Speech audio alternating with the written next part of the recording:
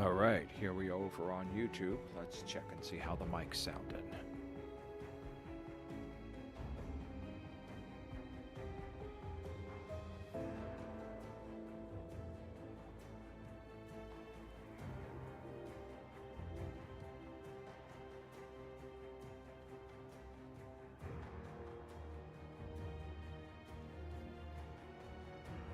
Sounds pretty good so far.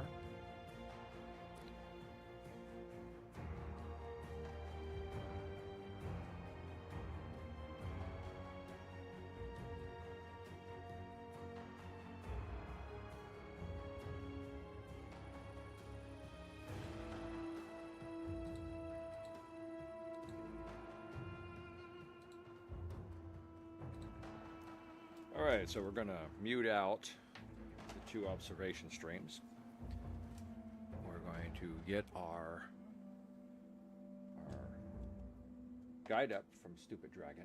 And we're going to have some fun blowing the crap out of zombies. I'm just going to find my save folder. There we are.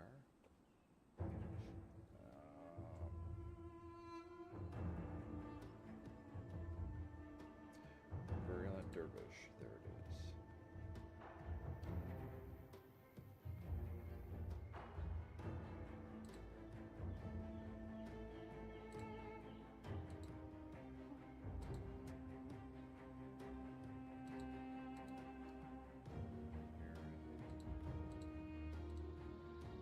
Nope, we're in the 21 through 30 range. 21 through 35 range.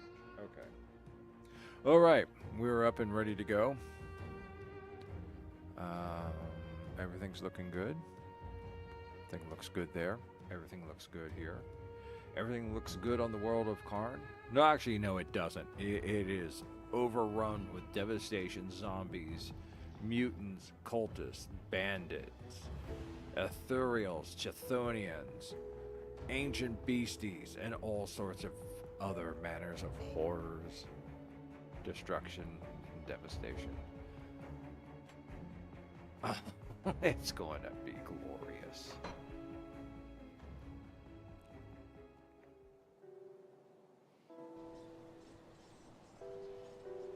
All right, here we are. We're back to the game.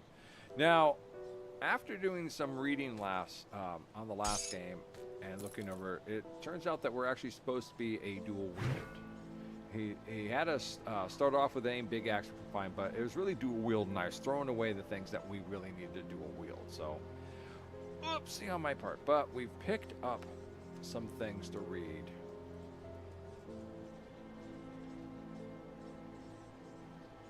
So let's go ahead and read them. Criminal record, page 3. A heathen and blood drinker, known associate of chthonic cults and suppliers for the heretics. Everett the Bloodbound. When confronted by the law, Everett unleashed a fury of arcane atrocities upon the enforcers and escaped. Extremely dangerous individual. Personnel not trained to deal with the heathen arts are advised to steer clear. News of sightings or proof of death should be brought before Warden Krieg of Burwich Prison. A reward of 1,200 royal crowns is offered for the successful capture and delivery of Everett the Bloodbound alive. I'm sure it is. But here we go. Here's the real thing. We're back to the entries of Inquisitor Creed. Our main man. I finally arrived in Burwich after passing through the dismal area known as Whitemire. For years, the tales of supernatural occurrences have circulated about Whitemire, and indeed, the name itself makes one uneasy. I hadn't put much stock in them, but my recent experiences led some credence to the old tales. Nevertheless, I have reached my destination, and it seems the Warden of Devil's Crossing, who resides in Burwich, somehow anticipated my arrival. A footman greeted me as soon as I entered town and insisted I accept Krieg's invitation to be put up in his manor. I find this very peculiar, but I have accepted the offer as it may be my best chance to investigate the manor itself. Going to make this entry short as I've just been summoned to join Krieg for supper in the dining hall. This should prove illuminating.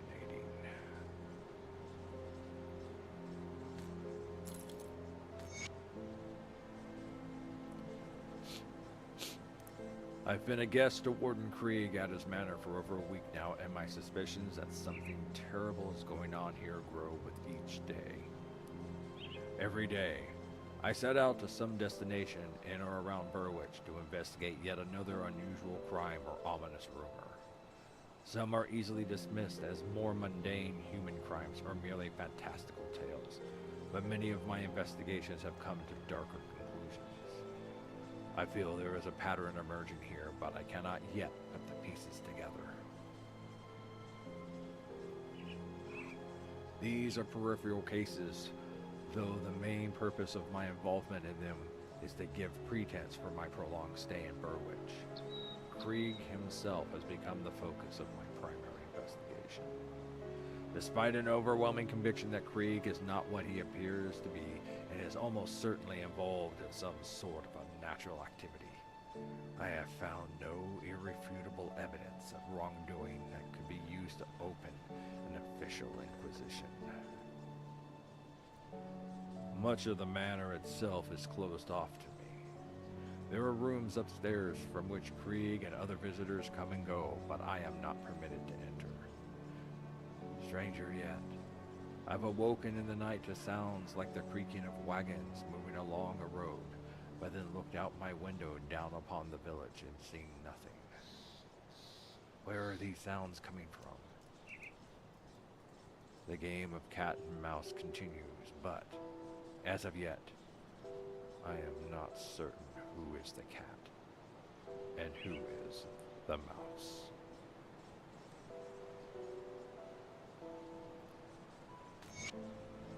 Warden Krieg's journal.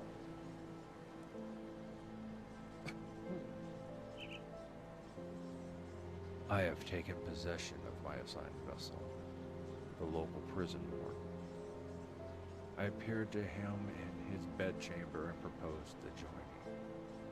I had anticipated fear and skepticism, but these humans are apparently all too ready to enter into any pact they believe will profit them.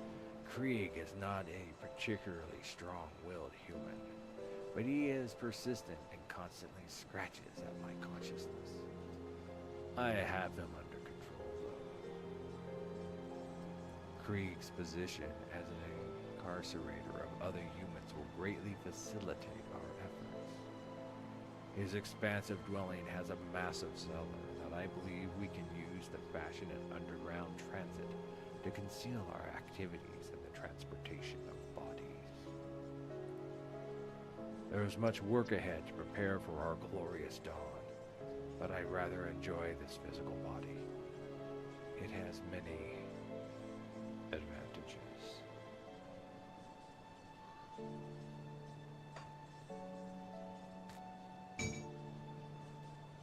Well, crap.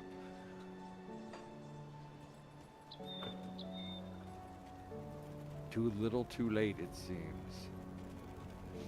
Indeed, Inquisitor Krieg. Who is the cat and who is the mouse? So, away from game lore and into our build lore here. Go ahead and hold on to that just because it's cool, but we're doing better up here right now. The Virulent Dervish is a dual wielder and focuses heavily upon poison and acid. If I had remembered and focused on the fact that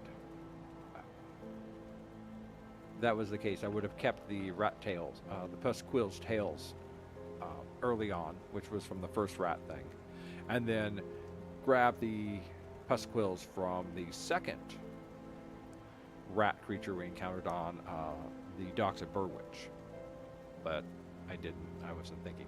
Fortunately, we have 3 other things here which we can use.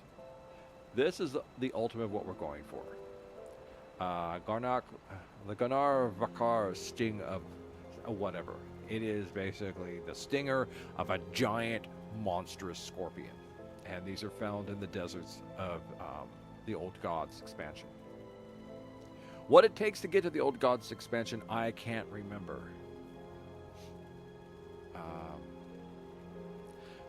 So it boosts 2 skills. Hey, Jack! We're just starting up Grim Dawn. Welcome. Hope you've been having a good start of the week. So we were talking about the Ganar Vakar's sting, which is the sting of a giant scorpion. It makes a good weapon for the virulent dervish. The Righteous Fever is an inquisitor attack, and I believe we're picking up Inquisitor as our second profession. Let me look. Skills. No, we're going for occultist. No, not occultist. What's that one called?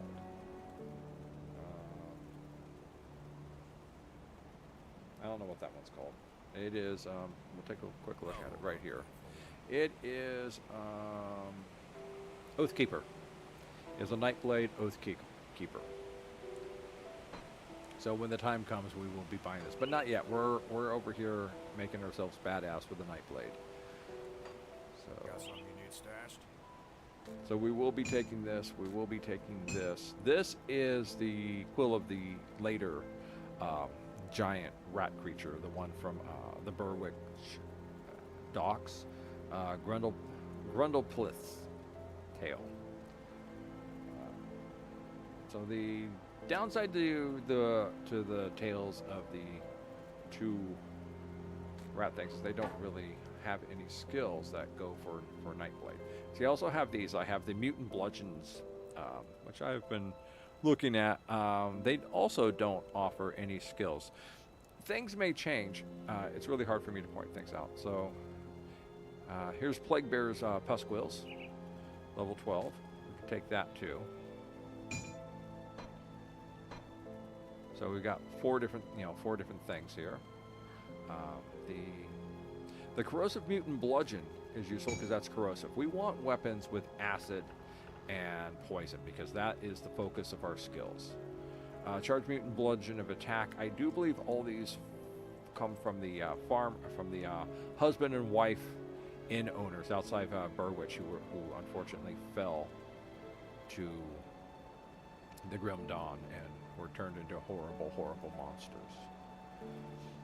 And once we start reaching this point, we really want to start looking at things that boost what we're doing and protect us from what we're going to face.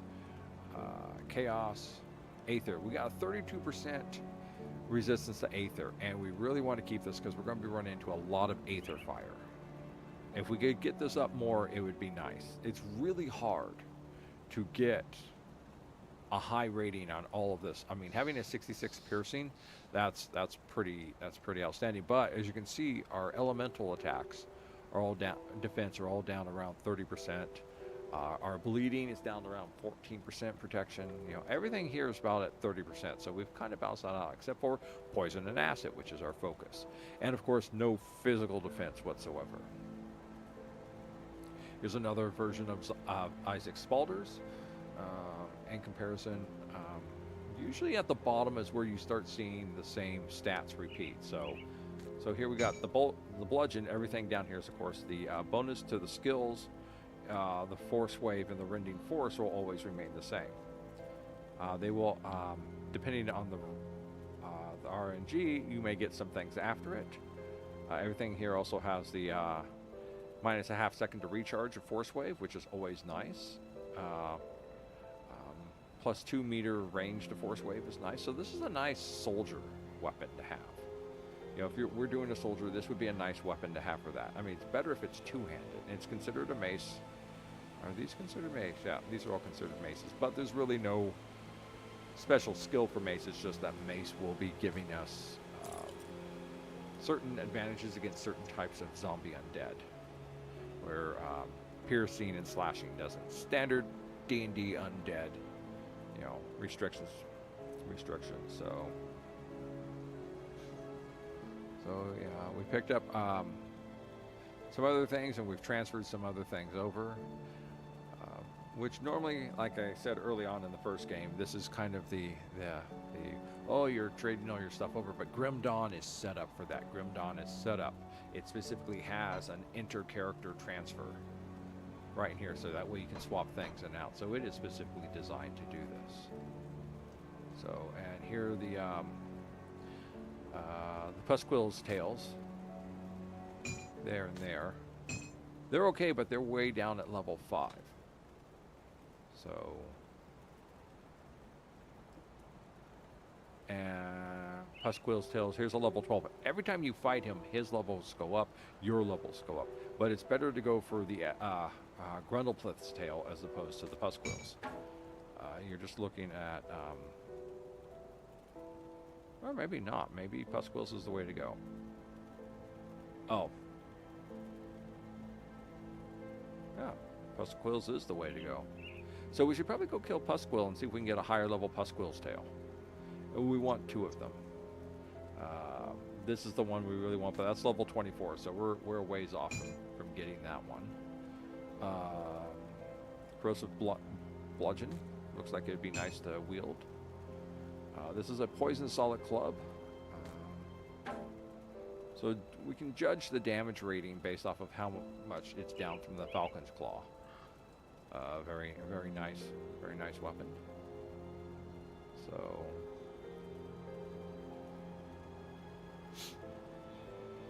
let's see. Grundle, they do vitality and aether damage. None of the skills boast us. All these are much more warrior based. So in the end, that may not be the one we want. This is the one we probably want. So, but as you can see, the damage points are all staying pretty much in the range. You know, level 20 here with I put an enchanted flint on this. I think that gives it some sort of fire attack. Negative 287, negative 257, negative 278, 291, 281. So we're going to take this. We're going to start getting our dual wield on. 281, 291, 278. Let's see what we're doing here. Well, the nice thing is it's Nadalia's Hidden Hand, which is one of our main skills, I do believe. Let's go back over here. It's safe with me, promise. Amaranth Blade Burst, Ring of Steel, Pneumatic Burst, Shadow Strike. Nadalia is justifiable and is the one we're doing now. We weren't doing the Hidden Hand. Darn. Okay, where's it at?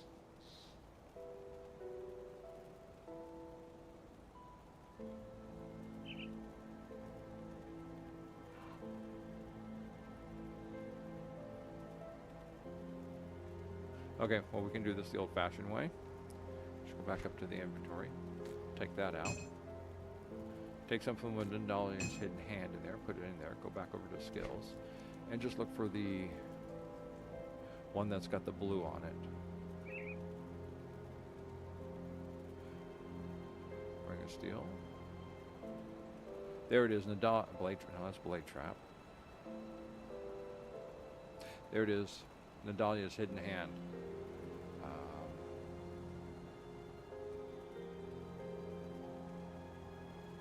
Eventually, we're probably going to be putting skills into that. Let's take a look at this.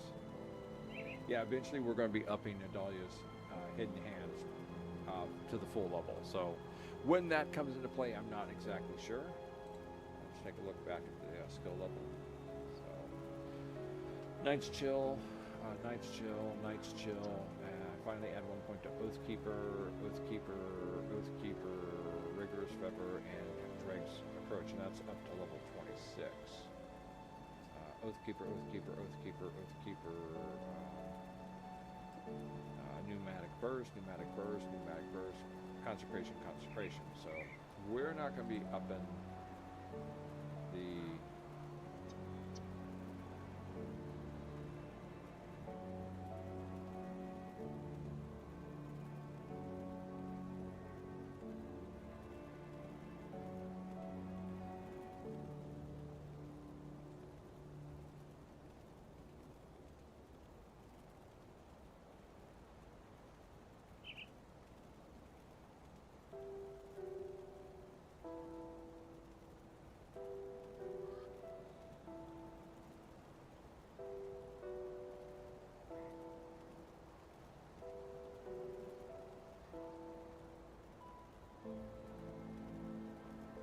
Okay.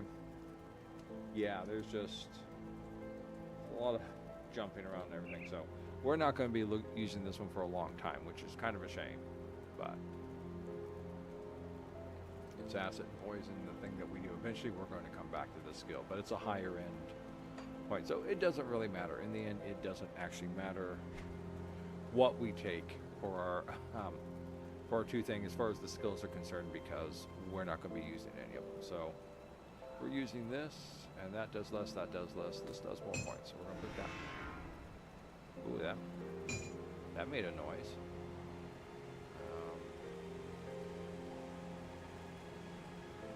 So negative 21, negative 24, negative 34. So I'd probably go for this one. Eventually we're going to be doing, this is a nice one because it's adding things to Belgothian shears, but by the time we get to this, we should be using the, yeah, we're going to take this one for a second. Can't I dual wield?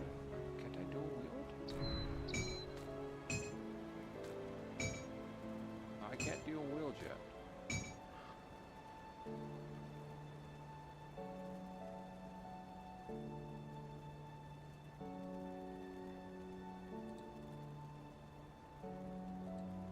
Oh, okay, well, I guess.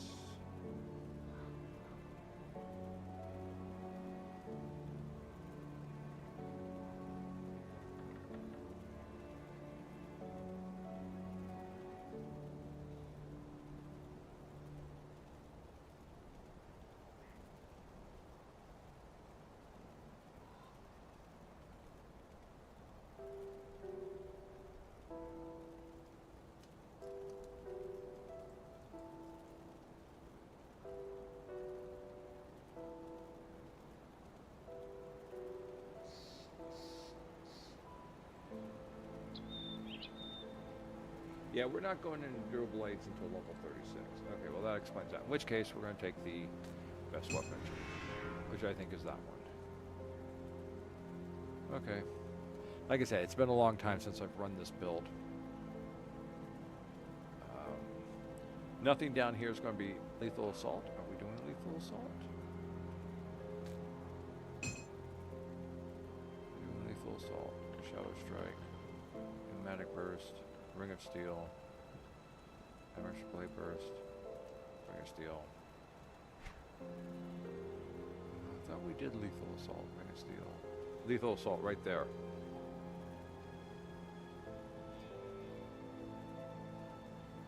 Cold and acid. So that might be, now, that might be one to deal better with.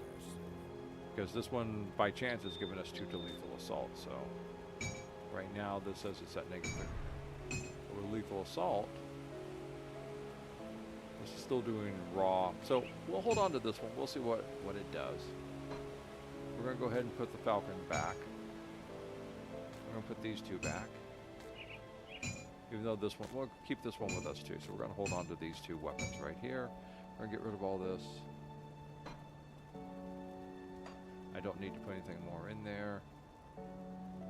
Nice weapon, but nice just because you can summon, call forth the Harbinger. Nice little backup thing to carry around if you can manage to get it.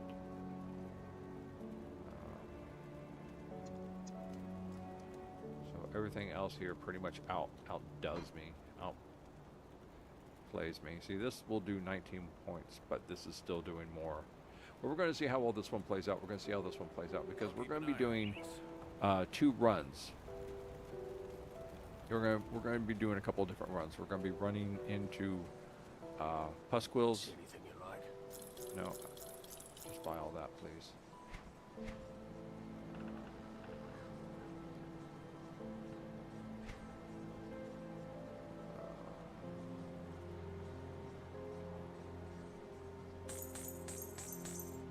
Put it to good use. See anything you like?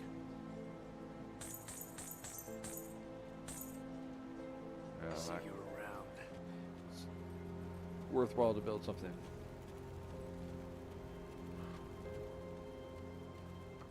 I'll keep your stash safe. I'll hold on to that for you. So Once we up our weapon better, then we're going to be going after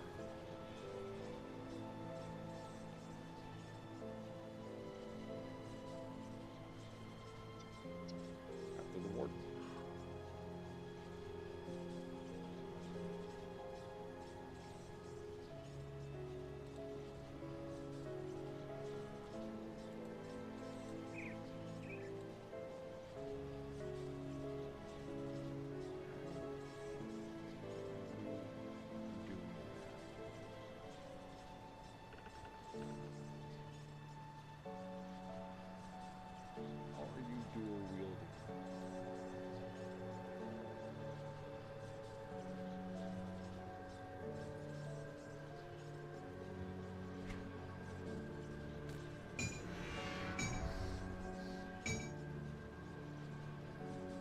He's dual wielding somehow in his build.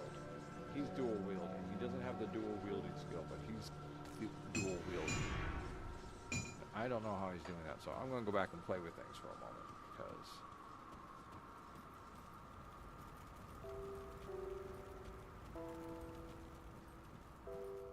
Got something you need stashed?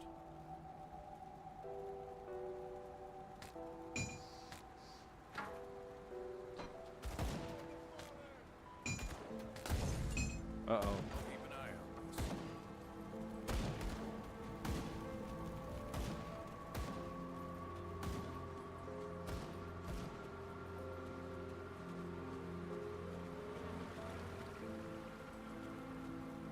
Oh, they've gotten close.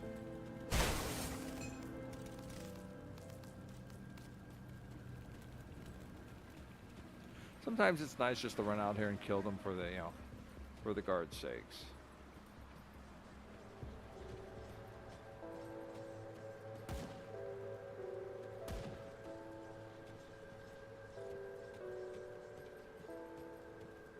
It's not coming from this direction, is it? Oh, it is. Things are coming from this direction. Looks like one of our guards got killed too. What came out here and killed them? So that's what I get for opening this thing up before killing things.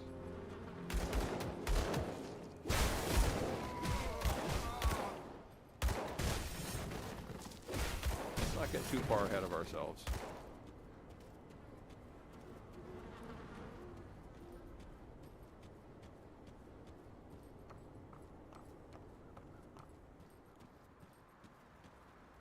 That there was one of ours.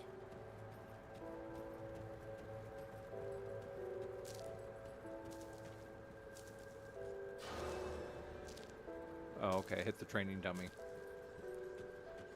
Oops. Alright, so what's going on here? So, why can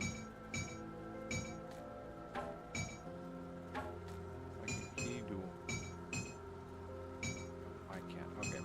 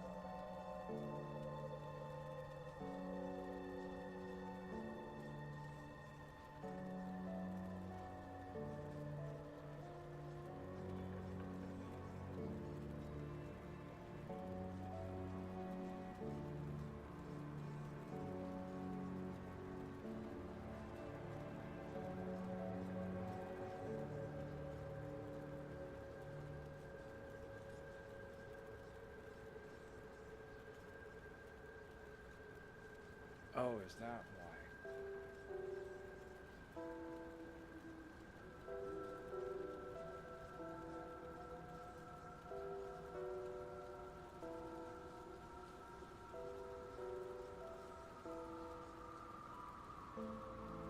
Okay.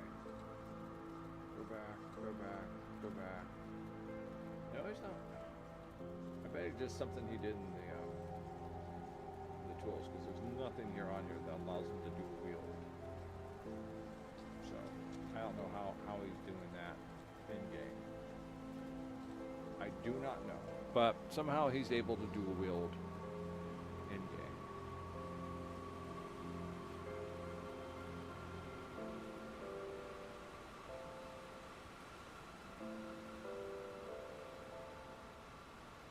Look at that, all these do more damage than this one does. It's kind of sad.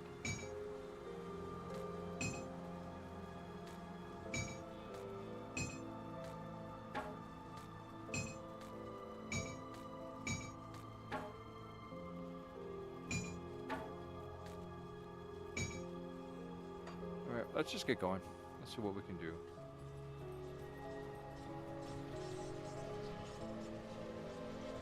Here we're going to be going, oh, we're here to Whitemire. We're going to work our way south. We're almost at the we're at the very end of Whitemire, so we're just going to take the road down. Oh.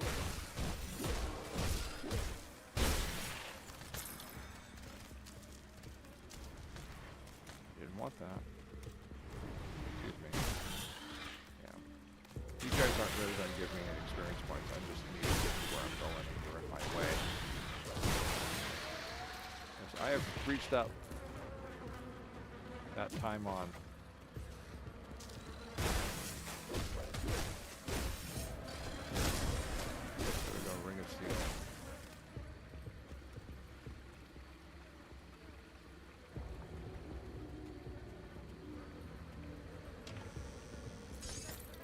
It's always nice to pick up components. We're also going to be looking for,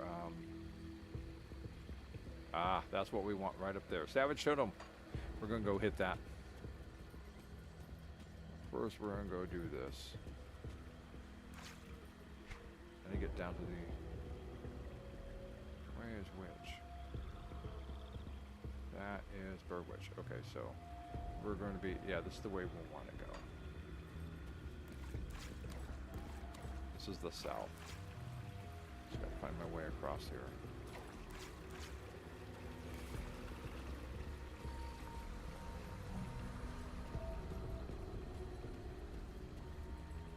Go through this mess.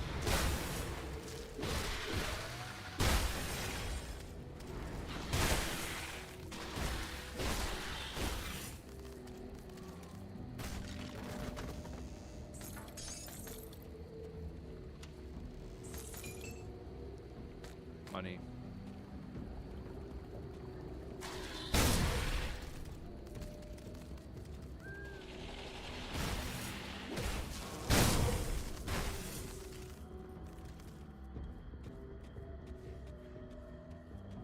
The old dump. We have success. We are here where we want to be. Now we just need to track down where the rat.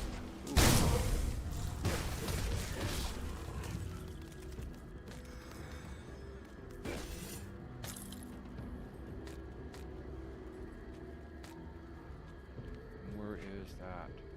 Oh, we've passed it already. Okay. We'll go back for it later. Let's.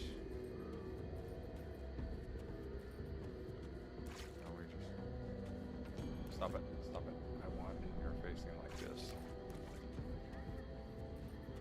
Hey, where's your rat dog at?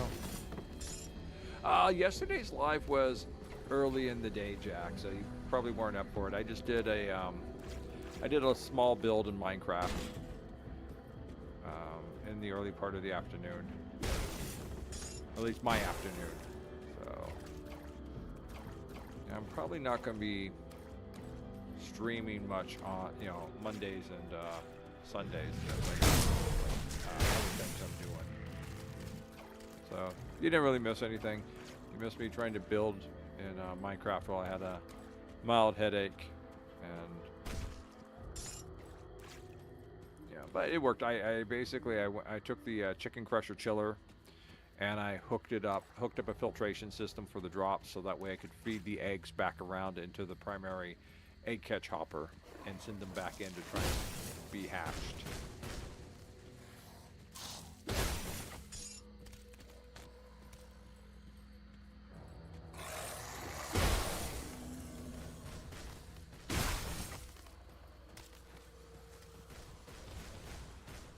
Let that war go on. Okay, here we go.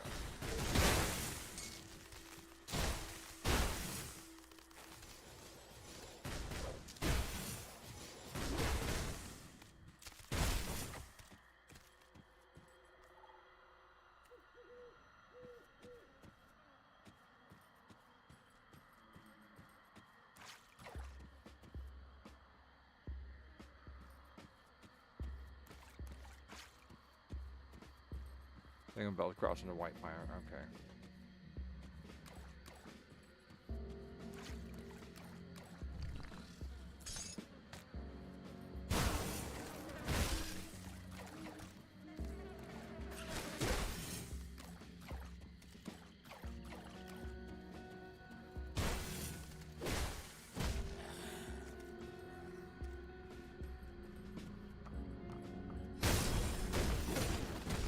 This guy was difficult. There it is, the Aether Fire. Nasty Aether Fire.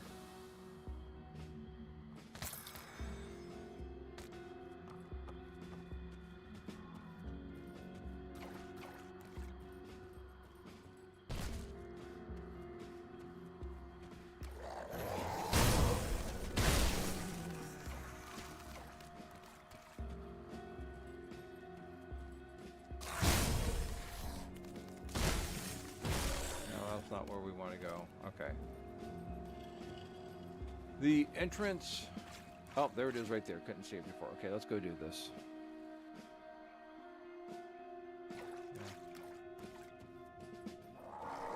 Yeah. Hey, well, thanks for checking it out, Jack. Yeah, I did do some more theories of redstone in there, talking about how the comparators work.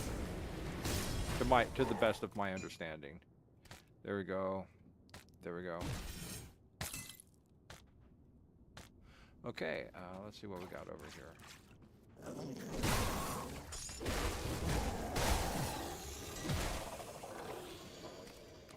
Alright, we're done there. We're gonna go up and hit the totem we saw up there. The totems are nice. Totems are nice.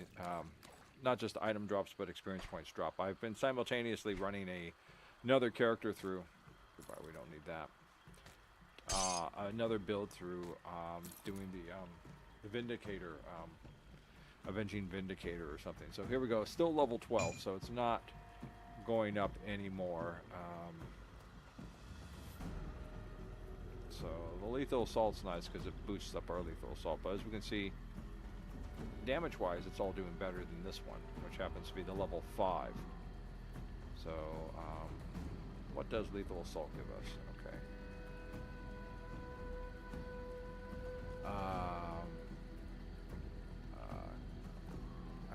Following a blade burst to quickly and safely finish off any surviving adversary with her imbued weapons. So lethal assault is then out 14, and we're looking at 175 cold, 250 acid, and 75% increase to cold, acid, frostburn, and poison damage. So it's a nice boost, even though we're not seeing the damage out right away. It's affecting our skills in the positive way, in the way we want them to go. So now we're going to go back up, and we're going to go find. Oh, what happened there? Try that again. Something happened up there. Interesting. It's like something new filled in up there or something. We don't get to see what it is. Either that or just things just didn't res in properly. There it is. I've been through here. So why is this all a big square now? That's strange.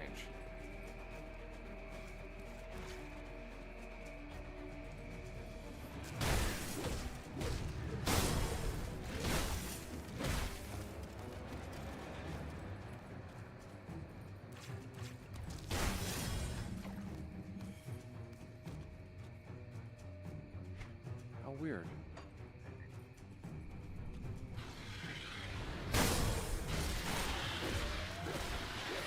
Heroic monsters always good to take out.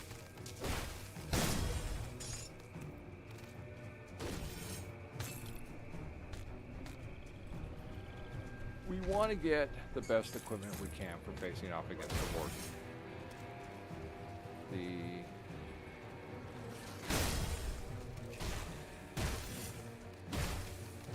The things that are down there, it's going to be a big mess down there. It is a fitting area for just for what we're going to be going against.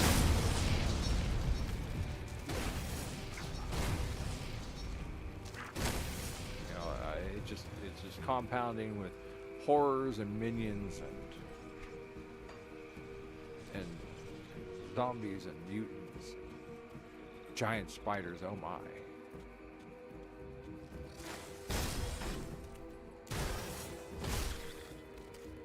Still don't know why the map did that.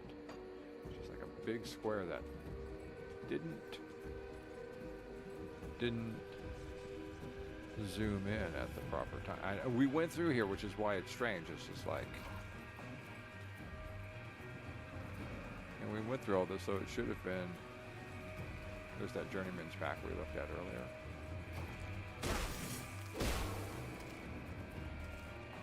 I'm going through it just to make sure that there's anything that's spawned there that wasn't on the map before.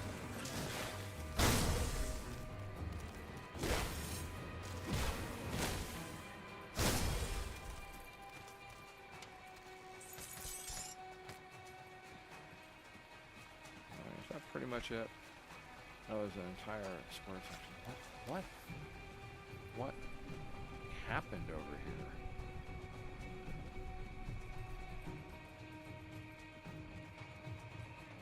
Just really, really weird that it did this. It just like shrouded or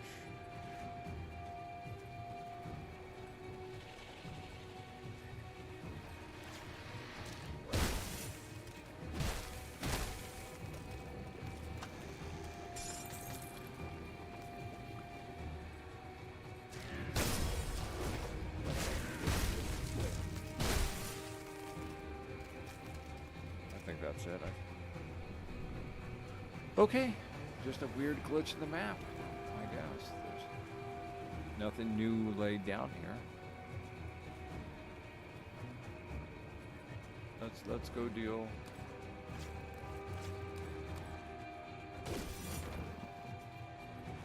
Here we go.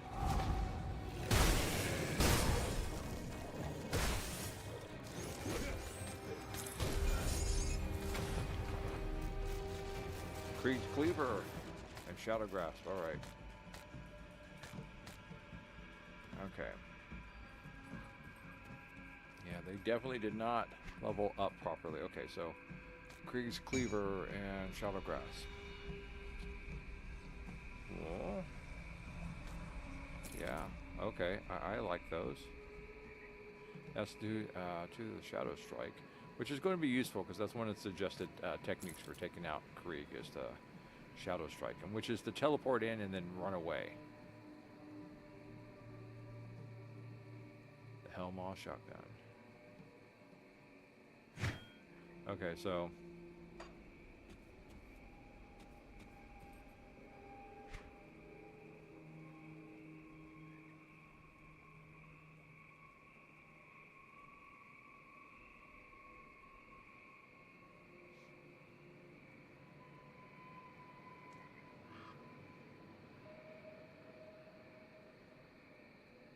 alright, let's go back. We're going to go back enough to unload a lot of this junk.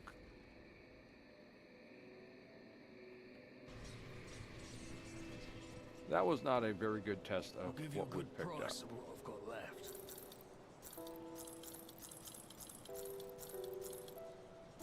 Pretty much everything here is money. This is the stuff we brought. We're probably going to put a lot of this back. This gives me the pneumatic burst. well Which ones am I spent. using here? Shadow Strike. Pneumatic burst. I've been forgetting to use that.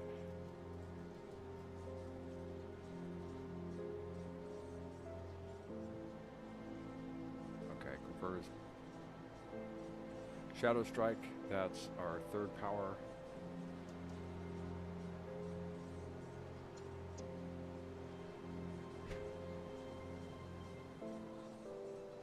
Something else is giving me Shadow Strike.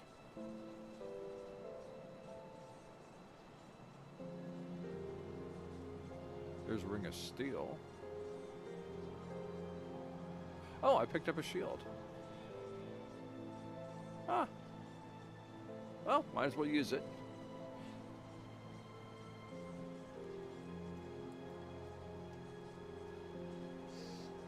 There it is, my ribbon, giving me Shadow Strike.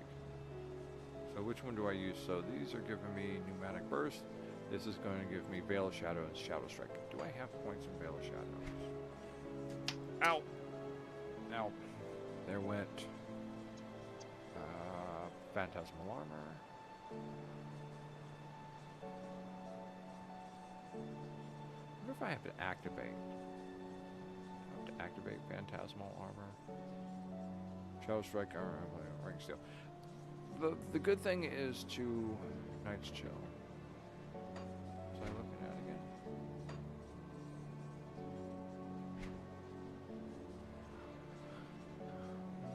Veil of Shadow and Shadow Strike. Veil of Shadow.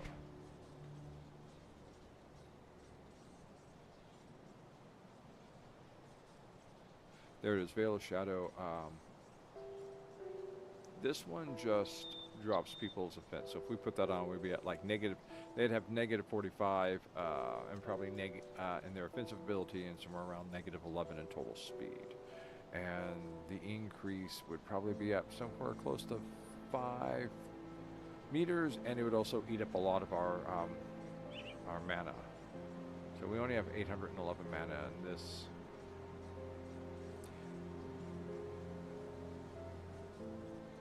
Veil of Shadows is on all the time, I guess. Yes, it is. So, Night's Chill, you know, that's a better one. Okay, bring us down to my. So yeah, it's on always around us. So it's better to raise this one up. So we're good on that. So we've got our bonuses to our Blade Burst. Bonuses to our Lethal Assault, bonuses to our Ring of Steel, bonuses to our Shadow Strike already. Justifiable Ends boosts the Shadow Strike. The Pneumatic Burst, we're not really doing much else in that. But we're keeping that because that's a healing, that's minor healing, so that's what's good. We got our Oath Keeper, but we haven't. I guess somehow we picked Oath Keeper, and I didn't mean to. But it's what we're going for is Oath Keeper. So, okay, we can undo the class. We can't undo this one. We can. For now, we'll undo that class. There we go. Just to be safe. Just to be safe. All right.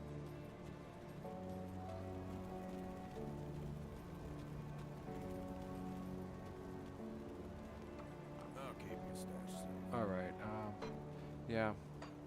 Build me a third one up because I want to store some of this stuff over here and figure out what we're going to do with it.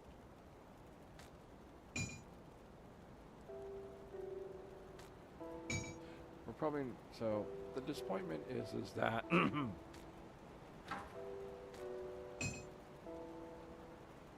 we might switch over to Veil of Shadows and Shadow Strikes when we go after the Warden.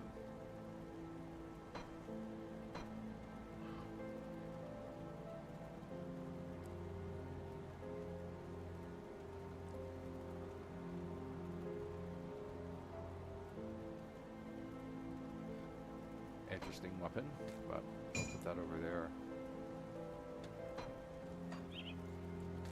Gotta sell those two things off, and there we go. I'll keep an eye out.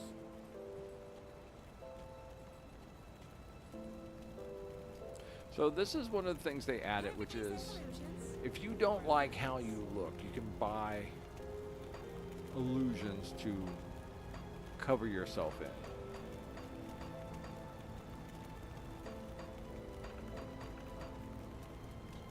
You know, it's like, okay. And then if you get tired of it, you use that saw. I'll give you a good price for what I've got left. Hey. Just sell this off here.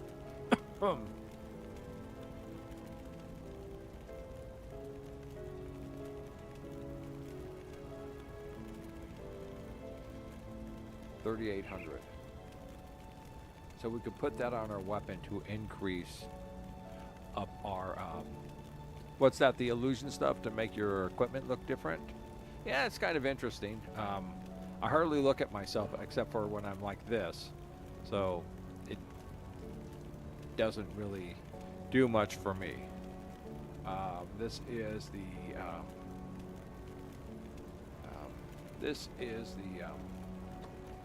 Devil's Crossing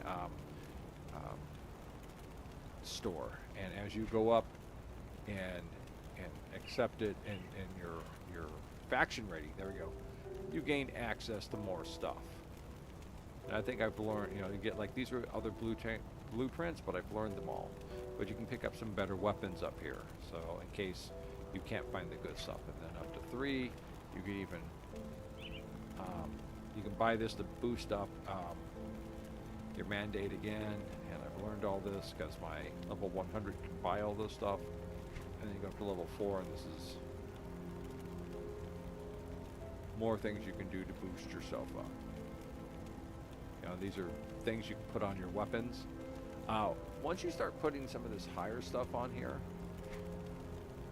it soul binds your equipment, so that way you can't trade it to other people. So this is the trade-off. This is the cutoff. This is the safety feature that keeps you from making really overpowered weapons and then handing them off to your low-level characters.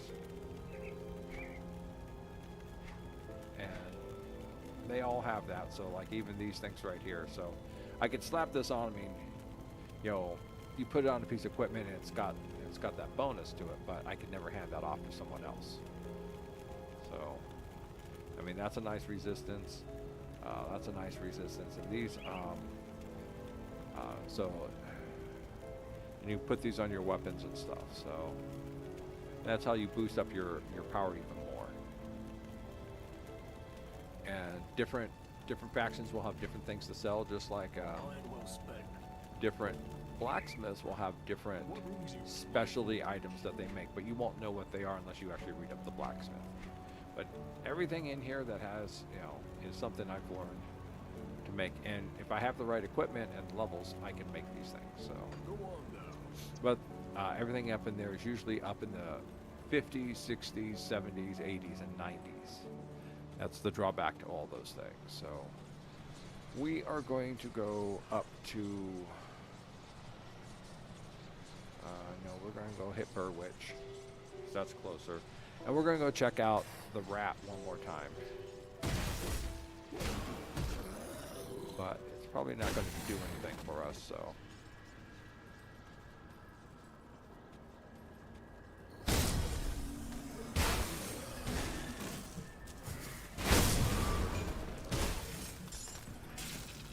You can never have too many amethyst crystals.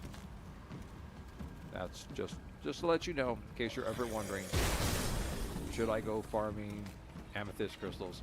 The answer is, it doesn't hurt.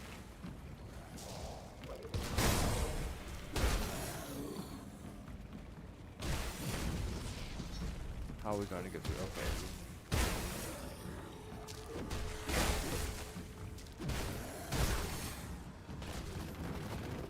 Can I get out this way? No, I can't. Okay. The nice thing about this is that even the towns, everything's in here is like a maze, so you don't just get an easy passage any place you're going. You have to find your way around to where you want to go.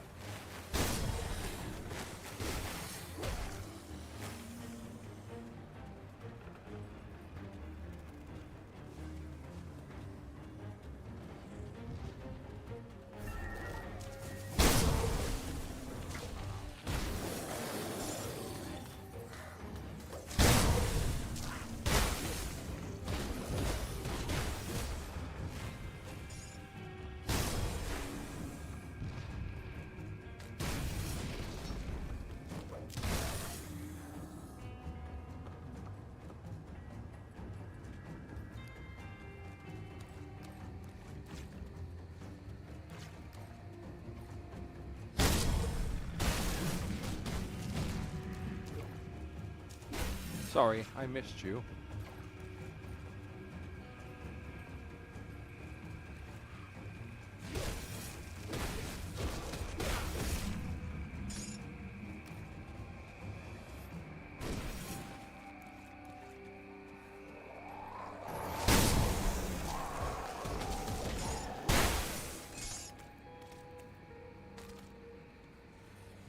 As you can see, I'm quite overpowered for this section of the game.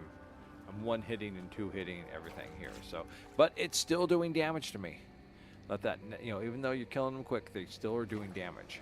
So your damage far exceeds your defense if you're looking for a measure.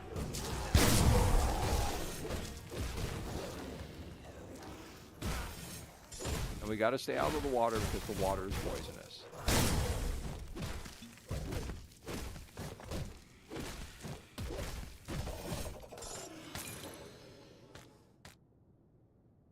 Oh. We also have to make sure not to activate that until we are ready.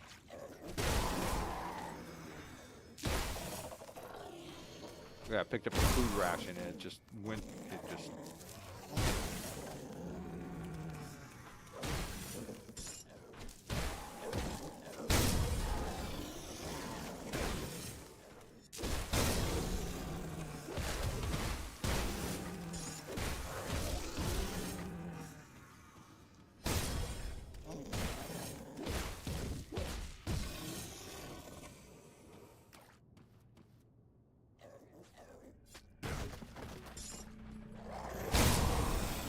there we go.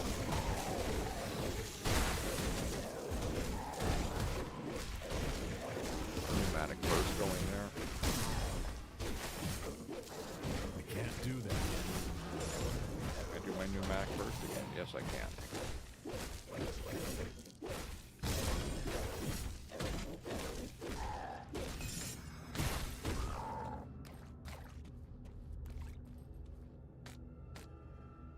Okay, that's nice. It's now up to rare level. That's a nice tail.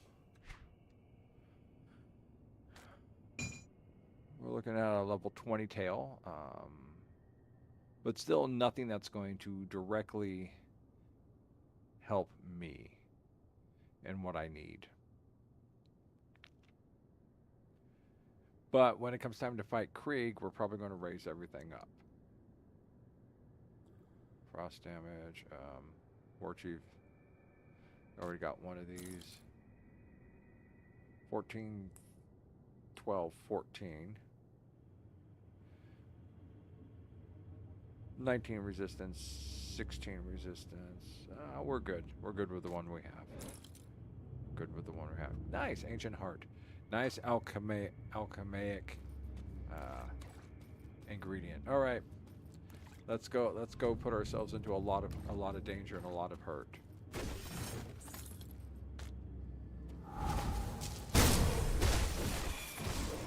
Yeah, lots of danger, lots of hurt.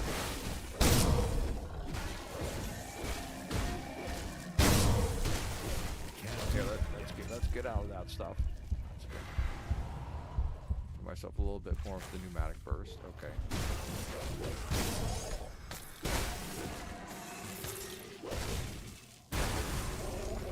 That's it. And we got up to level 23. Oh, I'm sorry. Did I miss you guys? I did. I'm so sorry. I didn't mean to miss you. All right, what did we get? We got Explorer foot plaids and the lightning rod. Okay. Just come on over here and see if we got anything valuable. Money, money, money. All right, let's get out of that and take a look at this. All right. The lightning rod is a lightning damage sword. Explorer's foot pads. So let's put that over there. Put this over here.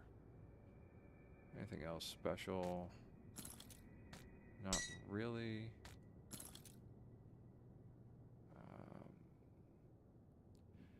Cold damage.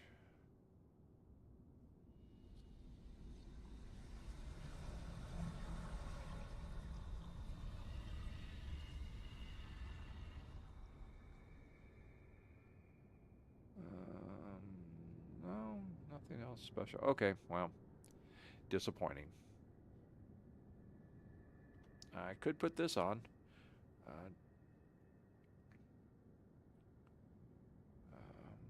I could. Physical damage, internal trauma, poison, and acid resistance, physical damage. And this is less damage from aethers. That's always nice. We're going to be finding a lot of aethers. So we'll put that on. We'll keep this by. It's still a nice little shield, even though it's a level 6 and we're up in our 20s. Okay, let's get out of this miasmic muck. Yeah, so... Yeah, well, right now, like I said, we're really... We're really overpowered for all this, so this is just gratuitous damage for the sake of gratuitous damage. What I'm really looking for is, I want another... Infernal? It's a damage type. That's the first thing, is it's a damage type. I will have to go and look back up, refresh myself, how it varies. But I think it's extra damage over time from certain types of wounds. So there's like frost burn damage and poison and acid burn damage, and this is like you take the acid damage and then that's instantaneous, and then the secondary effect is poison burn or something like that. And then let me find a weapon here, something with it. So okay, so you see how you got 12 you inflict 12 vitality damage. So that is damage that directly affects your constitution, not your hit points. And then anything you do inflicts, any vitality damage you do is increased by 49%. And then you have vitality decay, which, if I remember correctly, that's a secondary effect. And it's a lesser effect, but it's kind of a residual damage over time. The closest thing to that would probably be like bleeding damage, where you take a heavy damage to begin with, but you take some additional leftover damage. Or in the poison damage, yeah, over there in the corrosive quills, pus quill's tail, you know, you're doing acid damage, you're doing poison damage over seconds, you know, and then you increase the acid damage, increase the poison damage, and then you got some, okay, this one doesn't have, this is all damage conversion, okay. Okay, that one's not a good example of it. So, see if I have a better weapon that has,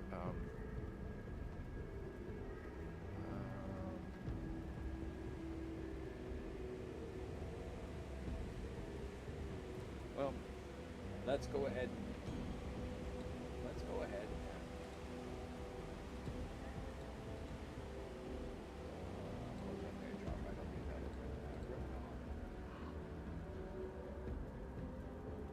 There's an entire internal trauma damage.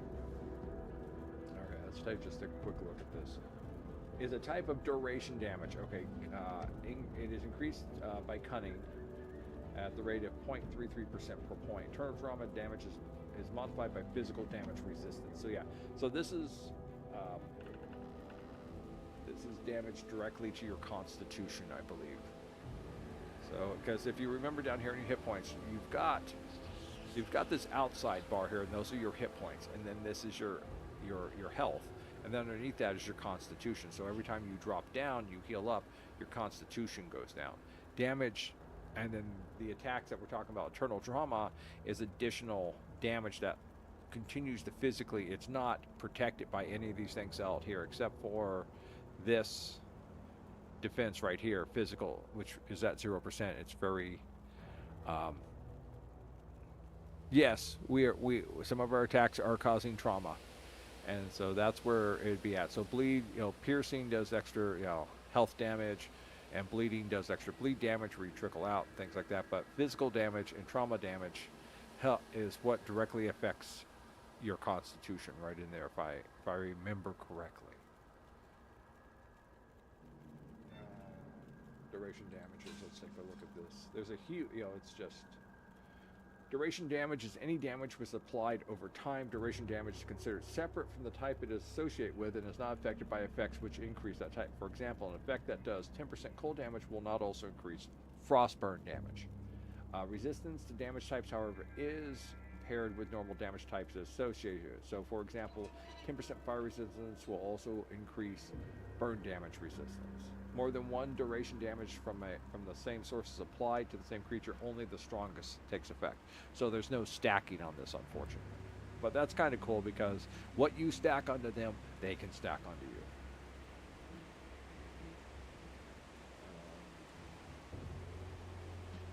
So looking at the damage types, there are 1, 2, 3, 4, 5, 6, 7, 8, 9 damage types with 1, 2, 3, 4, 5, 6, 7 duration types. There's physical. Most mundane melee attacks is the only damage which is reduced by armor. The associated duration damage, internal trauma, is not reduced by armor, but only by physical resistance. So that's a better explanation to it. So someone hit me with a club, my armor protects it. But if they have a club that are hitting me that's causing internal trauma, my armor is not going to reduce that damage. And then you have fire, which has duration of burn, cold, frostburn, which you can kind of think of it as frostbite, lightning, which is continuous electrical damage in you, acid, which becomes poison, vitality. Vitality damage is increased by effects, which increases magical damage. Okay, that's good to know. So maybe that's what they mean by vitality. I always thought vitality attacked the constitution, but it looks like it affects your magic instead. Piercing damage ignores armor, but is reduced by piercing resistance. It's not physical damage and is not increased by effect, which increases physical damage. And bleeding damage is applied over time. It's not physical damage, and it's not increased by effects, which increase physical damages. So piercing and bleeding are their own separate things. And you got Aether, and you got Chaos, which fortunately do not have any duration damages to them because they already do enough damage to begin with. So, but yeah. So no, the game it does have its brutality, and that's the whole reason that they go through and build both the skills. Because every time you raise up your master bar, it raises up your points. So it's not you're not going up to 91. You're going from 25 to 26, and your master bar would raise you 3 more points. So you would have a total of 91 physique, total of 104 curie. But it makes you more powerful, just in general, from raising up your skill. So becoming better at your job does improve you. And then all the skills you learn underneath cause your damage. Pneumatic burst is nice. It's a little healing. It restores some health, and it also increases some damage.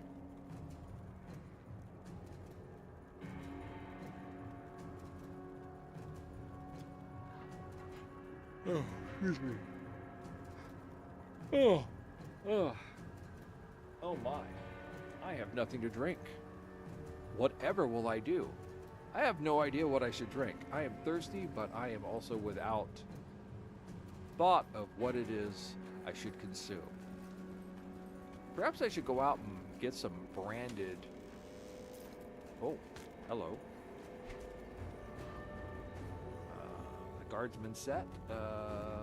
Physical damage, defensibility, elemental resistance. Versus what did Isaac Spalders give me? Vitality resistance, nice. Stun resistance, always nice. You'll need that when you're fighting bigger things. And you won't see stun resistance, slow resistance, or freeze resistance in any of these. And physical damage retaliation, that's always nice. That's like Thorn Armor from Diablo 2. Something hits you, you inflict damage back onto it. Does not work on ranged attacks, though.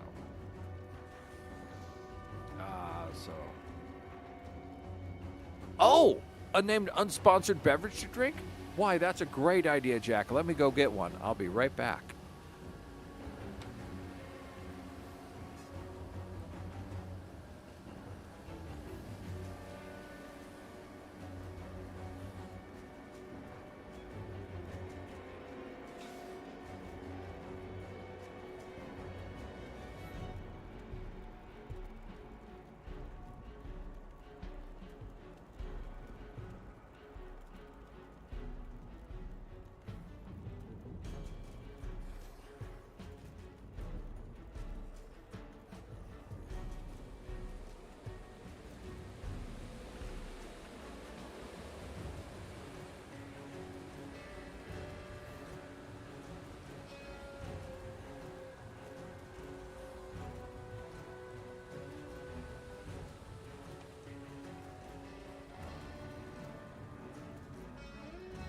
We are early on in our stream, but it's never too early to have a refreshing, quenching taste of the unnamed, unsponsored beverage.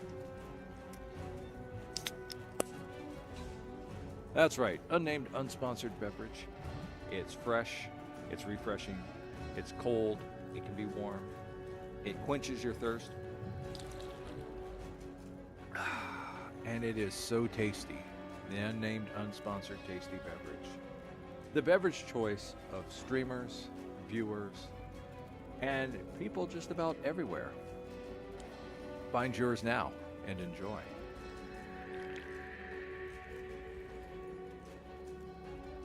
And unlike the world's most interesting man who tells you to stay thirsty, I tell you to stay satisfied. Enjoy your unnamed, unsponsored tasty beverage and be happy. All right. We are back to the game. We are back to seeing what we got going on here.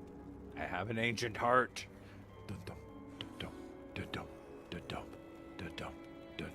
Okay, so that's enough for the ancient heart. A bunch of other stuff. We'll be selling all that. We're going to be keeping that. We're going to be keeping the ancient heart. We're going to keep the aether crystals, of course, and any of the other things. I just feel like clearing stuff out over here today. Oh, good. Spell-woven threads. You can't make these, so those are always nice to find. No. Thanks, Jack. Yeah. Always like to... I don't know, sometimes gaming can be so serious. You gotta have the humor. You know, you gotta just have that thing. I do not dismiss the efforts and the achievements of streamers, YouTubers, and such when they have their sponsorships. So I mock product placement, but I do it in the most supportive and supportive ways. So I think everyone's so lucky that they've managed to achieve their own business so far. I just wanted to say that out because I'm still like really thrilled from the people that came in earlier in the week and hung out and chatted. So all right. So there's the logbook, but we've already done this log. So yeah, the podium will be here, but you can't get to it. Sometimes though it'll have money. So okay, let's go on back. We're done here now. We're done with all this. We're done. We're done facing this. I would still like vital essence. Vital essence is another way you can heal up your constitution. And it's dropped by both regular mobs as well as bosses and heroes and anything else that pops up. Like untouched meals and the like, it's sometimes, if you're going to be in a heavy combat situation, try to avoid grabbing them until you need them. Alright, we're back up to the estates. What's going on here? Everything looks shadowy. Oh, maybe I didn't get this out.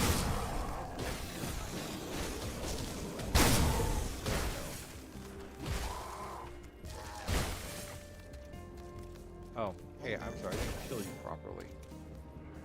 I didn't kill you properly either. Okay. So I'm missing something up over here that I didn't get.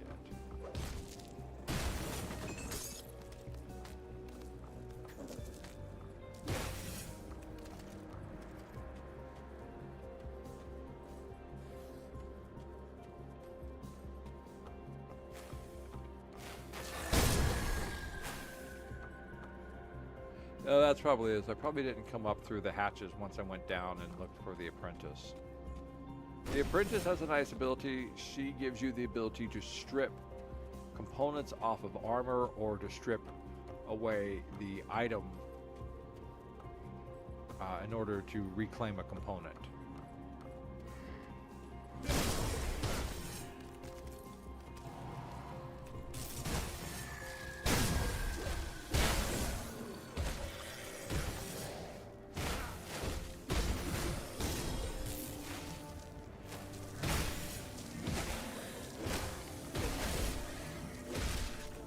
thought you could run away from me? You can't.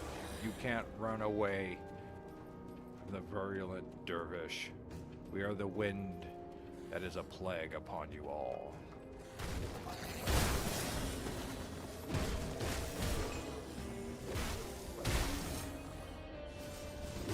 Ooh, that was a cultist. It was a cultist.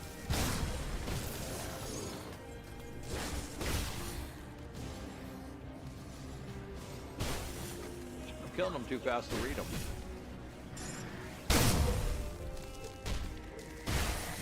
Alright, we might as well enjoy this easy killing as it lasts, because it's not going to last much longer. We're going to go down, we're going to go after the Warden, and that is a big section down there. I was hoping to, I don't need to find anything. Okay, we're going to go. We're going to drop off our gear, and we're going to go fight, hunt down the Warden. We're going to hunt down the Warden.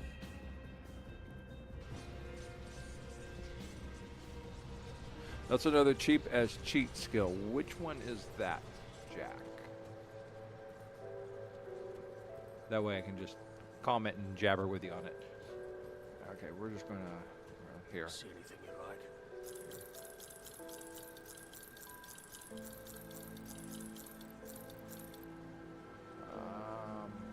Firstly for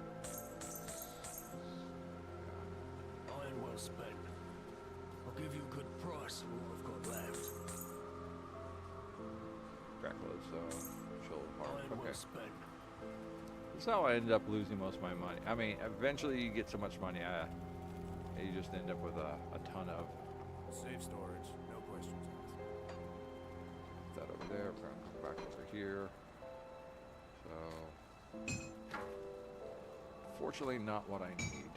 So, let's go back over here. War Chief's belt. Yeah, that was fun while it lasted. See, I already got a pair of these, so there's another pair.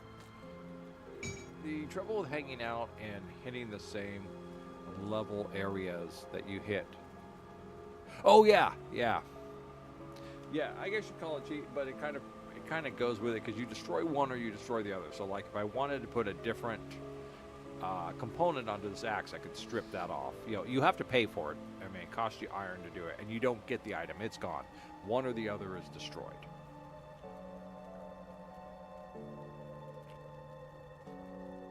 And the more powerful the thing you're doing, I think the price goes up on it, so. Pure mutant bludgeoned. Devil's Mark.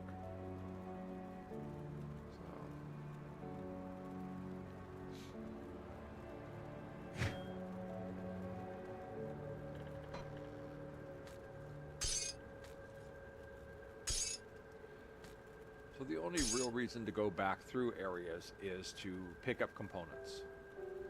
You know, Blood of Chthon, Aether Crystals, Ancient Hearts, these are all things you're going to use down here when you want to make certain pieces of equipment. So, see here, to make the Mythic Sapphire of Elemental Balance, I need 6 Ancient Hearts.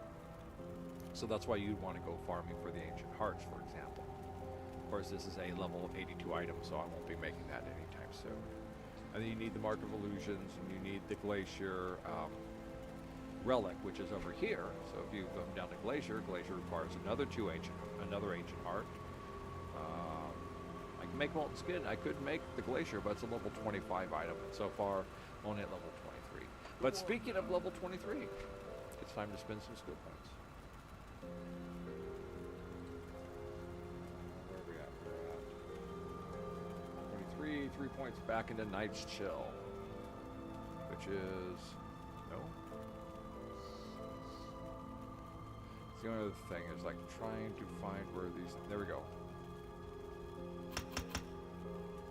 So now we're up to when this is when the Veil of Shadows going on, which is always, which eats up some of my magic reserve here. So as you can see it. There we go, 50 energy reserve. So this eats up the magic, this boosts it. So that's why you're only putting 1 point into there.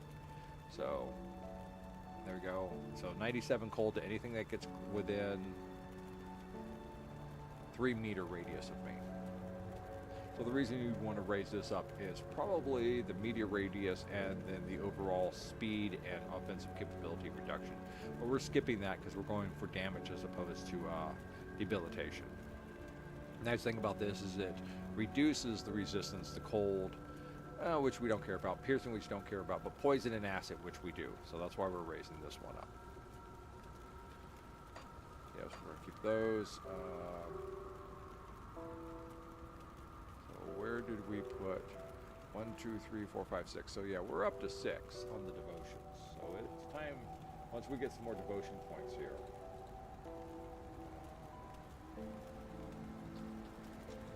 We'll be working on the Eye of the Guardian next.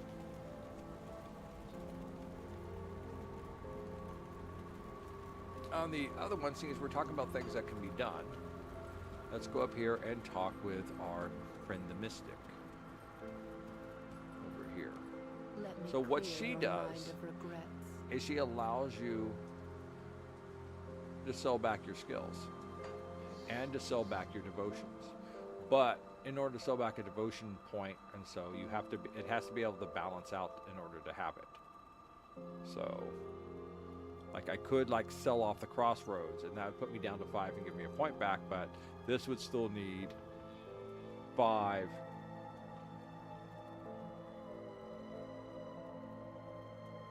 5 points, and we couldn't sell this one back. We could sell this one back because it would give us.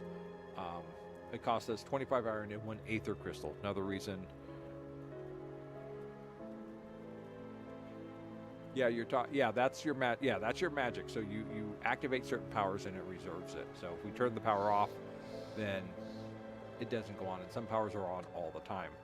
So the thing about builds like this is that you're not high up. It's not a high magic build. So you got to be careful about the skills you're buying and where you're putting the points in, because you don't want to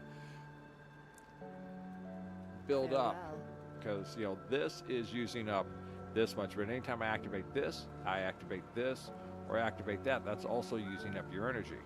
And we only have a total of 811 points of energy. That's using 50 of them right there. I fire this off. That's 35. What's it cooldown? 2.8 seconds for recharge. So if you time this correctly, because we're attacking with the blade burst, which is 49 energy each time we do it, with a 1.8 second cooldown. If we're going to use the ring of steel, which is that one that goes around and does the circle, that's another 36. It takes 3 seconds.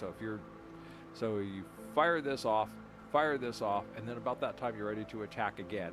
Then you're ready to attack again, and as you can see, you could quickly use up your 135 energy, 134 energy within just a couple of seconds, just a few attacks, and then that's going to put you down here from 761 down into this.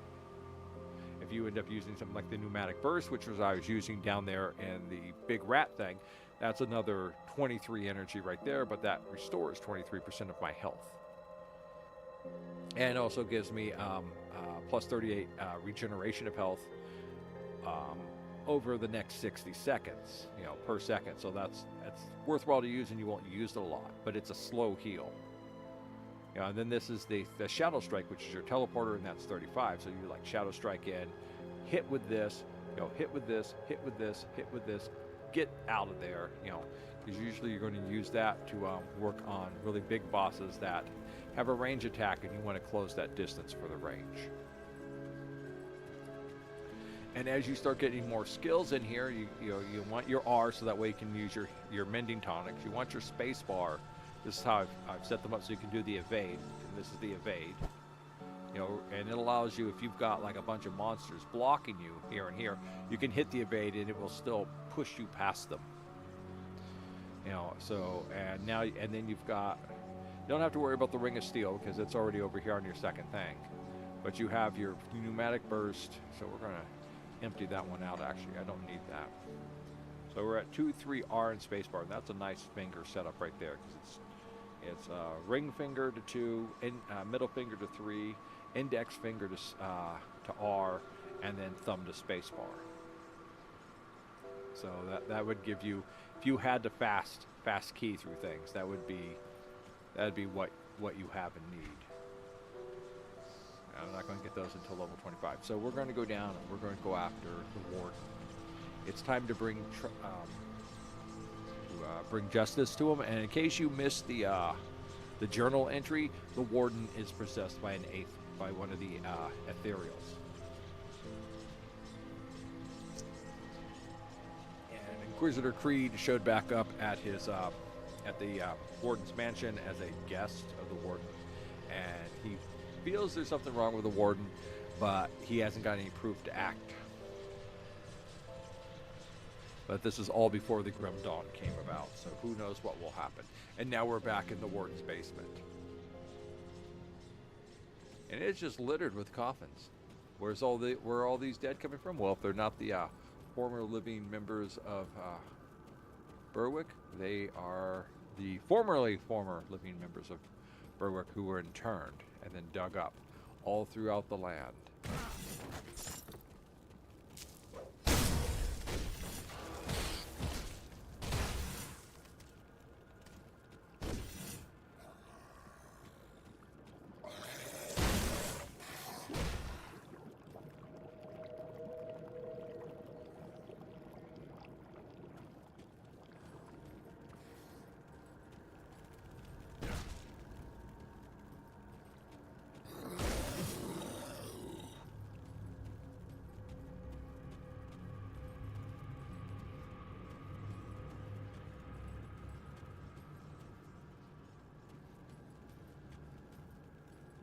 I'm pretty sure, let me see. Map. I can't tell if that area is closed off or not. It is not. Okay. Sure sign of giant spiders right there. Ah, hidden passage. Hi.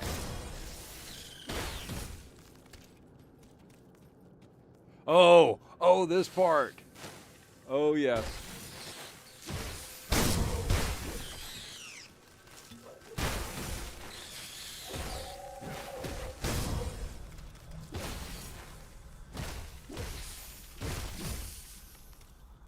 I forgot about this room.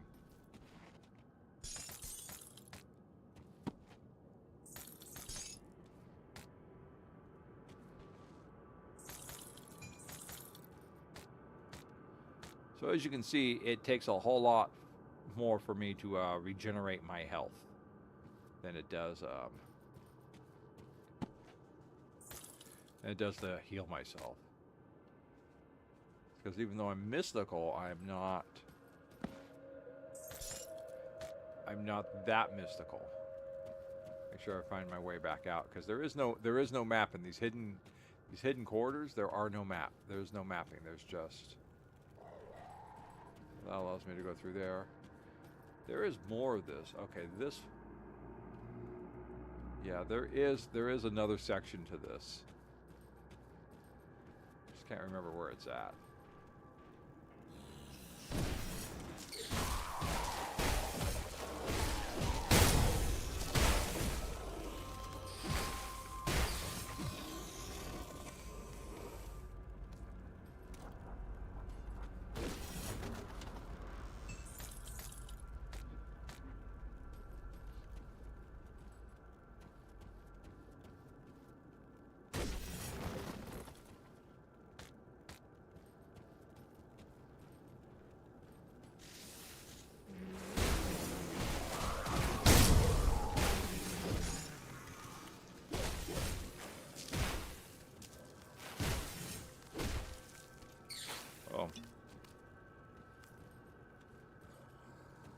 That was close.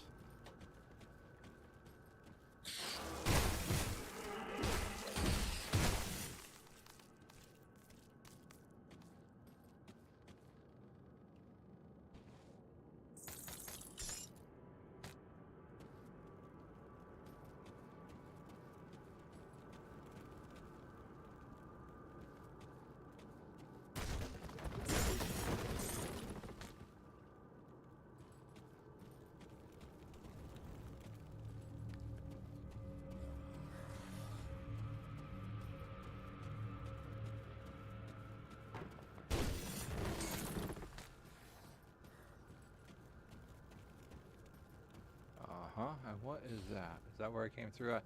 That's where I came through at. So let's go back this way.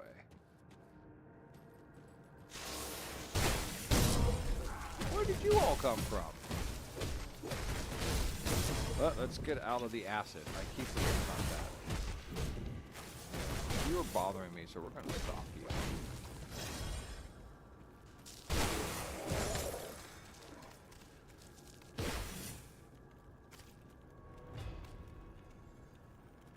You can see, you know, this coming down, how quickly that came down just from that fight, and it just gets worse because you have to raise your spirit in order to have higher mana and higher mana regeneration.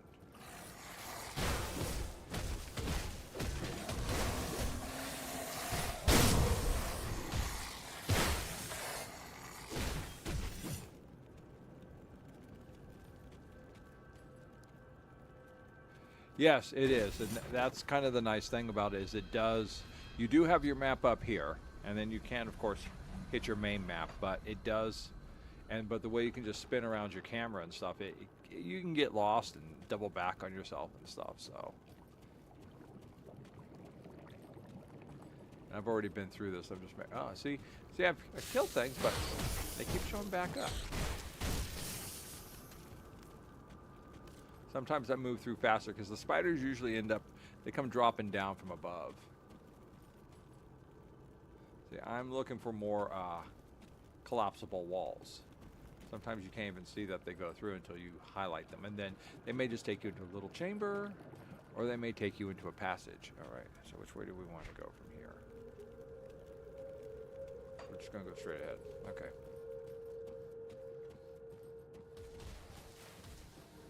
All right, here we go. It's a war. It's a war between the beasts and the ethereals. And the ethereals are going to come over to us. I guess they beat the beasts. Anything that's like any of those giant. I think that's a giant insect or a werewolf or anything like that. That's a beast. Oh, look at that, trapped. Momentarily, I was trapped by that thing. And that's where I came through before, if I'm not mistaken. Yep. Okay. And there's no way to mark your map either.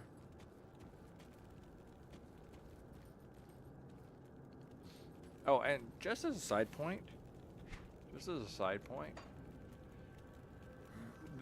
all we're at. See this little thing right here? Oops, hold on. I have some unwelcome party guests. So, go back to the map. That's all we're at so far. And our world map, this whole game, your whole quest and battle, taking you all through that, and then somewhere along the line, you get to come up through this, the Malmoth, and then somewhere along the way, someone comes through and gives you the chance to come over into here and deal with all this. So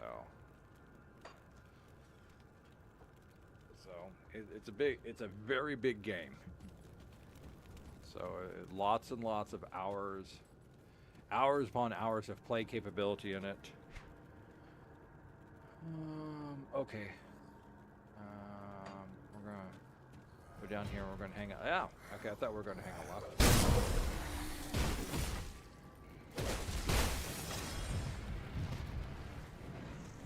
I hate these guys. All right, let's get in there. Oh, hit that. Oh, I wasn't paying enough attention. I died.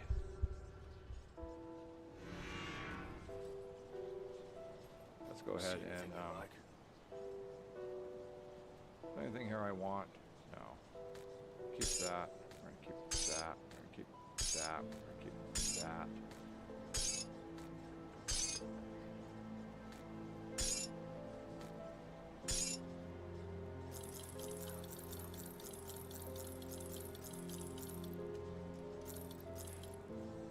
And that is what having only 37% lightning damage Put it to does good to you. use.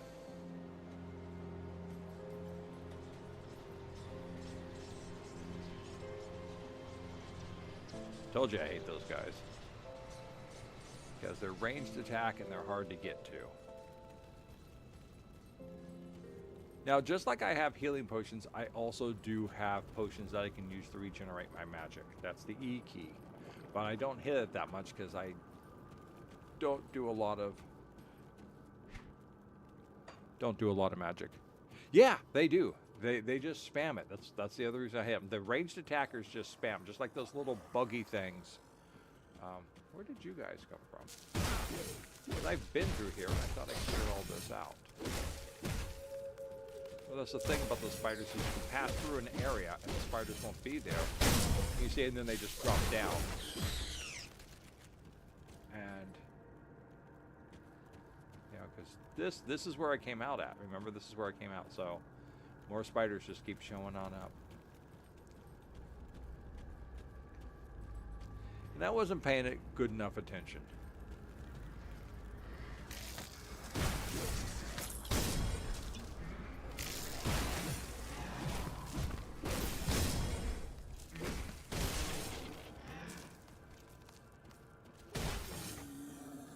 Where did he go? Because he didn't die. He was a boss level. He teleported.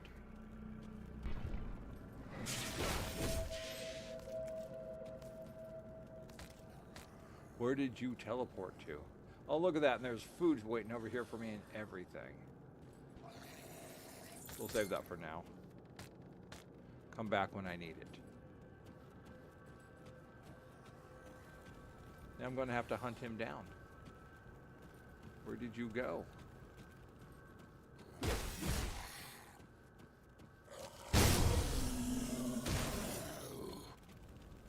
Where did you go?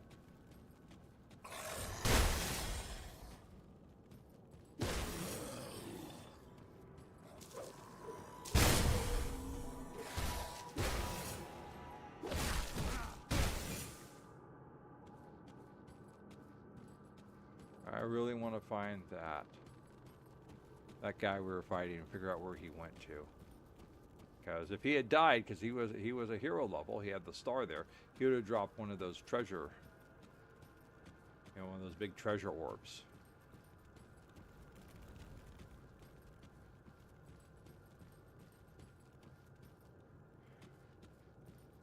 I don't know. I'll just have to. I don't know. He may have glitched out. He may have also glitched out. That is a possibility. It is an older game. There are certain little glitchy things that happen in it still, which I don't know why they happen, but they do. Let's see. We'll go this way. And then we'll go down here. We're going to see if he's down here.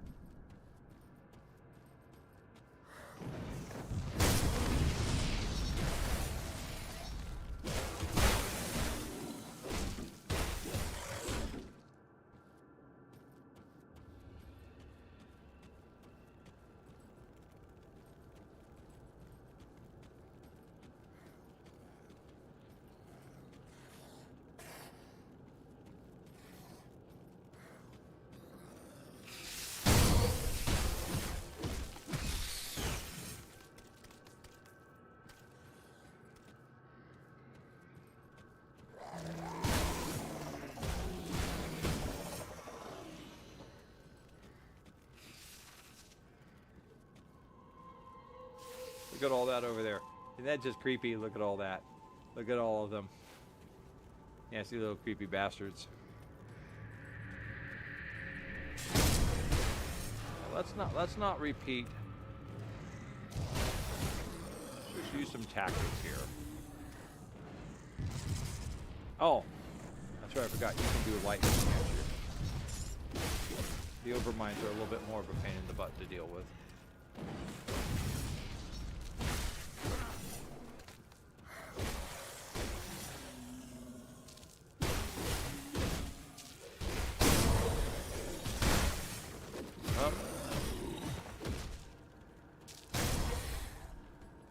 We gotta get over there and take this out. That will just keep summoning up more and more things. Alright, we gotta get... Can't get in there. Okay. Have to come this way, I guess.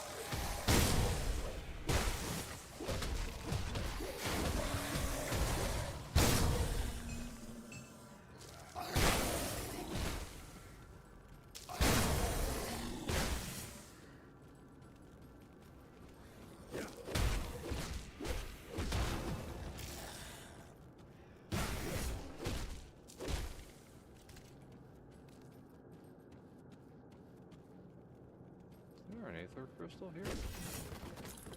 Did I destroy it?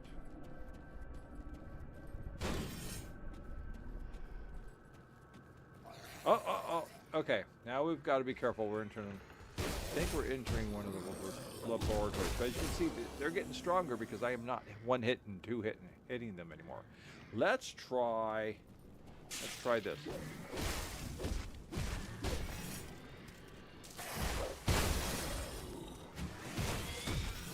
And that is Shadow Strike.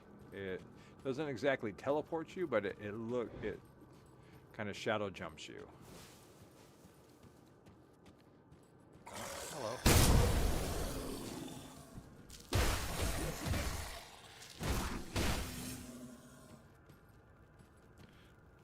There we go. Hit an E to heal ourselves back up.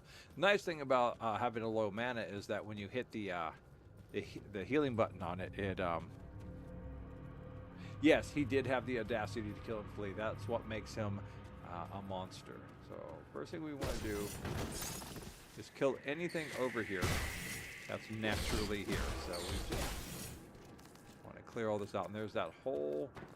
Look at that, more spiders just coming down.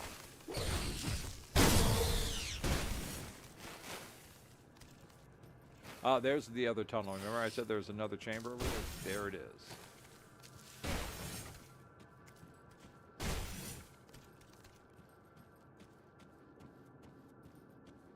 Alright.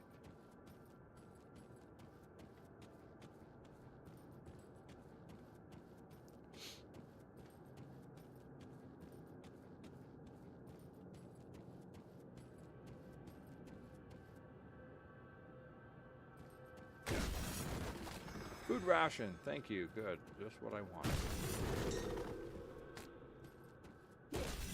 And this wasn't actually the chamber I thought it was. Okay.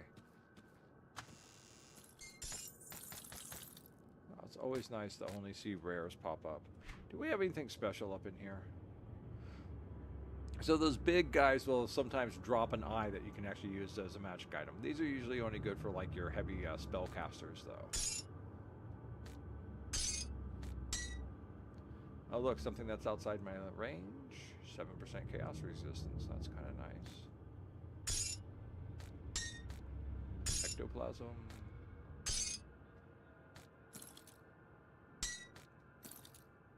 But nothing. Let's see what it want.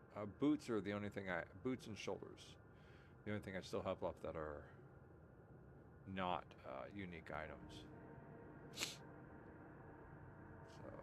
all right. Chaos resistance, though, always nice to have. Pierce and vitality resistance, so... probably some of the stuff I'd keep just because it boosts me up. So that's the balance you have to play.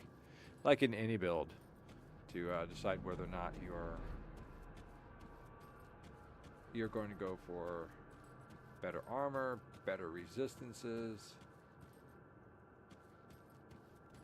There's that other... See, he may have teleported into a chamber, which I can't find.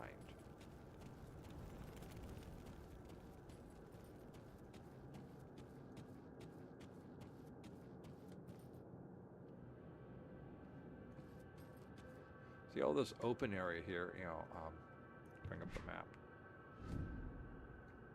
Tome of Plagues. Oh, I missed a...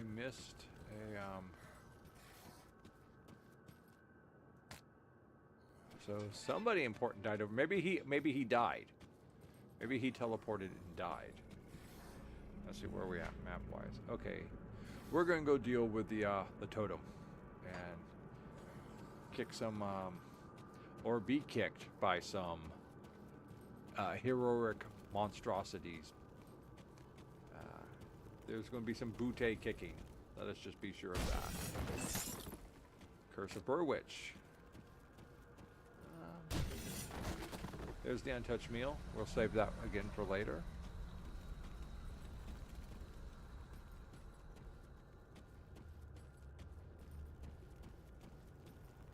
Curse of Burwitch is a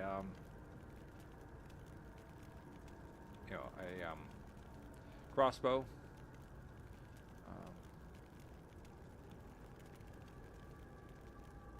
I think I've used it before. I just can't remember what the effect of the 100% chance of 100% chance on critical attack. So you have to crit them, and then it does something else to them. It does slightly more damage than Hellmaw.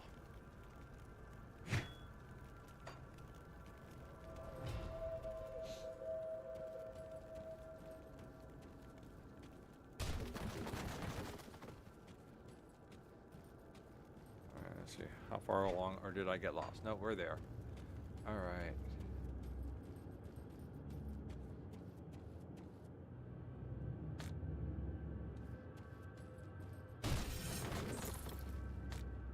All right, are you ready? Here we go. Let's see, what is this? This is an ancient Aether Warp Totem. So we're going to be seeing some big old nasty mutant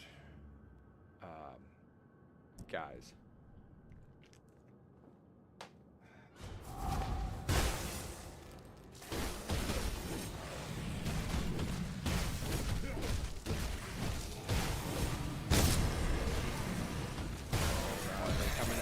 Too. Quick, let's get out of there. Come on, let's get some heat. Okay, let's get some of these non-hero guys out of the way. There we go. We're gonna jump past them. I got hit. Keep hitting the wrong key.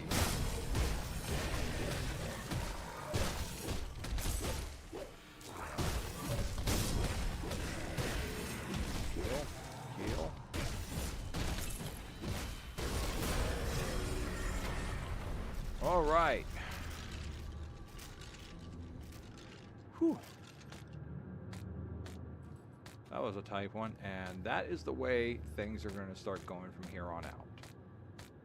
See if we got anything useful. Burning Hatred. Nice fire one, but nothing I can use. Let's see what else we got here.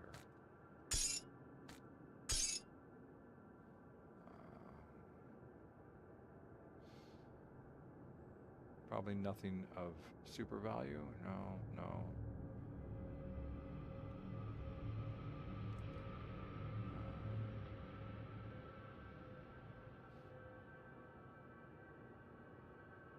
Yes, they do. They do. But they almost got me. I had to zip out of there real quick, or else they would have had me for sure.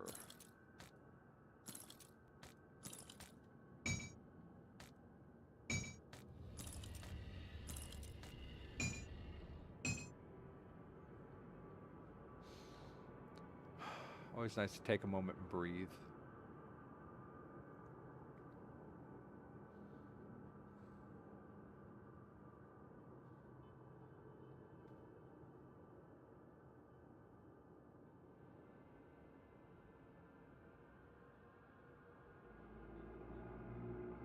Okay, we're at level 24. Over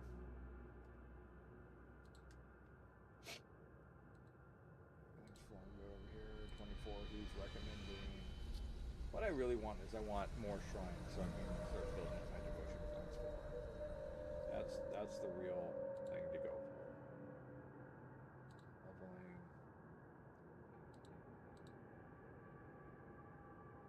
Knight's Chill, Oathkeeper, and then we start the Oathkeeper Mastery Bar. Okay. So where's our Knight's Chill? It is right here. We've now maxed that out. We're going to select ourselves another class. We're going to go for the Oathkeeper. And we got our first point in, which just gave us another 5 physique, 3 cunning, 3 spirit, 25 health, and 13 energy. So, yes, everything's good. And that is why I like the totems ones. If you can fight them, they're really good for experience.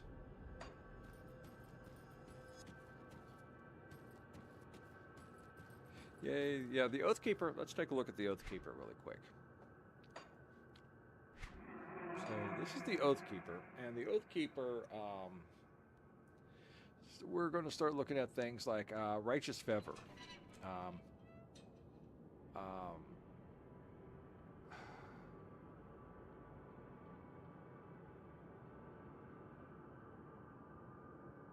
So it's got a, every time you attack with this, it builds up a charge, and then when you finally discharge it, is how much it's going to increase all this damage that it does here. And this is going to be your, I think, your primary Oathkeeper thing, because you're going to put one into that, and we're going to put one into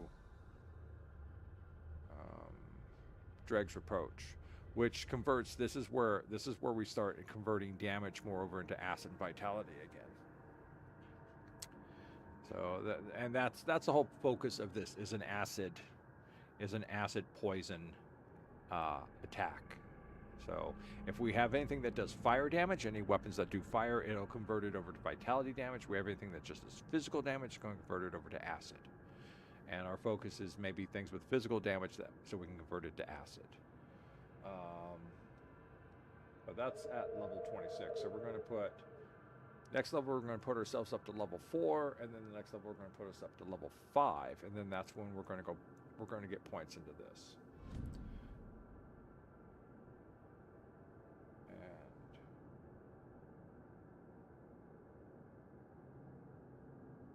And then we're going to go back, and we're just going to up the mastery bar until we can get to consecration, which looks like another 3, 6, 10 points past that. So somewhere around here. We're going to be judgment. Trying to find where it's at again.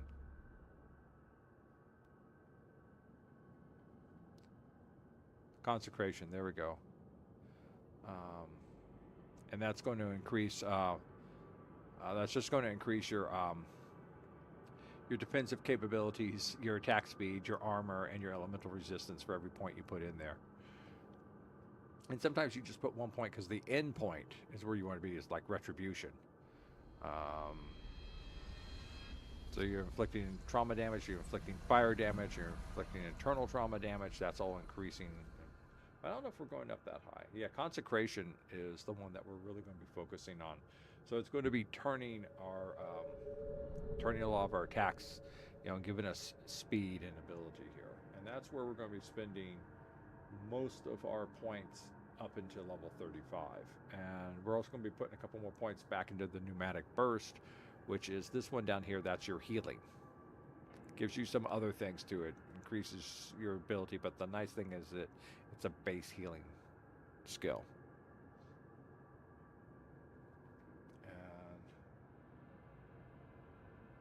And then that is the goal for this block of levels. And we're going to be probably map-wise, by the time we finish this section, we will of course be well done with this. And we're going to be working our way up through this area, all through here. Trying to remember where we're going to end up at. The Cairn docks is what I remember. I think Port Valbury is someplace that we're going to be going to. I just can't remember which way we reach Port Valbury. But that is Undenbog's a nice place to go. Lots of nice things there. And Barrowhome. Oh, very, very nice, interesting people. The people of Barrowhome and Ogdenbog. And all this. Some interesting, they've got these like these roguelite areas over in here where you just like you go through and it's just like everything's super hard, but you get a lot of stuff out of it. You get a lot of stuff. So So.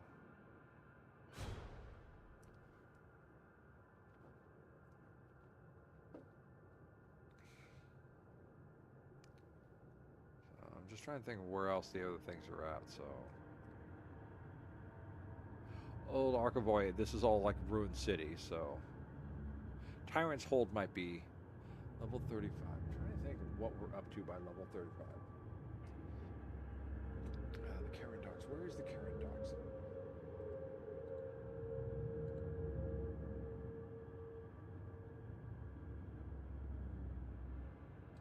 Oh, the Cairn docks are over in the oh, that's why I can't find them. We're going to be coming over into here. There's the Cairn docks in there, so we are going to be taking a trip over into here to work some of this as well. But let's move along. Yeah, we're just going to have to go this way.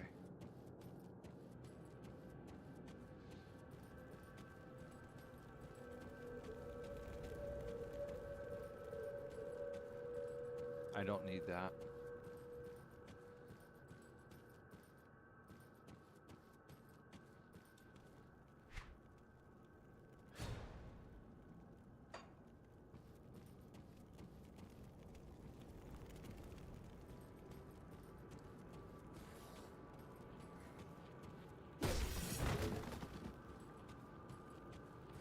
I want to get in there and destroy this thing as fast as possible. Ooh, Scorpion Sting up to level 4. Nice. Okay, this is something I want. Whoa, whoa, whoa. Let's not. Okay, I thought there was a wall there. Okay, can you see all this kind of like heat wave stuff that's in this room? Can you see all this? This is raw etheric energy. It's just like walking right through a poison or fire. So if you ever play this game and you see this stuff, skirt around it as much as you possibly can. We're eventually going to have to go through this because this is going to get us over to the far side, but not at the moment. But that is something eventually, and because we're going to need to get into all this, and the only way to do that is to go through this section.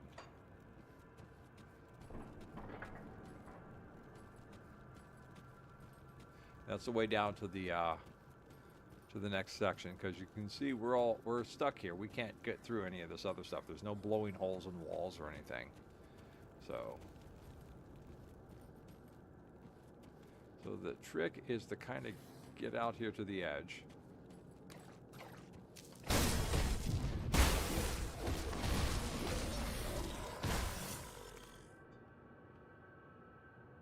And be very, very careful.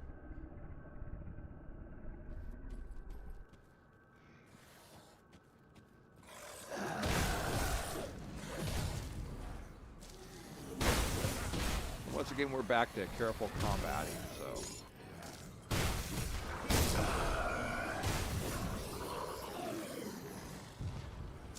Oh, there's a war going on over there. No, there isn't. Okay. Just the stupid guys are trying to shoot me through the wall.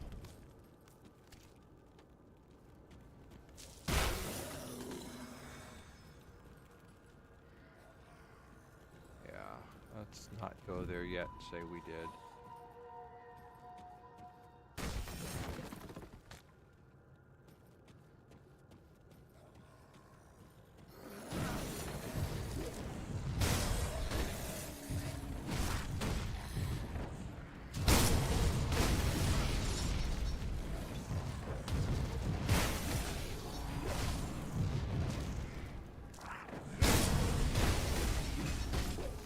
Do that yet.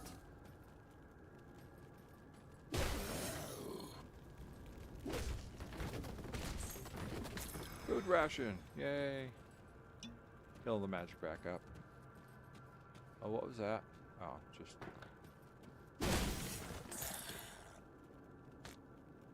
more food ration. Okay.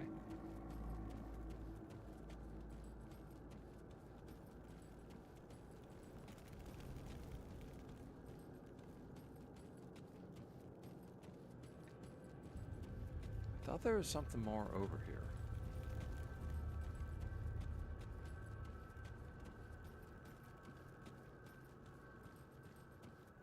It's not a suicide area. It's just you're going to run into it more and more because the Warden is possessed by an ethereal, and the ethereal is working as magic in order to create zombies and stuff. You know, that's where all these things come from. They don't just rise up. The ethereals are using their power, their natural raw energy, to create these things. So the nice thing is that there's the manufacturing area for all of them. And all right, which reminds me of what this. Here we go. We got ourselves another. After we.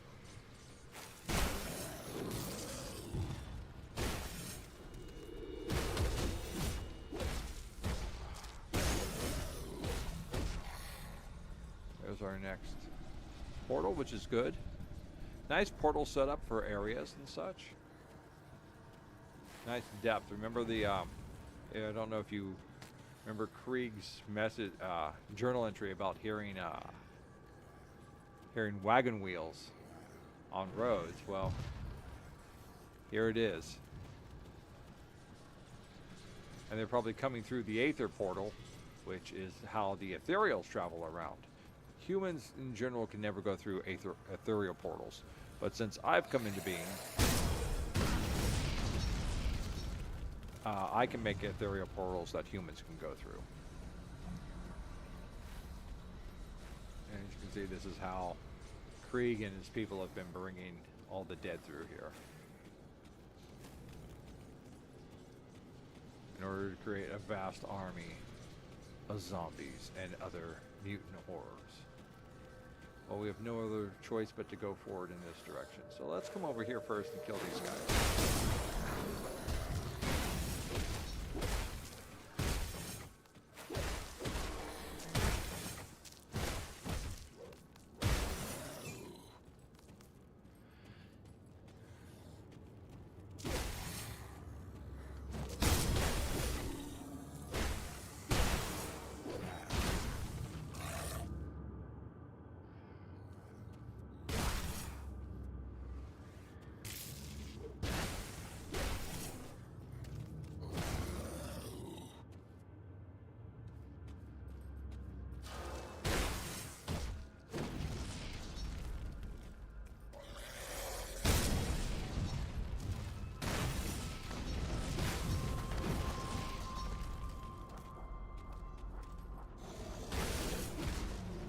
Rift spawn.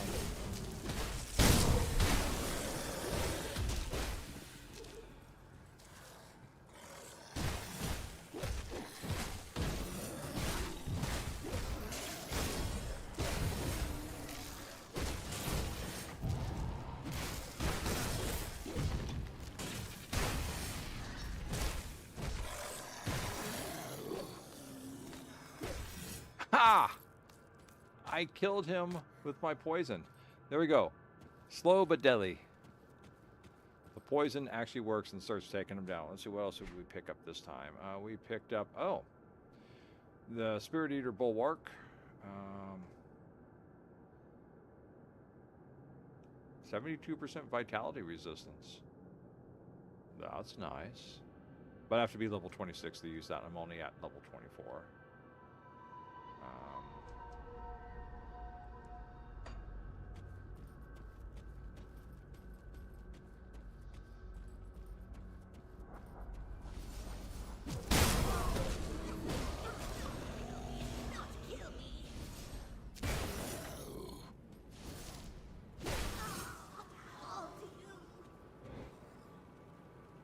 Oh.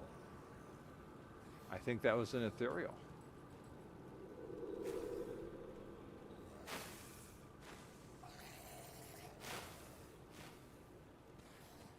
Okay, we're going to go back for a little bit because we're getting way off, the map section. We came in here and there's all this section over here too we still need to explore.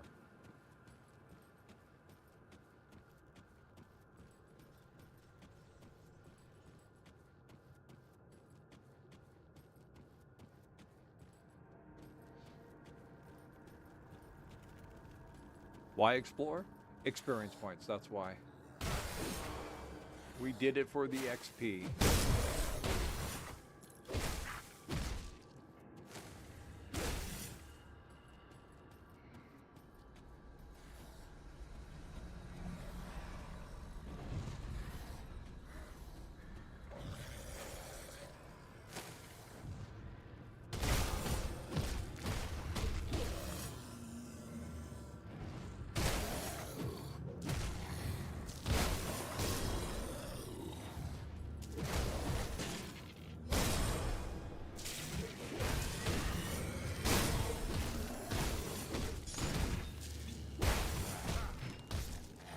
do that yet.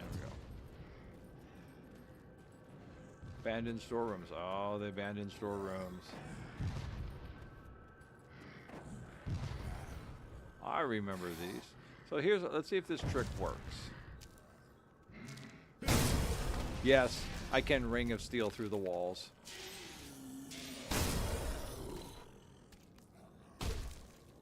Oh, and you've got enough reaching.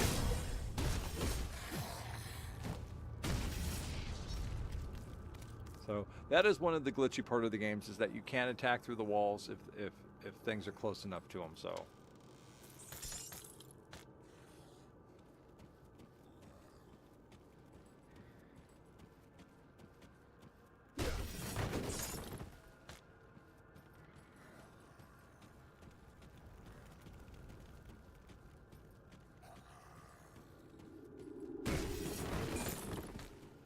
I'm sorry, excuse me. Did I? Oh, no, that's right. I can't get to you guys over there. Well, I can. See, I can. Let's go back down over here. Cut back through this way. Let's come back up. Oh, no, I can't. That's right. You're through the iron grate, so I can't get to you. I cannot.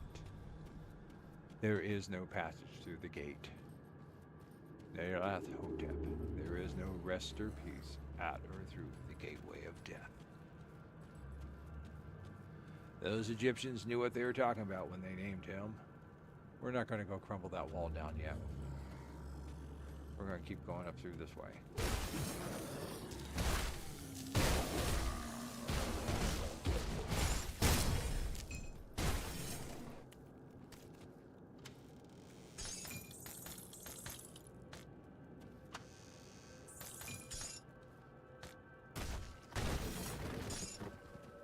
My inventory is full. Oh, my inventory is full. The tragedy of it all. How can that be? It's not like I'm carrying a bunch of stuff. I've only got 4 spaces left. Yeah, I cannot pick up and carry all that stuff. There's 3 of it right there, but no. There is no anything else special here. No. Okay. Well, that means we must go transfer all this stuff into money.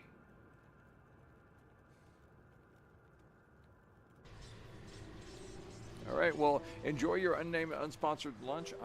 It's only 12:51. I'm planning to be doing this for at least a couple more hours. So come on back. Enjoy the fun, Jack. If usually yeah, okay. Yeah, there's still ways to go to reach the Warden. It's a very big place.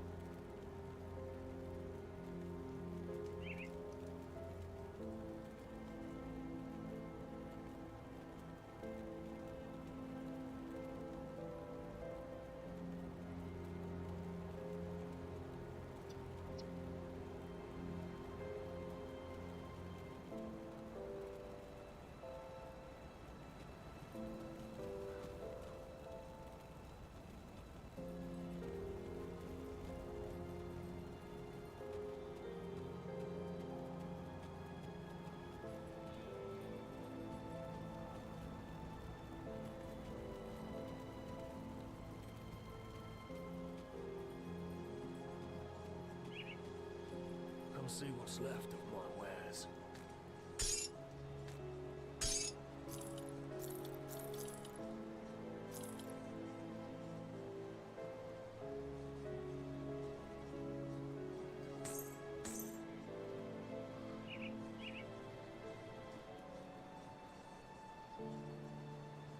Iron well spent.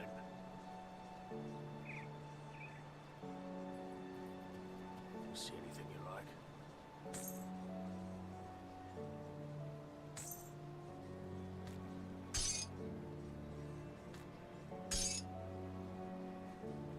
See you around.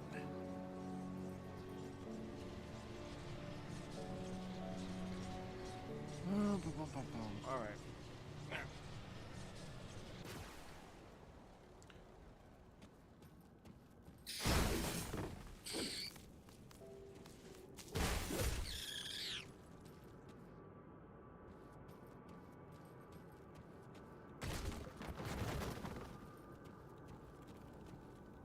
Oh, hello.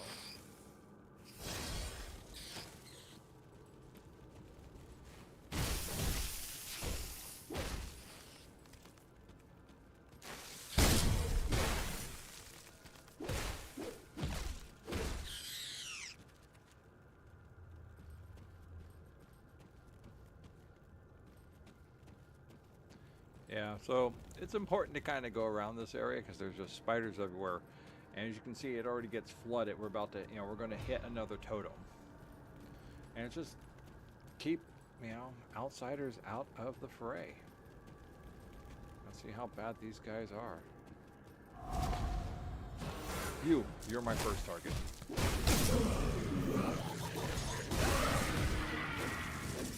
Yeah, get out of the Aether Fire, get out of the Aether Fire. Get out of the Aether Fire. Okay, we're going to get ourselves over here.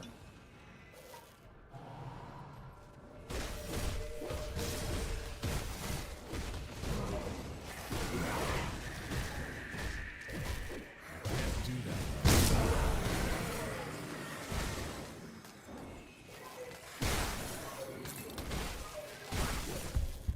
Whoa.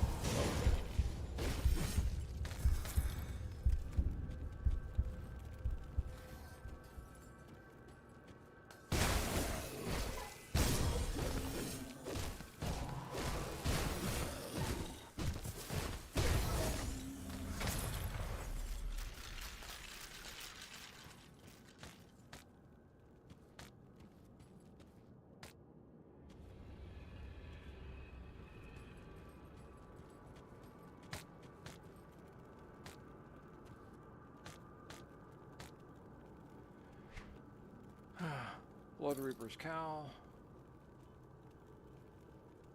I mean, this would be a good set to get because it supports the the Night Blades. The copy of the Heretic's Tome.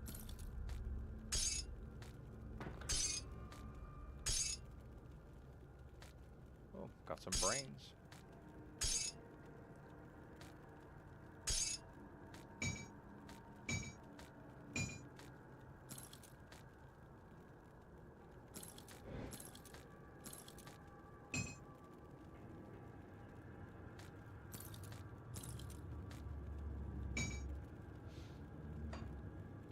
Alright, that's good. That taken care of. Which way are we going now? Okay. We're going to follow this path over here.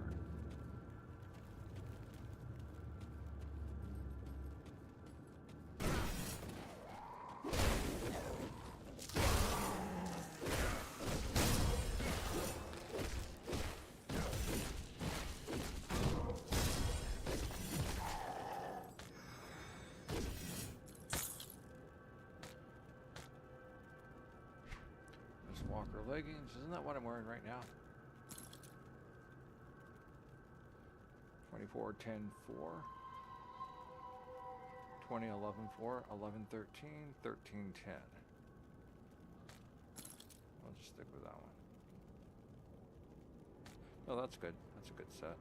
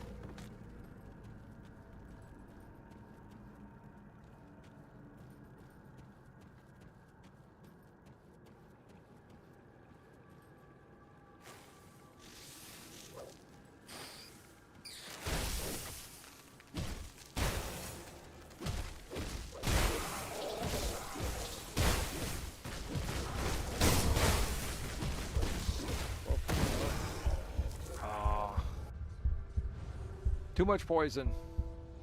Even for me. What a shame. Okay. I have to remember I can't wade through that miasm.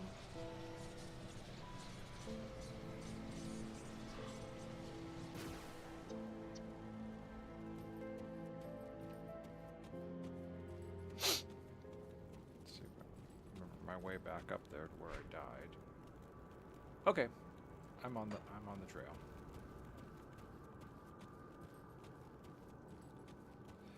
What is my poison and acid resistance at? 67%, and I still just bought it big time and all that because it's just trying to get through it, but it was not the proper course of action.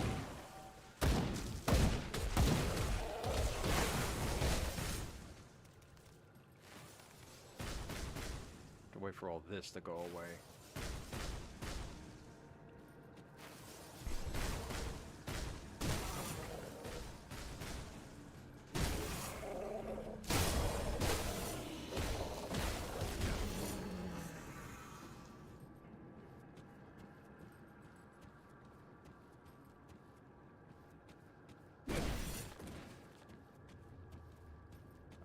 Is this I think this is the big spider room I was looking for.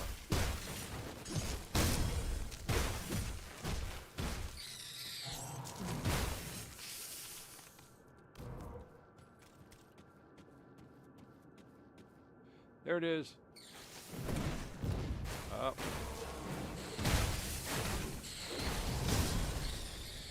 Come on out of here on the scale. The ranger direct fire.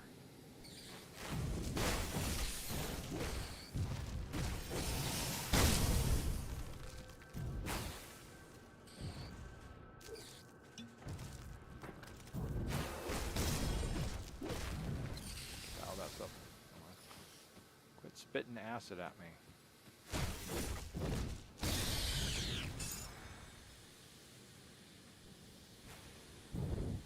Oh, hated that you can do that.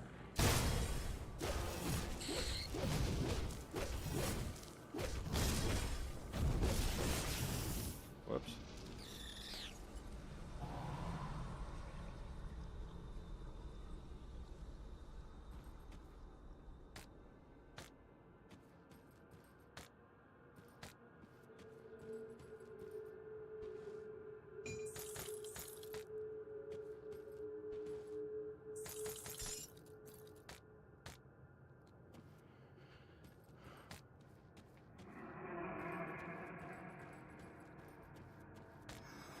Oh, I didn't want to hit that just yet because I thought.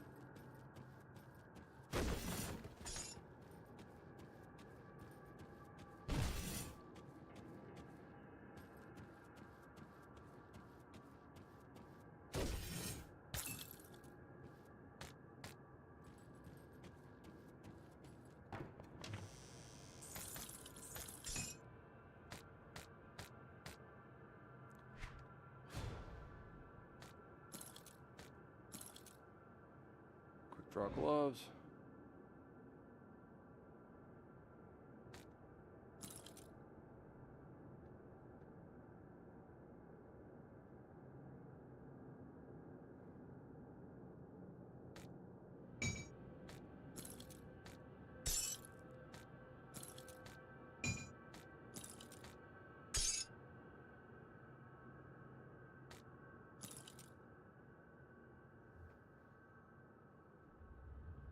There it is. Dead beater. Vitality and yeah, a whole bunch of stuff.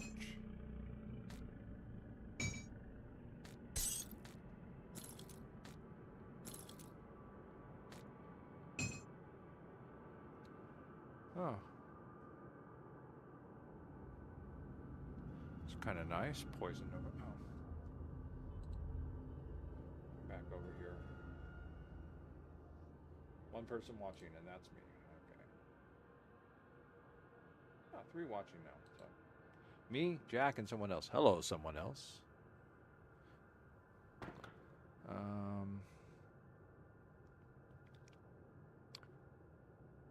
We are filling up.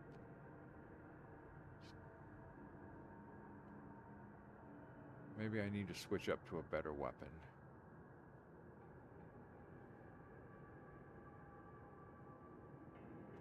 I lose 2 points in lethal assault and Dahlia's hidden hand. I'm using those too much. So I'm sticking with this one.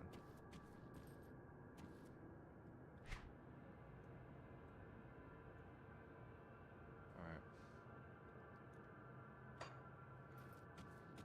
Go back the way we came.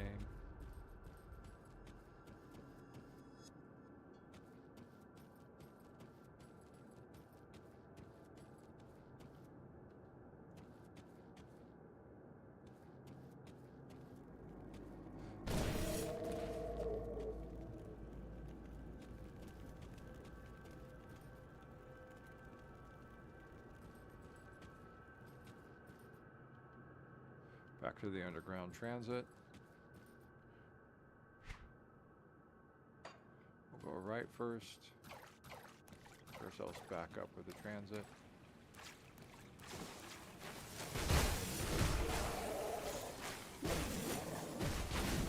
Hold on.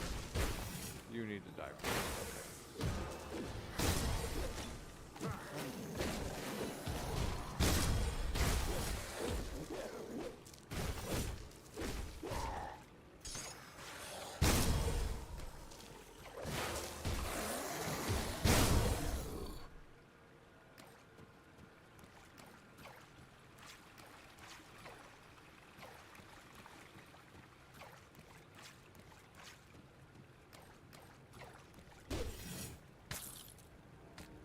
I can't carry it Yeah, anymore. okay, I kind of figured I was getting to that point. But not quite yet. I can hold one more thing. Alright, now let's...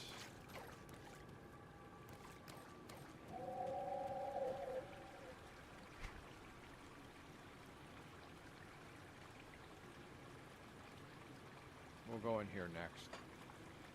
In the meantime...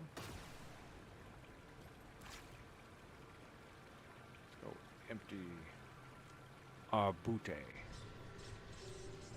We're working our way to level 25, which is kind of good. See anything you like? Not really, not at the moment.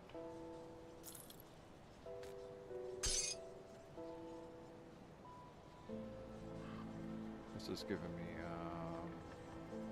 Blade Trap and Ring of Steel. Will not be using Blade Trap. Night's Chill.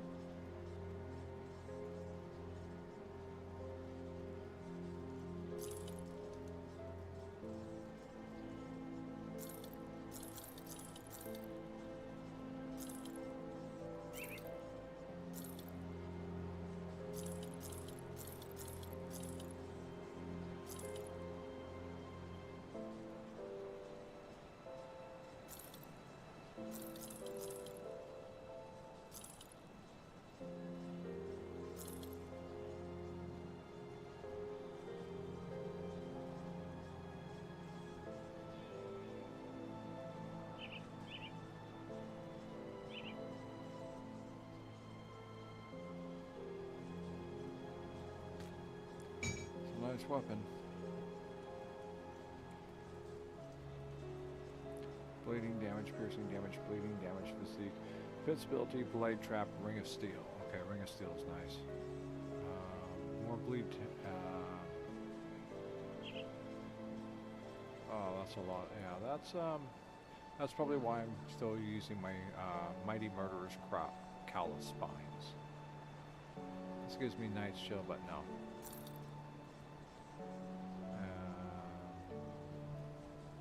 Nadalia's Hidden Hand and Lethal Assault, both of which I'm using. So, they give me more over the long run, so. Iron well spent.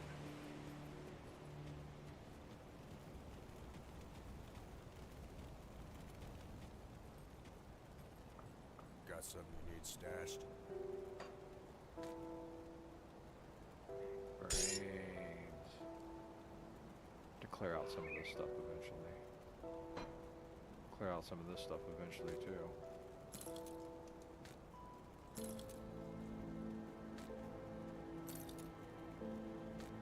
The Heretic's Tome, didn't I just pick one of those up? There it is. Probably get rid of one of these. Throw gloves though.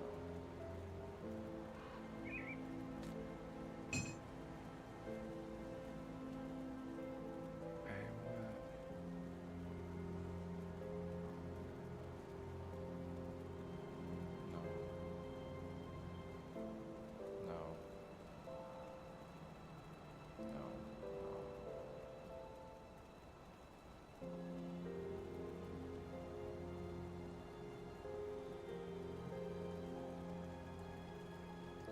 11:33:44 9.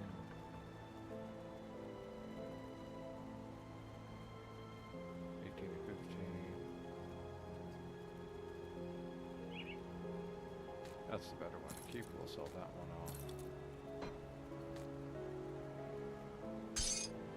I'll keep an eye on this.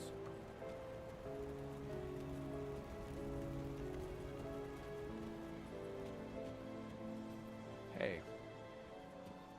Before I sell that off, see what I can do over here. Let's take a look, shall we? Nothing. Okay, I can't dismantle this or anything. Salvage.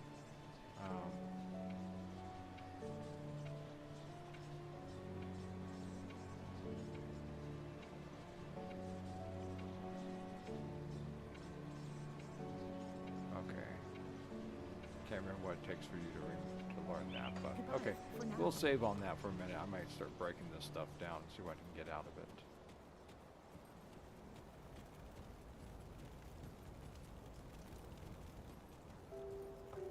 Safe storage, no questions asked. All right.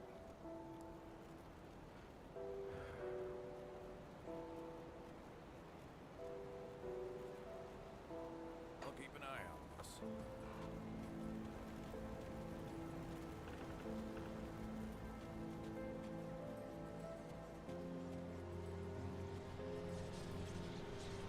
Jack is off getting unnamed tasty lunch. It's sounding kind of good. I know it's 2 a.m. It's 1 a.m. for me, so. Which way were we going to go? We're going to go in here and finish this off. Okay.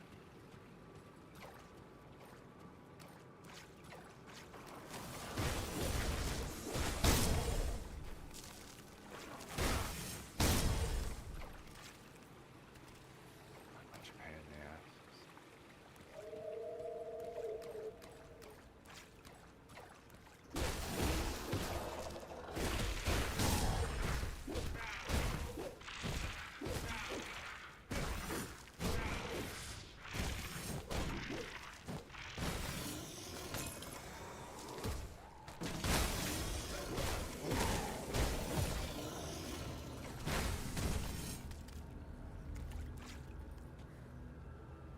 Okay.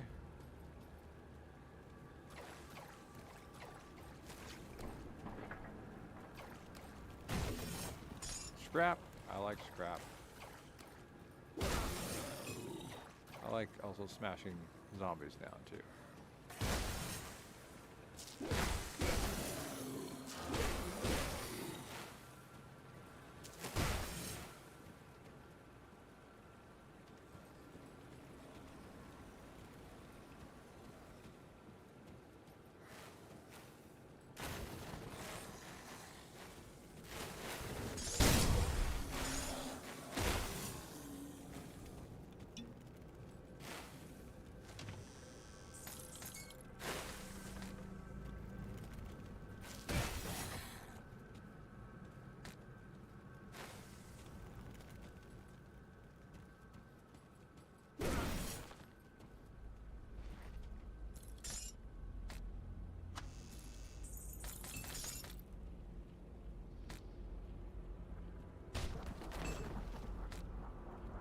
For that later. Okay, we're almost done with this section here.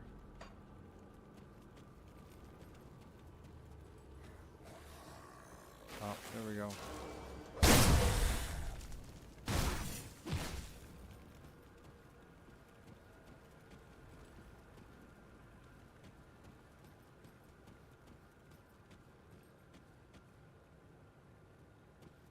Yeah, I've been through there before, so that's okay.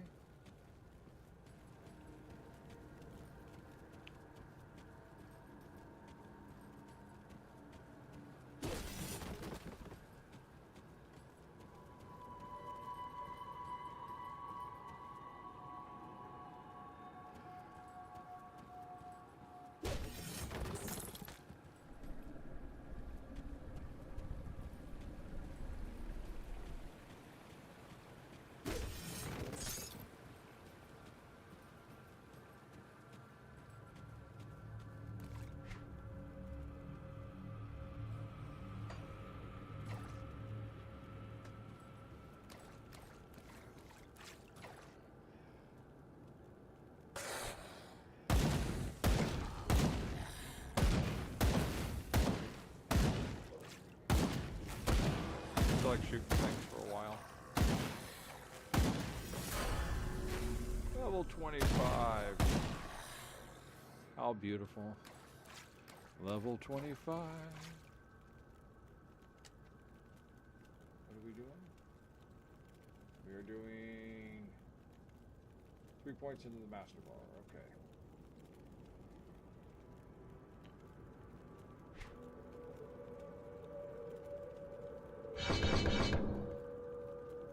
Nice. Okay, goes up to 52. 52 energy. That's nice. I'm up to 835. But there's also a rune I think I can go back and make. Ruin Shrine, alright.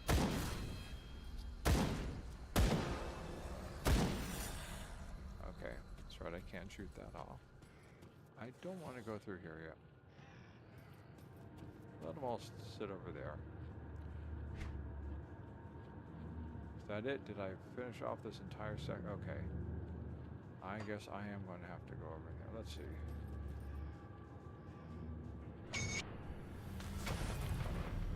Cool. That means I can come over here real quick and go over to devotions. And I have Guardian. I have the Guardian.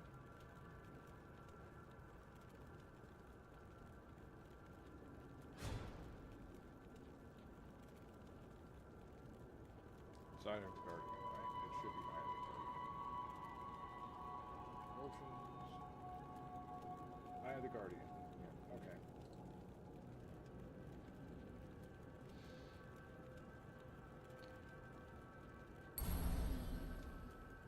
Cool.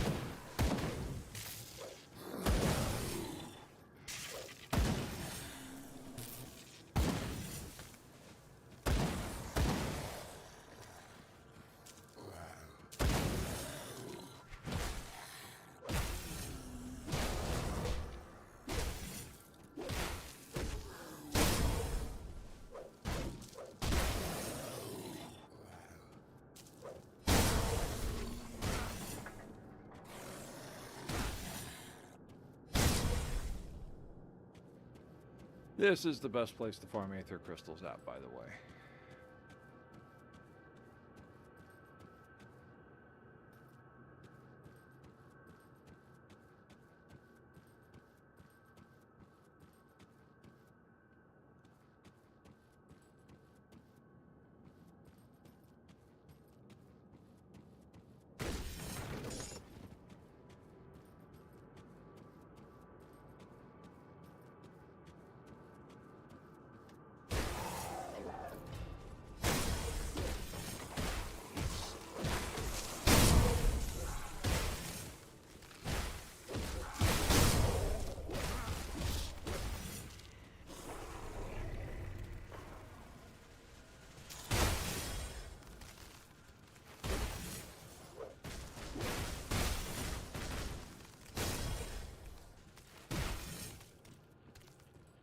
Oh, I despise Rift Spawn.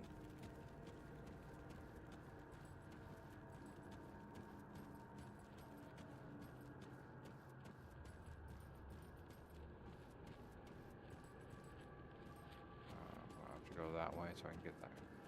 I guess we'll go this way.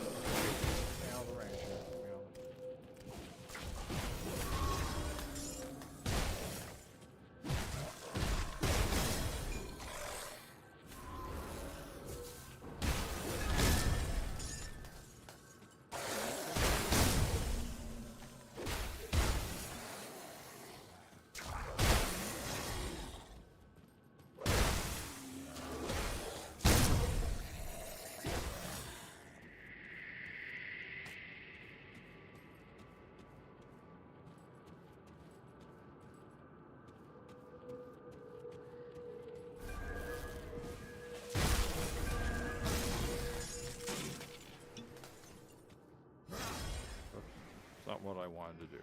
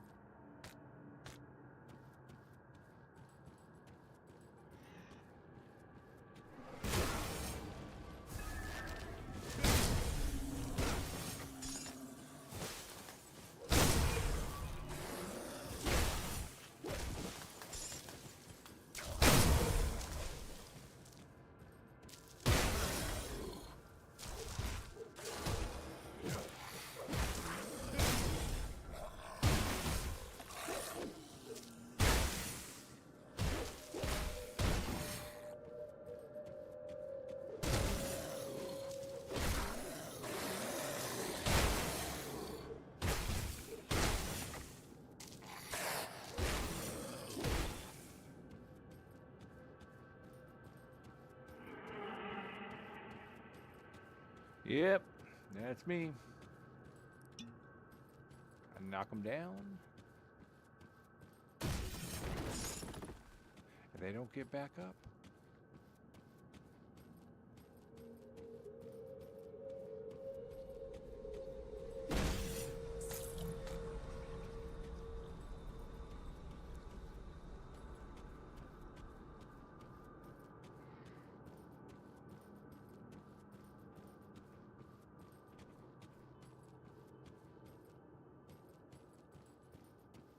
Let me see.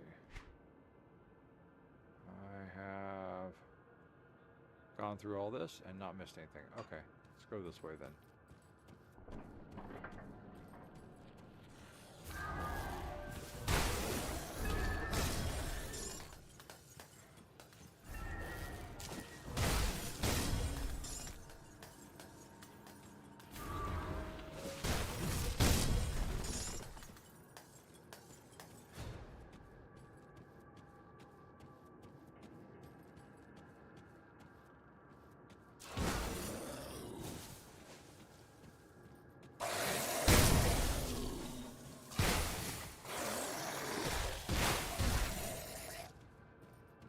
That seismic attack is really nice. It just comes on right on out of there.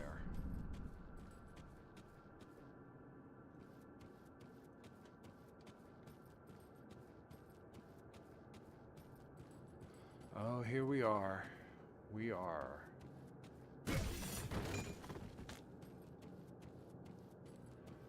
are now reaching the final stage, the hidden laboratory. Don't think there's another. I think this is it. Okay. I do not believe there are any other Aether portals left after this. It's still a big section. There's still going to be a lot to hunt down in here.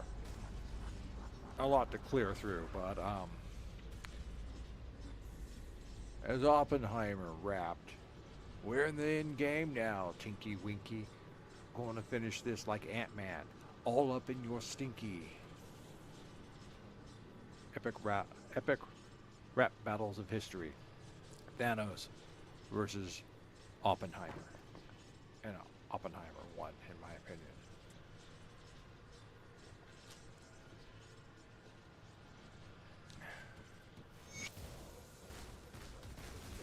Creed's journals 5 and 6. And the war is going on. Just usually good just to stand around here and. But if you're going to come bother me, look, I was more than happy just to let you sit here and fight it out with. But no, if you want to keep coming and bothering me, little alien infesting cockroach silverfish, I guess you're just going to have to come do it, aren't you? And pay the price.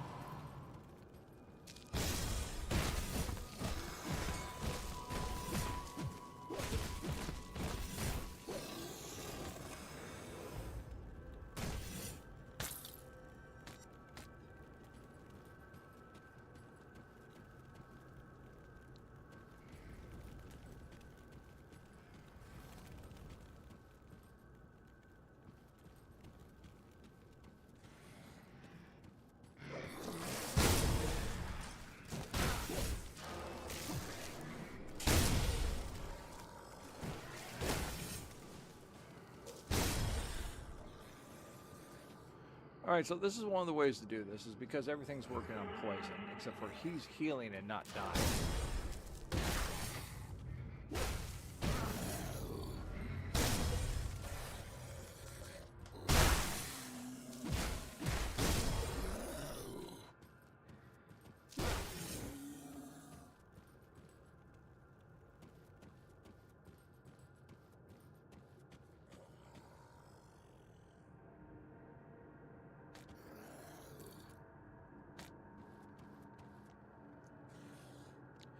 Let's see, what's my inventory looking like in here?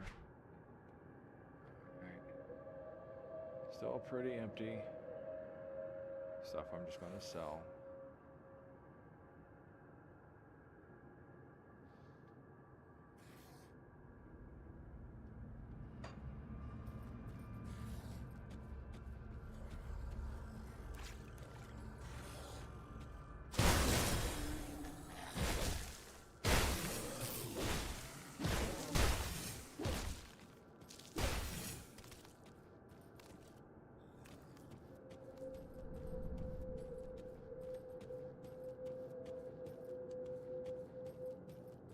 We're going to run in a whole lot more notes up there, so let's go ahead. Let's chill out down here and do some narration.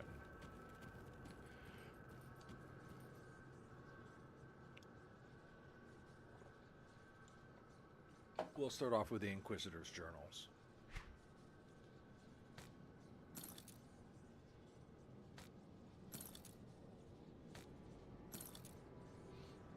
Journal of Inquisitor Creed.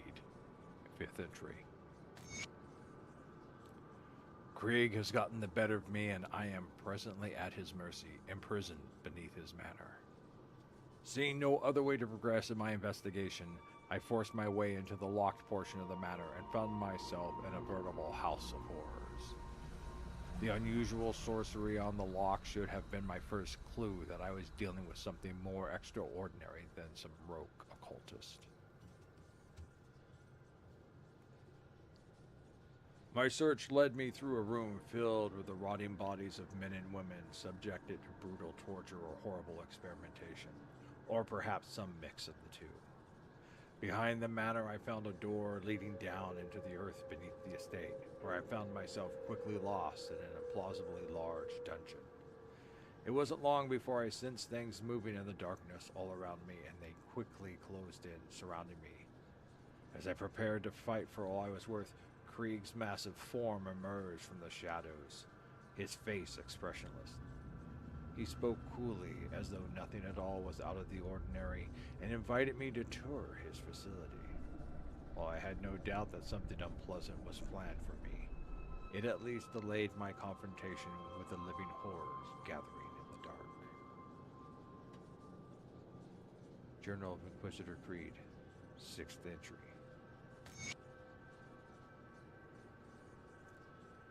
I've lingered in this dank cell for one long, unsettling day and a night of terrors. Krieg allowed me to witness the process by which they are preserving human bodies for what he calls the glorious dawn. I have gotten glimmers of another consciousness within Krieg, which is joined with or possibly in control of him. From the way he spoke, it is clear that this is only some small part of a much greater conspiracy. And I suspect many other persons in key positions have been possessed by things akin to that which now inhabits Krieg. I was arrogant in my initial handling of Krieg and seriously misjudged the power and scale of the threat we are faced with. Fortunately, Krieg's own arrogance has likewise led him to misjudge the resourcefulness of his prisoner. He has invited me to ascend beyond humanity by pledging myself to his cause or to join his inventory of embalmed corpses. I've been left to contemplate this decision, but this cell, even magically warded, cannot hold the likes of me, and I have no intention of being here when Krieg returns for my answer. Go for it, Inquisitor Krieg. Alright. Now we're going Gethran's notes, number 1. It is clear why the Ethereals are so interested in tissue preservation. One of my colleagues has posted that they may intend to use human corpses as vessels for possession when they bring more of their kind into our realm. Wagon loads of corpses continue to stream in day and night. The sheer quantity is staggering, and I begin to suspect that they are not merely executed criminals as we've been told.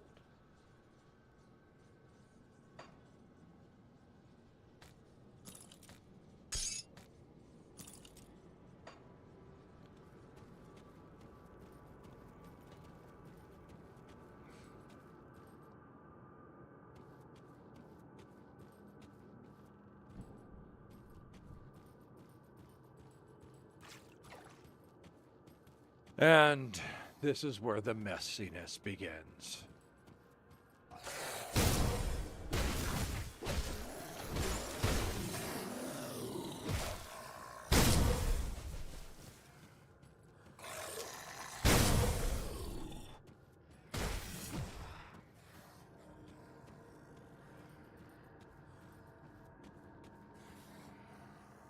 Gethran's notes, 2nd entry. We'll take a look at that in a minute. Right now, we've got a lot of work to do.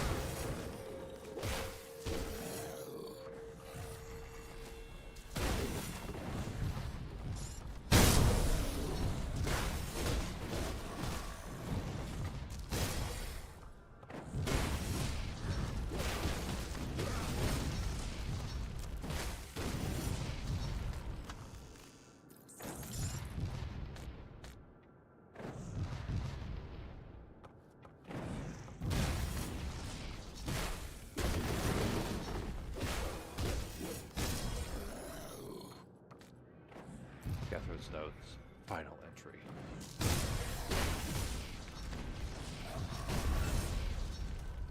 Ooh, Scorpion sting up to rank 5. We're doing well.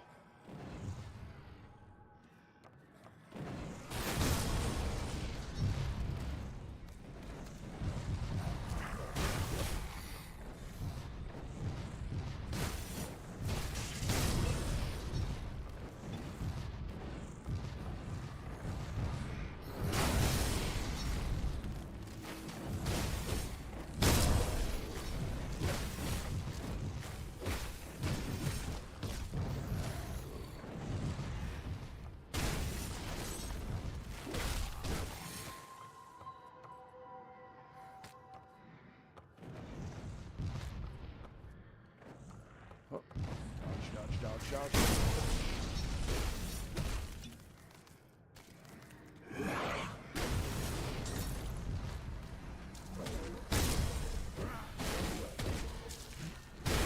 Can't do that.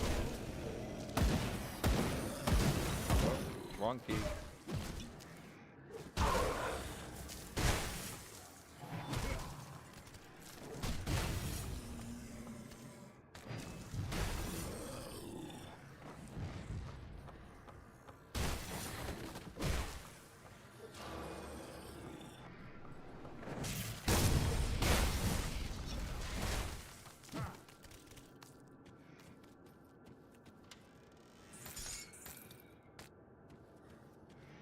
I really need to find some food. I might have to go back out to one of the other places I had food stored at.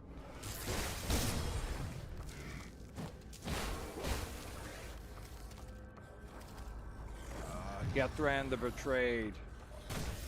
Poor Gethran.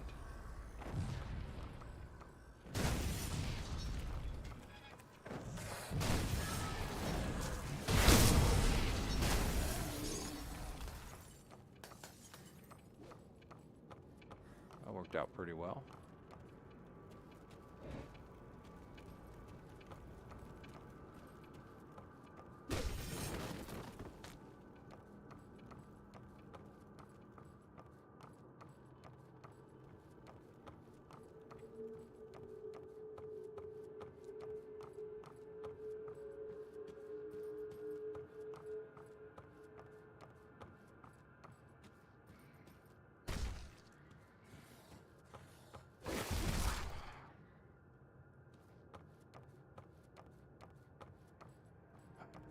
Yeah, let's go back out and find some one of those last untouched meals, which I think are,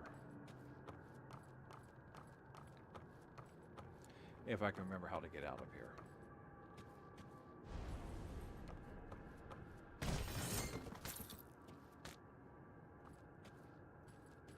Oh, okay. It's up here, down here. Stairs down.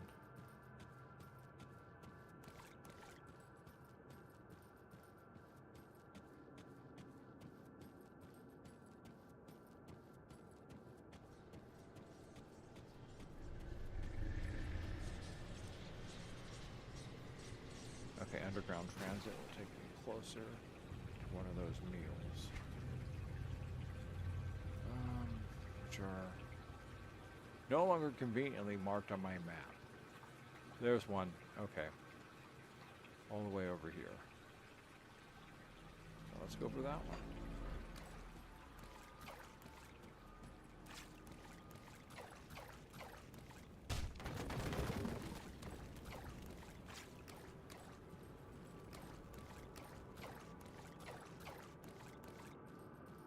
No, that wasn't the meal. There's the meal. That's the shrine.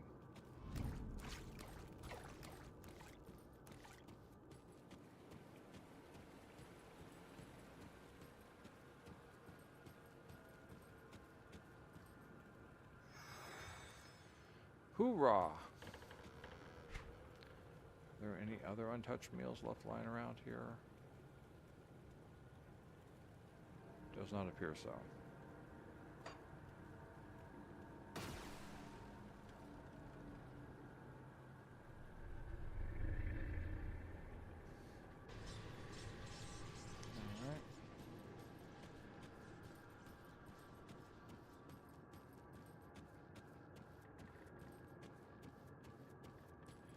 Keep my fingers up in the right place. I keep putting them down to WASD out of habit.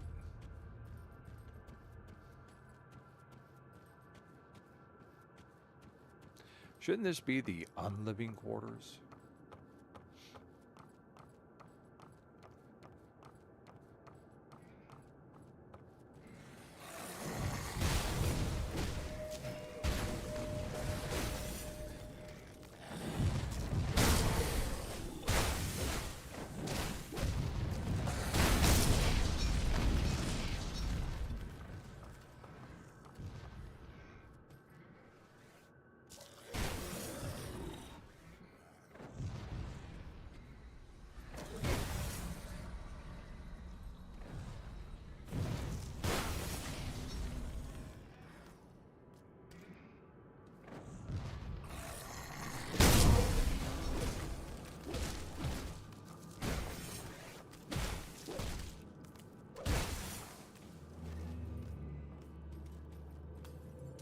Right, he throws Aether fire grenades.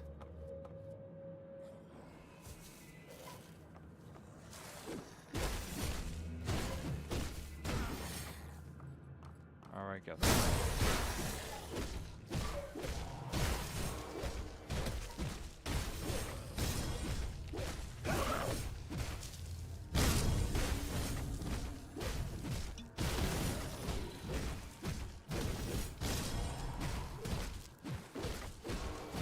I can't do that yet.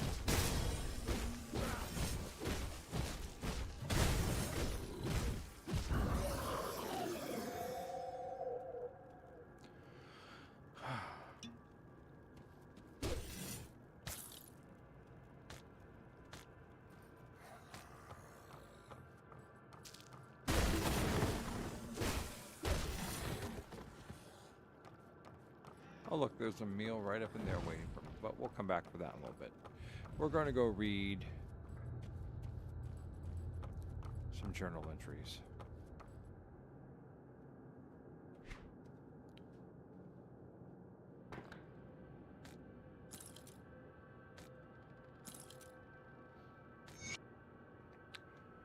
We entered the stage 2 of our trials today, but the results were not what I had anticipated. Too much drawl on that. We've progressed to the point where the corpses can endure for months, possibly years, with minimal, mostly external deterioration. Our ethereal overseer seemed satisfied, and he, or it, unexpectedly placed his hand upon one of the corpses and released a spark of ethereal energy. The thing began to move as if it were alive again. It was a ghastly sight. What I found far more troubling, though, is that these corpses are clearly not meant to serve as ethereal hosts. It has become known to me that they prefer living hosts. The sheer number of corpses they are hauling through here suggests a far worse realization. An army. Gethran's note. Finally entry. This will be my last entry, as I have determined to end my life. I cannot bring myself to carry out these abominable experimentations any longer. I may have already doomed humanity with my actions, though I have long felt shunned by my fellows at the Academy and thought the Ethereals could offer me something greater. I can no longer be part of this. I fear that if they find my body, they will use magic for their experimentations, so I must be discreet. Returning as one of those things would be unbearable. Sorry, Gethran. You weren't discreet enough, I'm afraid to say.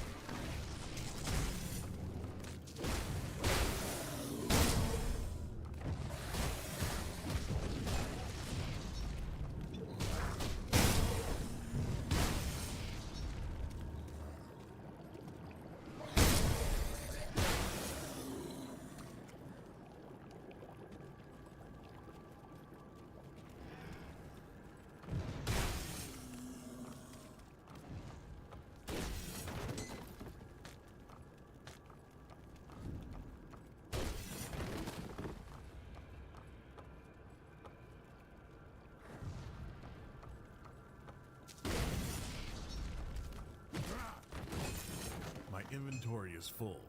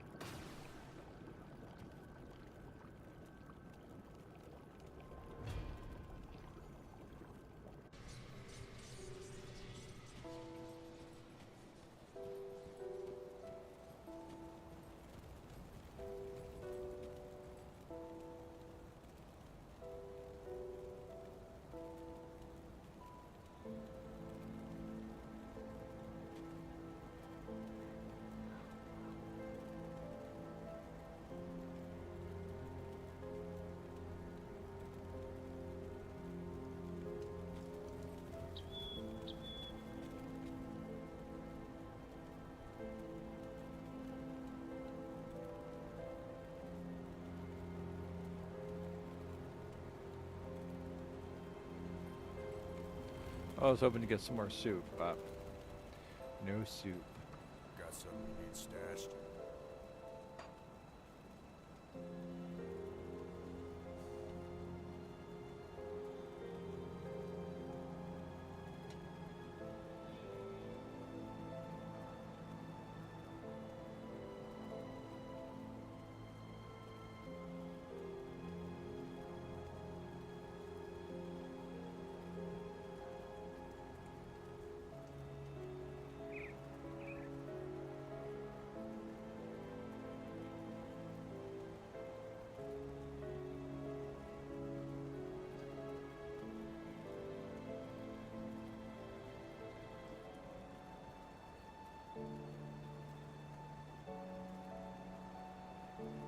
Oh. Where is it?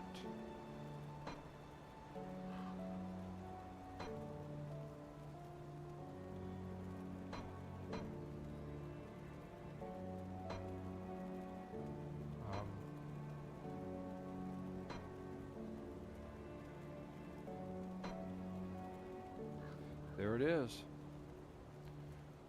Well, we can use this now.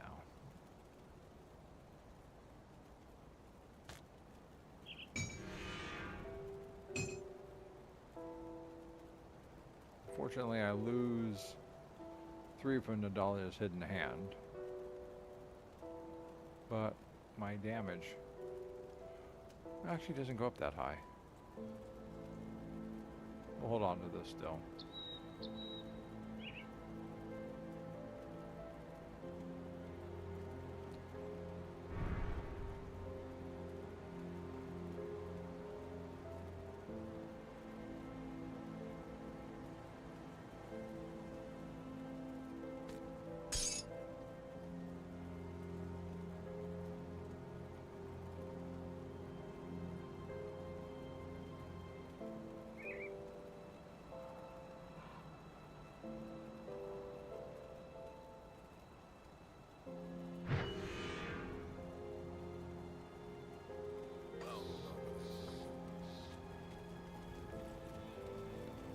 It's true, I should put a vitrolic gallstone on it, on that other one I was using.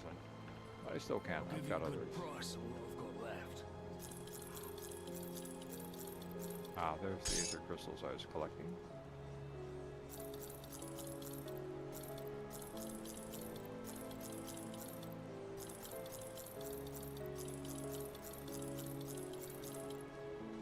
Nice, back up See you 69,000. around.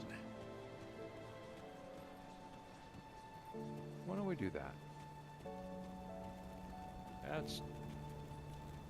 Let's do some crafting, shall we?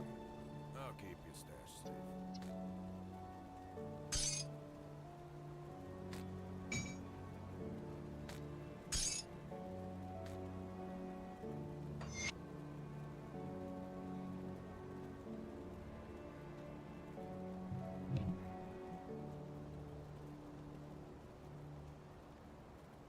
See, that's what it does, and it venoms the weapon.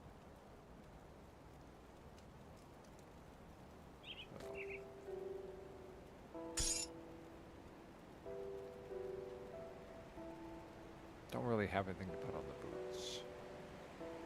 But we could look at our rings. See if there's anything we can put on them. We'll hold on to that if we need to switch back. I do the best I can with what I've got.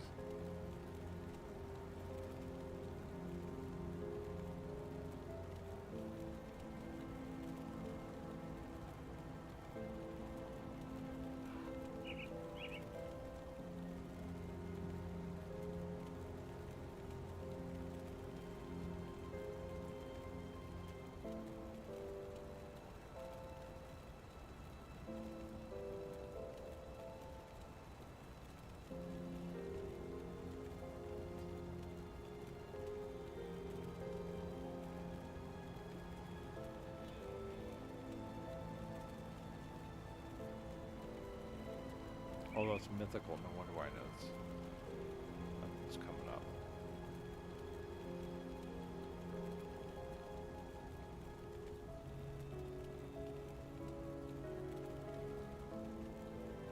There we go. Squall.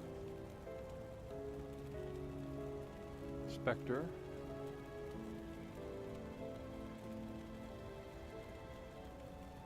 Sanctuary. Ruination. Rampage. Mistborn Talisman.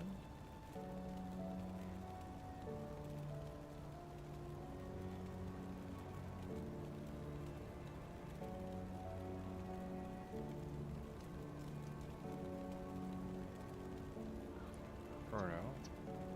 Hysteria.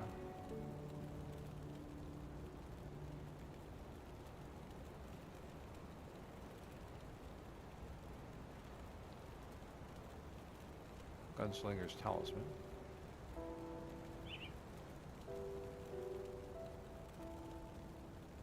Guile, Piercing, Vitality, Cold.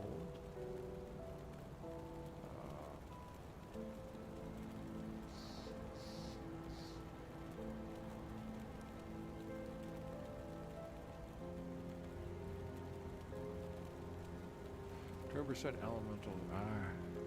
Actually, what I want to see is if there's something that's going to give me Aether resistance, because that's really what I need.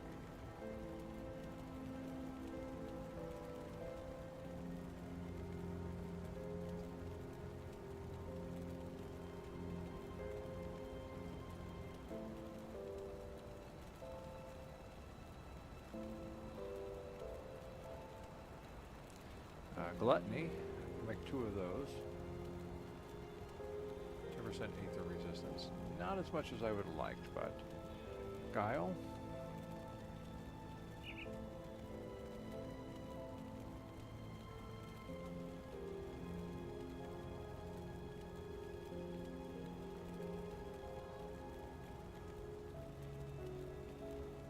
Alright, let's go up to Gluttony. And what does it take? It's going to take an Ancient Heart.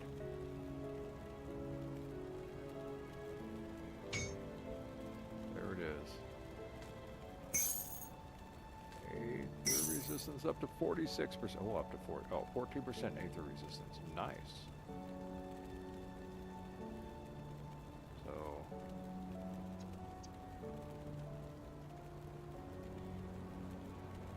Nice, you got more from it, so. Alright, we're done there. Let's come over here.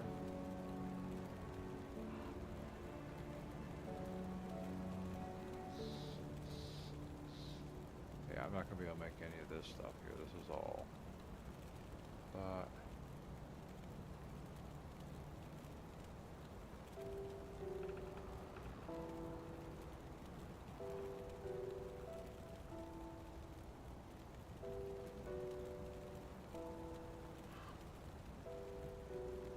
Here we go, components. So we're going to be looking for ring, amulet, and shield. Oh, shield. I've got shield now, so shield components. Amulets and metals. There's the Aether Soul, but it requires me to have 3 Wrathstones, so I'll have to make 3 of those if I want that.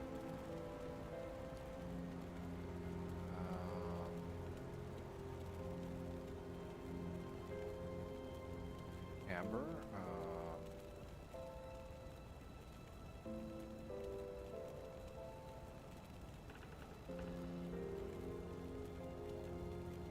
anti-venom salve, which I haven't used yet. They recommend putting one in a belt. Oh, it is in there. Okay.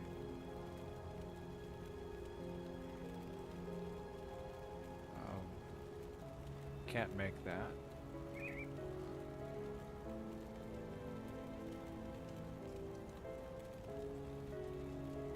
$75 plus steel.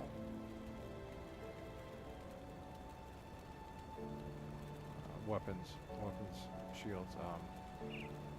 Elemental damage. Whetstone.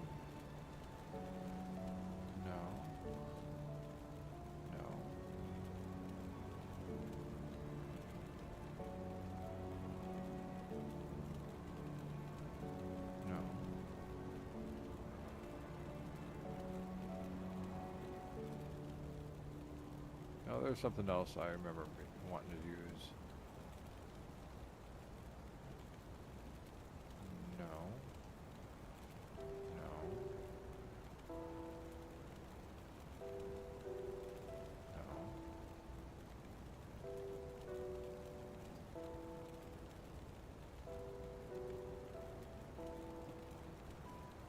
No. No, outside my range. Okay.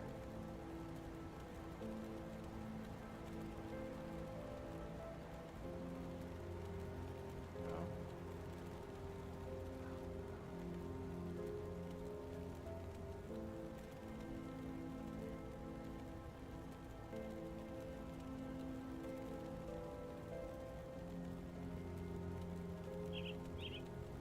No.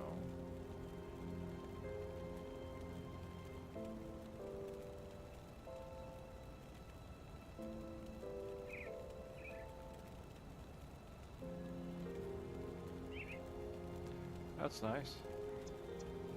150 energy reserve. Oh, that eats up a lot of energy, doesn't it?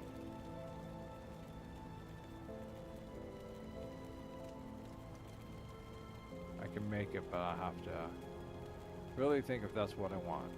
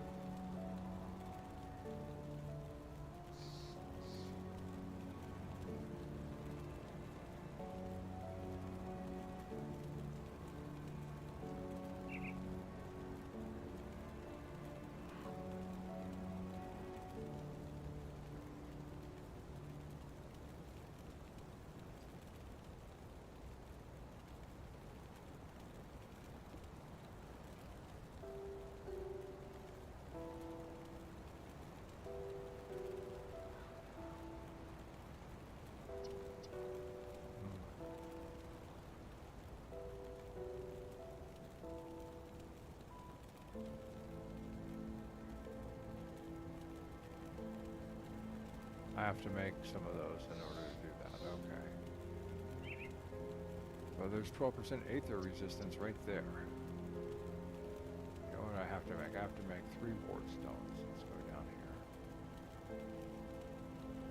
And I can make 10 of these things, so let's go back on up. Where was that? I was at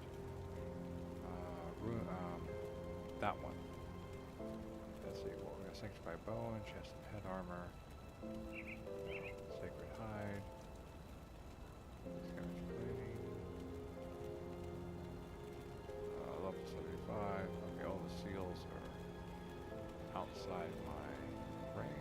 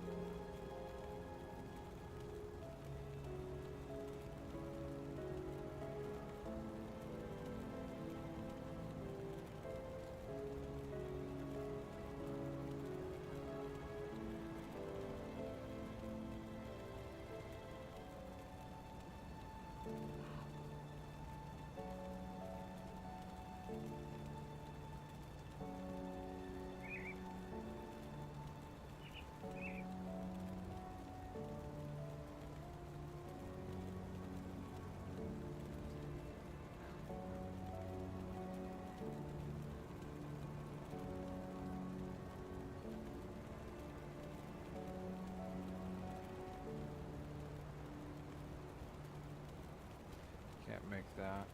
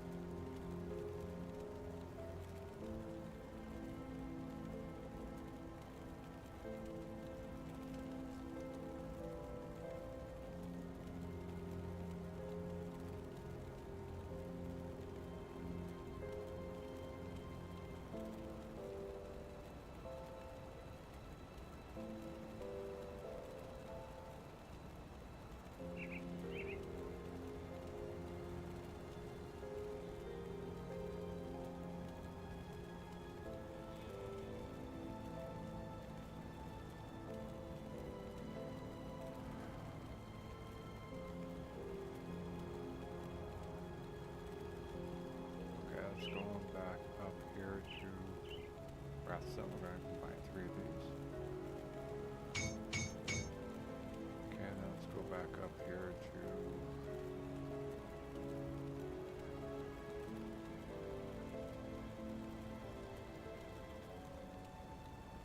did I do the wrong one? Did the wrong one. I wanted the ward stones. Damn it.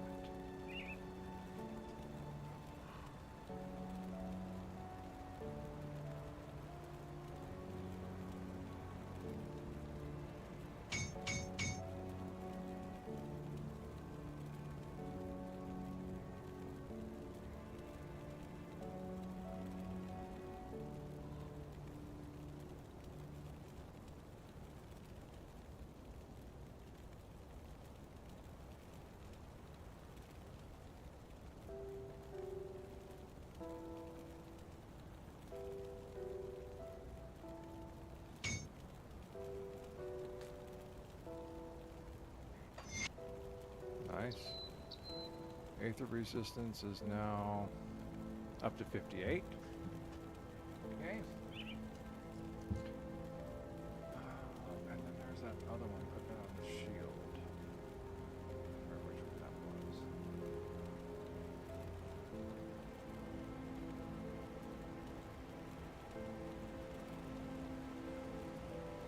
Oh.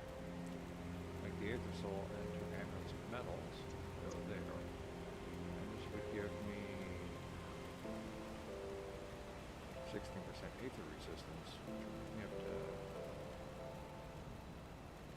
74.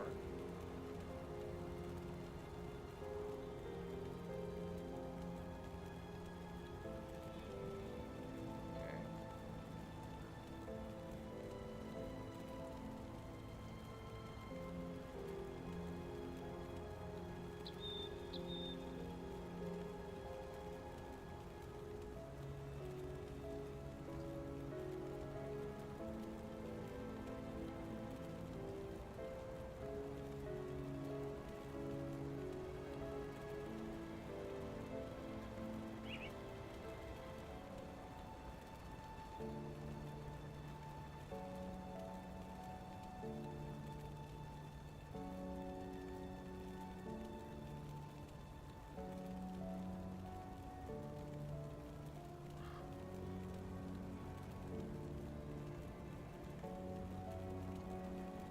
That's right, I was looking at the purified salts on the shield.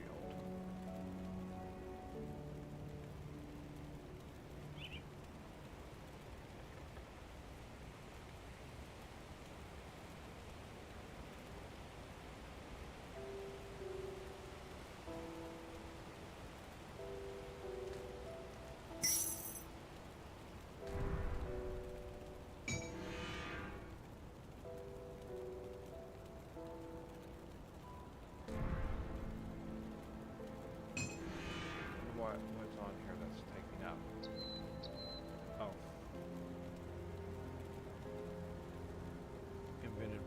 Envenomed weapon is taking up 150 energy reserve.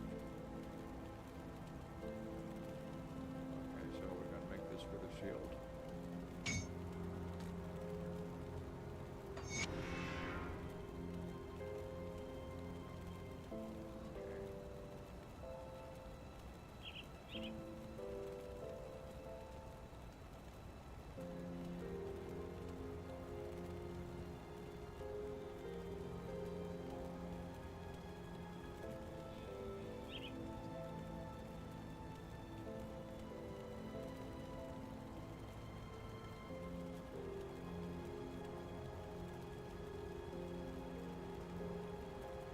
Where am I at now?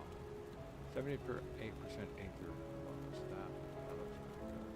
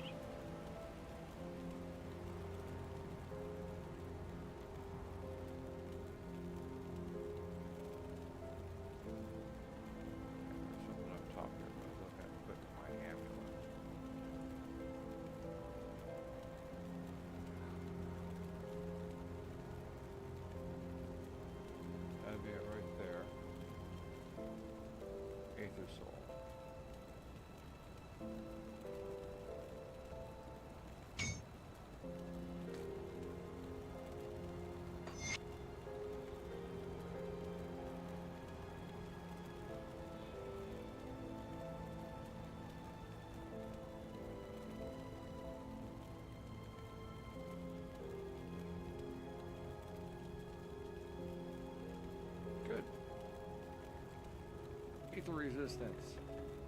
83% plus 11 over maximum. Nice. I think I am ready to deal with the Warden. Don't get killed out there. I try not to.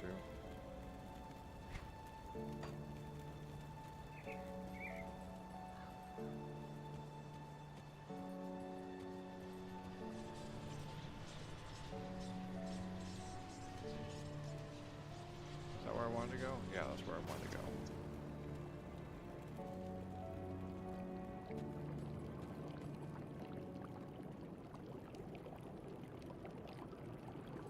Not yet. We're going to fight our way to the entrance.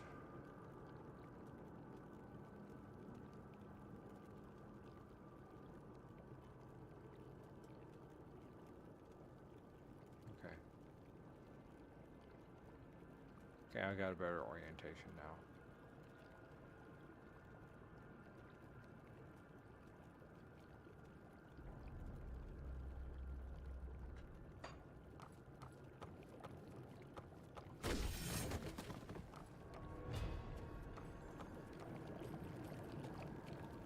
Let's get my 2, 3, and R.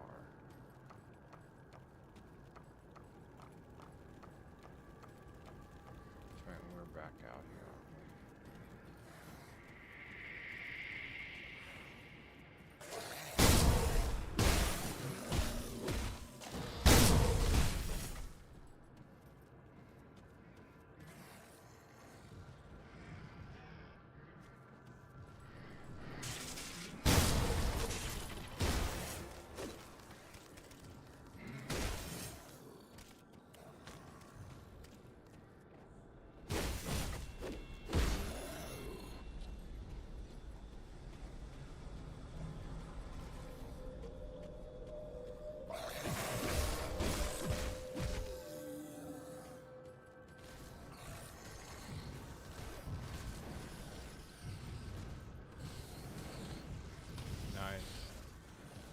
Rift spawn war going on down there.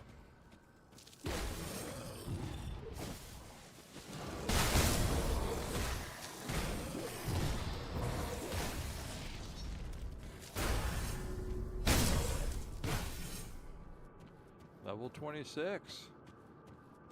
The experience just keeps. The experience might just keep coming and coming. Figure out which way I want to go down here.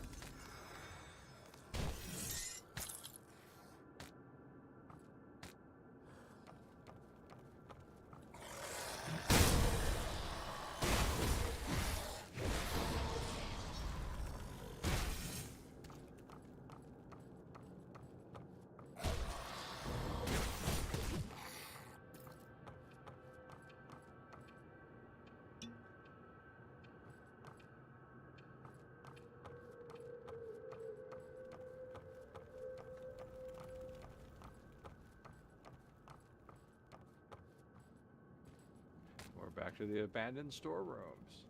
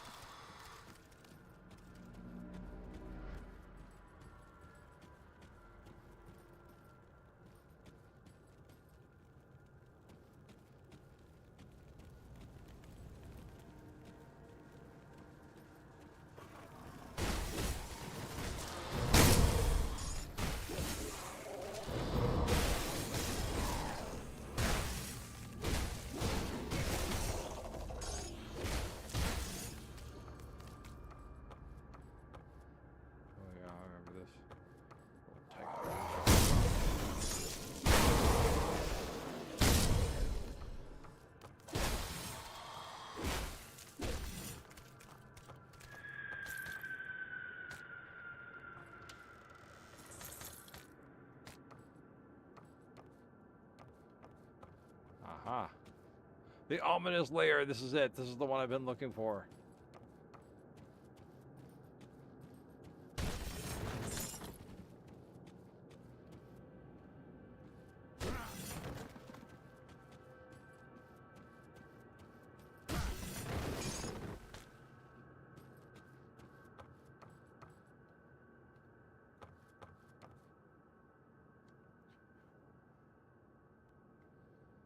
All right, 2, 3 and R.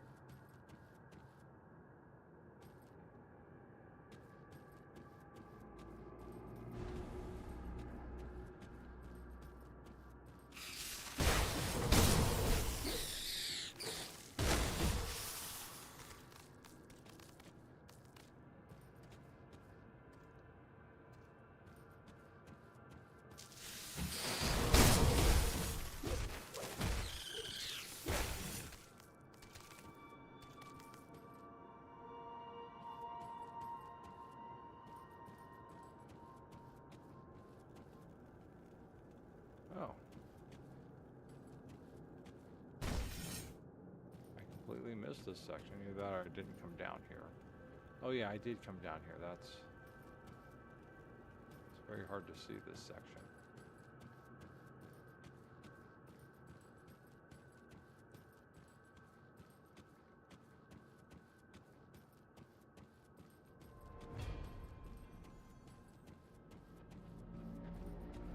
If you peer really well, you can kind of see the map.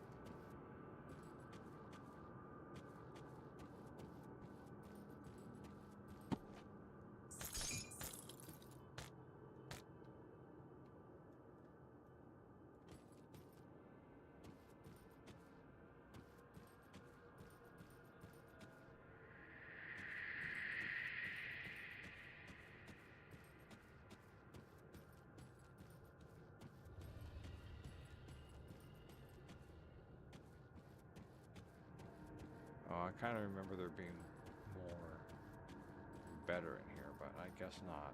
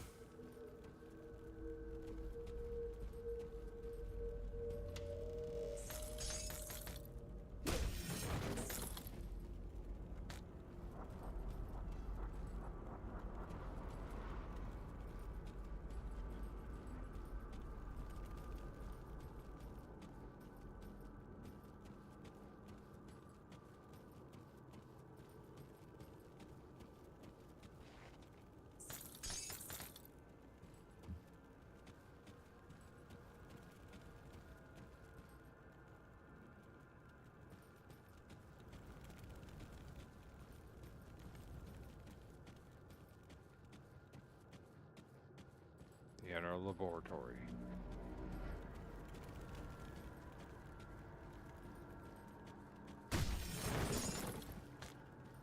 Where things get fun.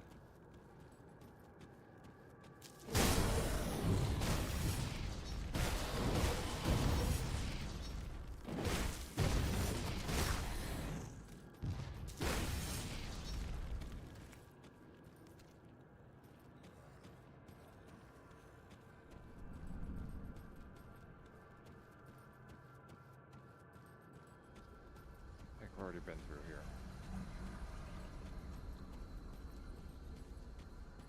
Not entirely. You're still alive. Relatively speaking.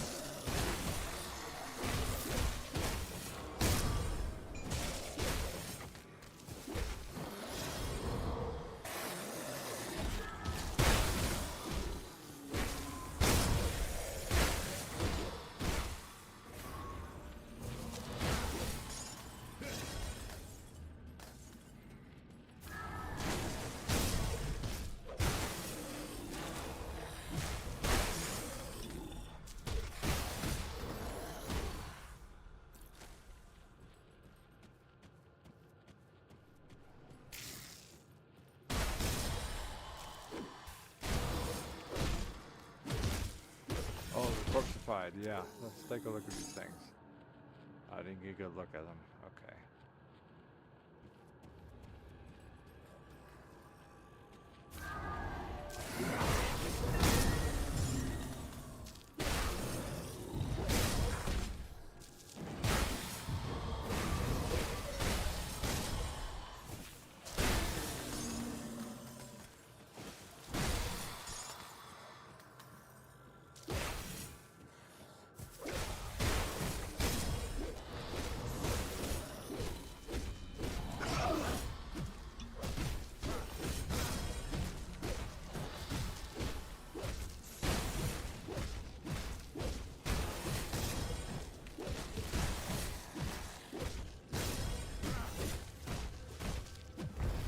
Can't do that yet.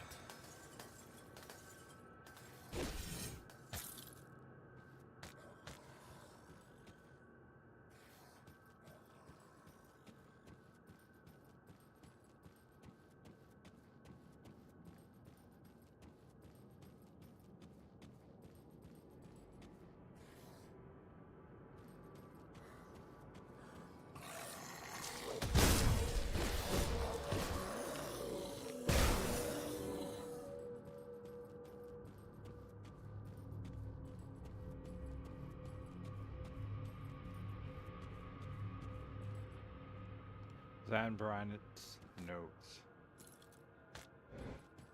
That was the guy we just wiped out there.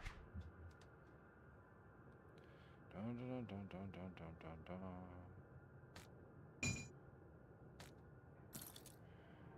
Let's see what this Craven bastard has to say. My colleague Gethran took his life today. That short-sighted fool. He could never see the big picture, and this project was no different. Gethran could not fathom the glorious vision of the Ethereals and the role we will play as early human collaborators. This isn't about personal gain. We will elevate humanity. Certainly there has been a cost in lives, but progress will always has a price. So what of the dirty masses who will perish in the glorious dawn when the Ethereals reveal themselves to the world? To the Ethereals, we are like some base, primitive creature, as the Slith are to us. Those of us who will serve, or better yet, bond with an Ethereal, shall forge a new human future. Yeah, and your future was to die at the end of my Gnar Bakar's sting of a clarity.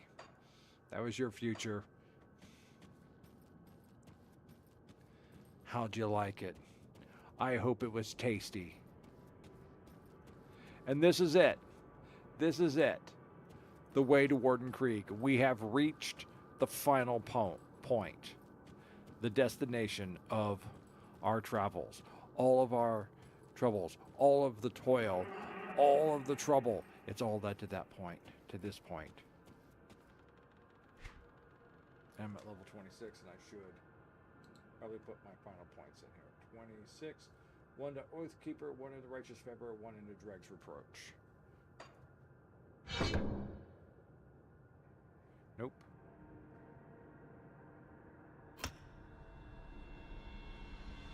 Yep, this is the bar we're going to be working on.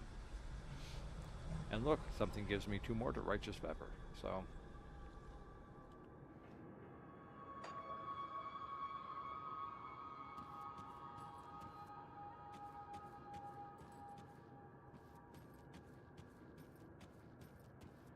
Alright, first thing we're going to do, open a portal. Second thing we're going to do is we're going to empty out some of the stuff we're carrying.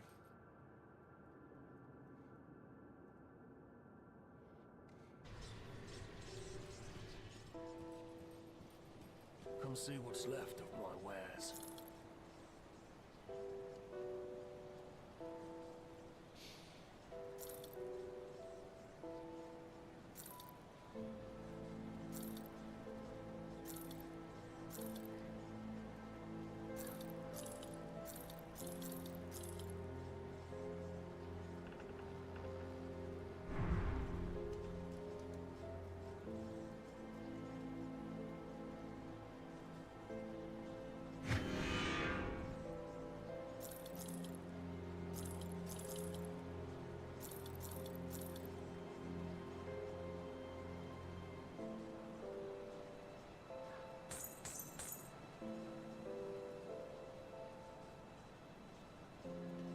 See you around.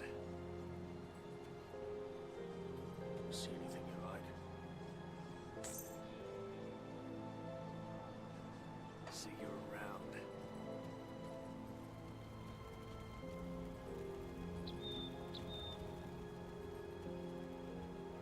Safe storage, no questions asked.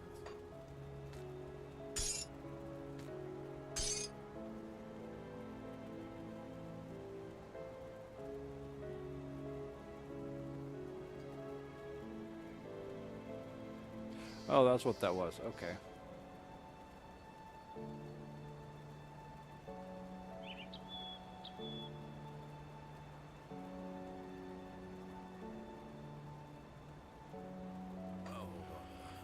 All right. We have done everything here that we can do here.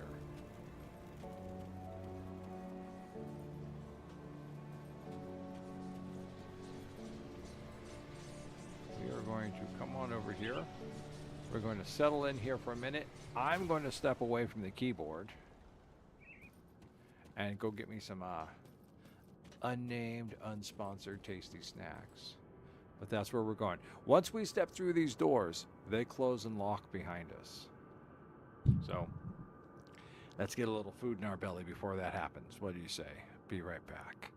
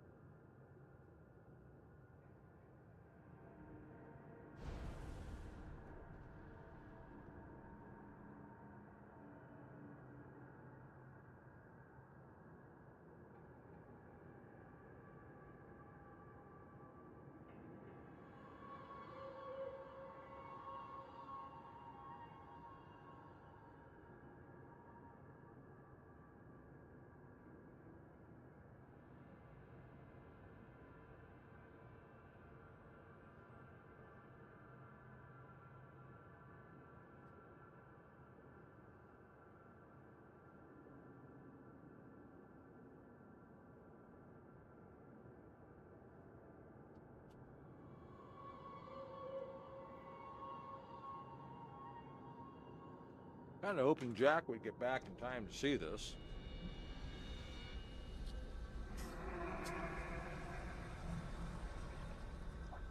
He's usually gone for a couple hours to go get lunch, so we'll give him a few more minutes. Where are we at? We're at 2:40, so we'll see if Jack makes it back in time.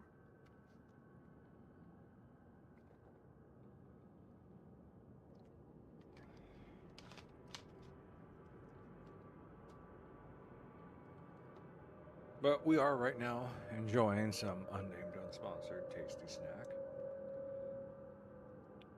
Grown in the great foothills of wherever, the unnamed, unsponsored, tasty snack is a wonderful, complete part of every breakfast, lunch, and dinner, or in between meal. Why, I hear even hobbits want to have it for second and third lunch. Right now, I'm enjoying its tender yet tough and tasty, fibrous, gelatinous texture.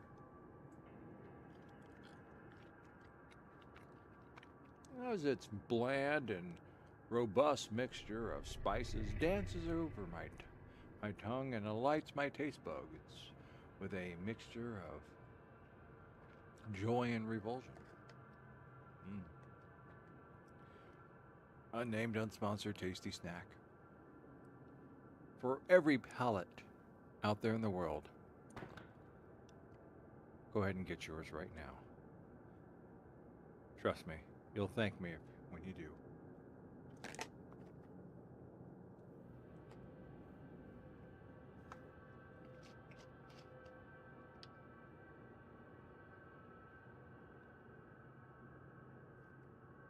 All right, so we've got a little problem.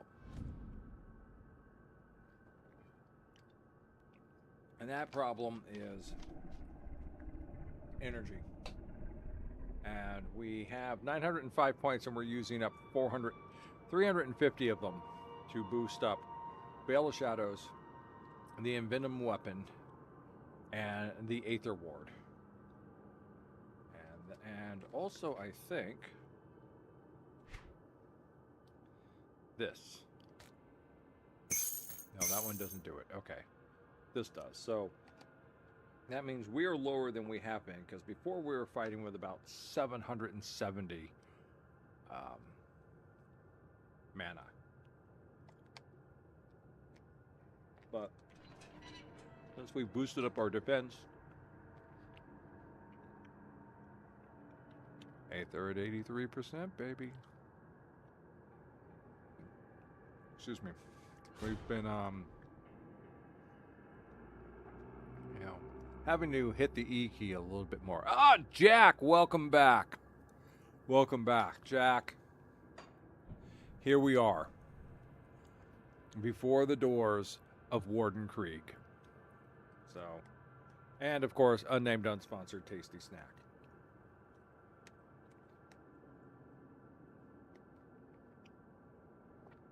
Glad you could make it back for this, Jack. I figured you sat through this, you've watched this, so sitting here getting me to watch me fight the Warden, should be here. Check it out. I'm gonna take down another bite of this, wash it down with some unnamed, unsponsored, tasty beverage, and then we're going to go deal with a butt kicker, because the Warden Creek, as described by Stupid Dragon, is a very tough fight. Now, mind you, usually, if you're not in veteran mode and you're kind of moving through and you're not backtracking, you're going to hit Krieg around level 20. I'm level 26 now, so I've got a little bit more things. I've been able to pack on a few more enchantments.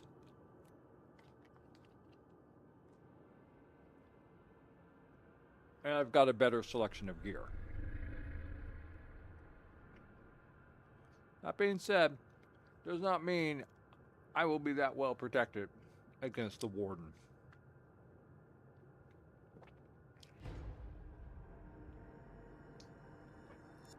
As such, we have taken the precaution of opening a portal right here. Never open the portal inside here. Never ever do that.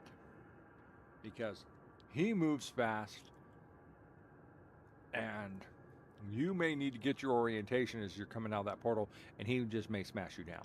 Or he could set Aether Fire up all around your portal and you'll step right out into it. The one advantage to death is you get all your hit points back. And all of your constitution.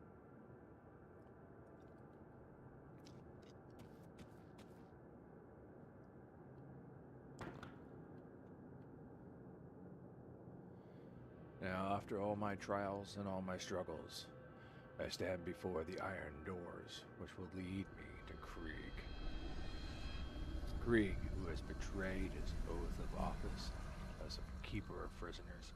Krieg, who has betrayed his oath to the Empire by aligning himself with the enemies of humanity and betraying everyone in order to create an army of abominations which has poured over our world. No more. Whatever happens today, justice will be served.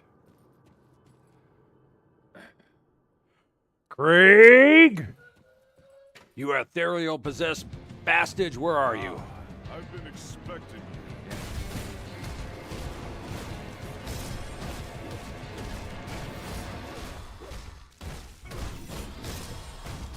See, he takes a lot of damage.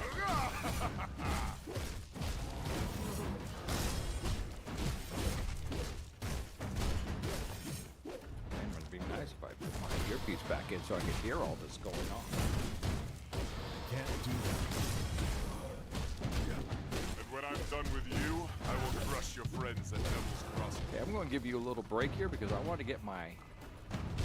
Why won't you die? Because I am vengeance. I am the knight. I am Batman. Okay, I'm not, but hey, I wanted to say that anyhow. Okay, good enough. Time to...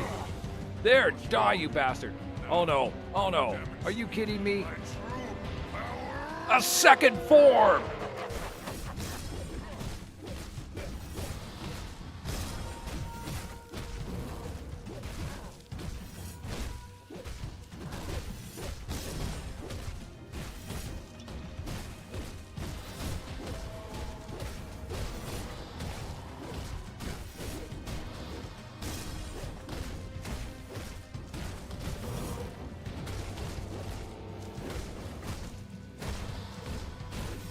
Let's get this over here a little. Let's go over here.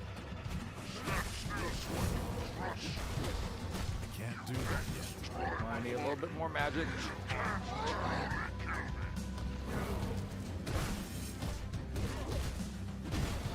There we go.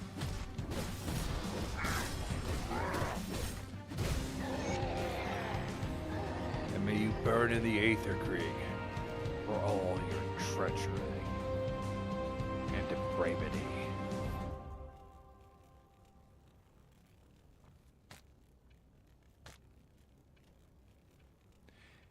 Your end has come, and not a moment too soon.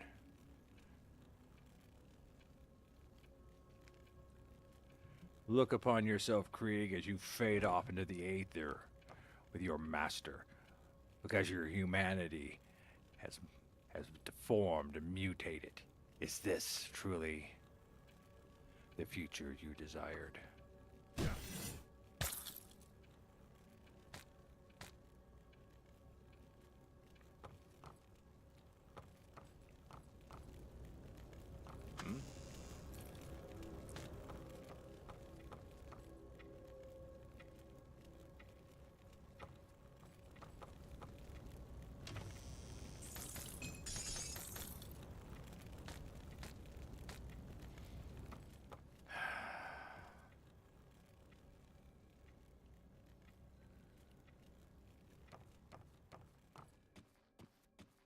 I grew weary of this place. I shall return to Devil's Crossing, and there take my rest.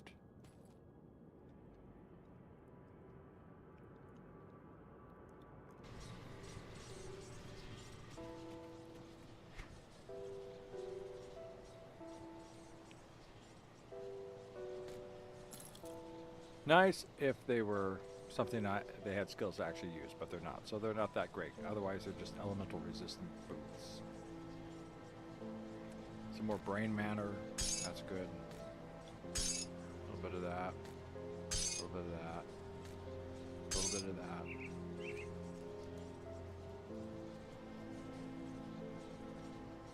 So even though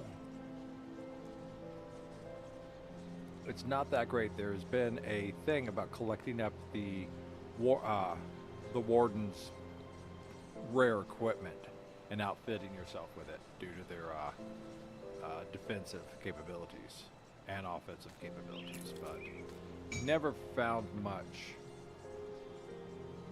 See, there we go. And that's his weapon right here. So here's the shield, here's the weapon, but it doesn't give anything to my build. So anything special. So you get some aether resistance on that shield. Poison acid resistance, physical resistance. That's the one cool thing about it, is it gives you this. Gives you 10% physical resistance. And then here's his weapon. It's a lightning and aether damage weapon. If you were a Scandrous, I made a build that used that. I can't remember. Race skeleton is necromancy and lightning tether.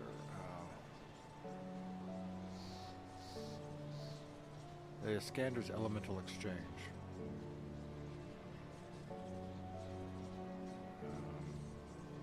Well, there's more on this. Let's hold down the control. Aether lightning, 10% on attack. Affects up to 3 targets. Lightning damage and aether damage. See, that's probably why the Krieg stuff is looked for, because it puts out some interesting damage. I mean, our weapon, of course, the Vitrolic Gallstone, is giving us that envenom weapon. It eats 150 of our energy, though, so we need to raise that up. All this other stuff, and then here we go. The missive to Warden Krieg.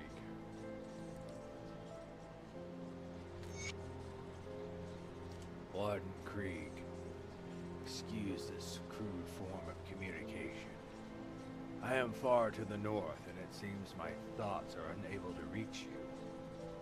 In all future material correspondence, we will use our host's name and common human language forms. I write looking for clarification of recent perplexing reports on your conduct. Is it true that you have been incarcerating and tormenting humans? What is the purpose for this? It would seem that your host's predeclarations are affecting your own behavior. You must bring this under your control and cease the superfluous activity. Your role is to facilitate our laboratories with a collection of corpses. Limit yourself to the parameters of this task, or you will be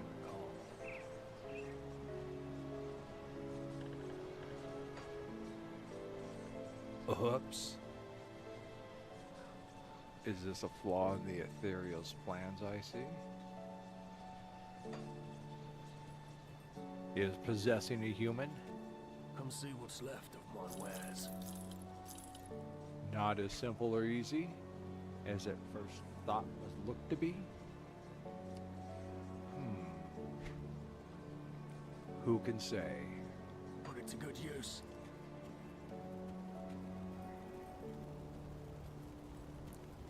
Who can say indeed? I'll keep your stash safe. Right, matter back over there. See, look at this. Look at all this stuff I've... 90% of this is stuff I've collected up. Alright, put this over here. Krieg stuff. I ended up not using the... I put a Vitrolic Gallstone in it and then ended up not using it. But if I make another one of these guys, I'm going to put the Gallstone in and kick the weapon up to level 20. It was a level 5 weapon before.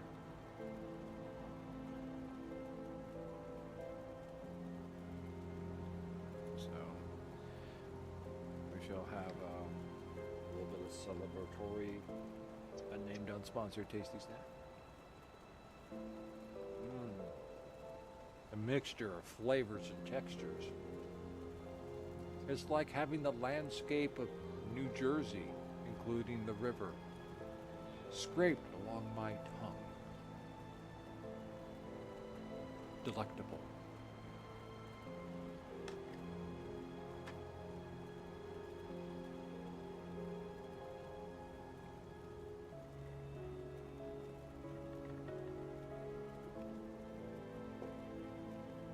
I'll keep an eye on this. Yummy, yummy.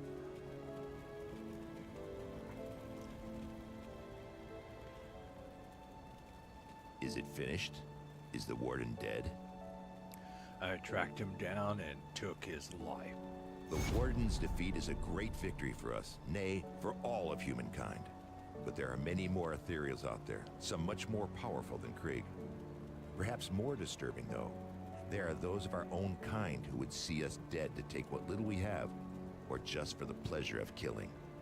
Among the innocent who passed through this prison on their way to Krieg's lab were many violent criminals, murderers, and worse. Many of them escaped to the northwest after the Grim Dawn, forming into ruthless gangs who prey upon drifters still traveling the roads.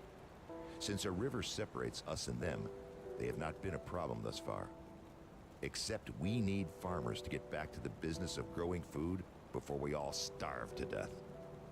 The farmland that supplied this region is to the northwest, and we need to secure a hold there.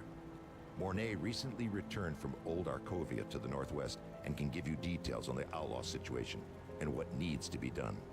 I realize that you have been through much in recent days, but we cannot rest just yet. I will speak with him. So you must be the kid that's causing a stir in my absence. You've done good by dispatching Krieg. I knew that man in life. I dread to think of what he had become as an ethereal.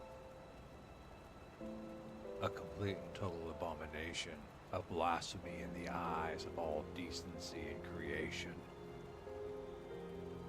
That's the start. Aye, that old mess has come back to finally bite us right in the ass. The river's kept them at bay for now, what with a broken bridge. It seems the bastards have garnered a taste for the one hole in the world they were once so eager to escape. I'm not going to beat around the bush. We're at war, and if we don't take the fight to them, they will surely bring it to us. I'd much rather fight on my own terms. Wouldn't you?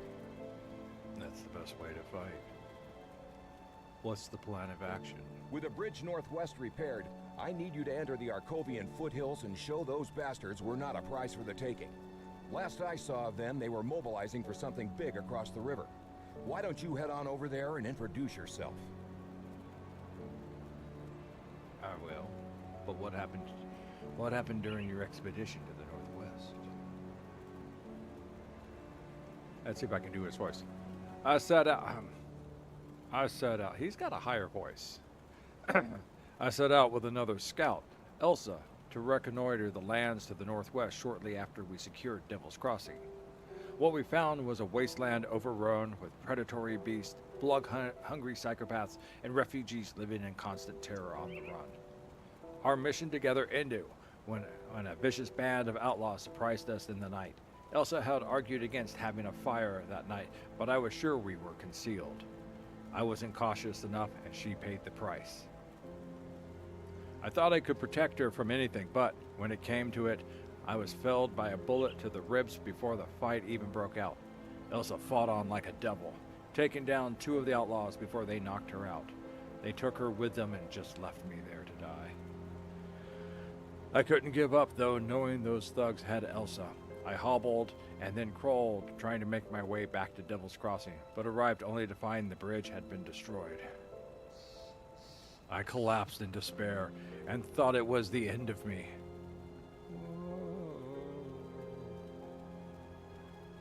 I awoke some time later in what remained a little fishing village on the coast. A band of rovers had found me and treated my wounds. As soon as I could stand, I grabbed my dingy rowboat and made my way back to Devil's Crossing. I'll be damned if I'm going to abandon Elsa to torture or worse at the hands of those killers. She's all I've got left in this world. We need to organize an offensive, and every second counts. I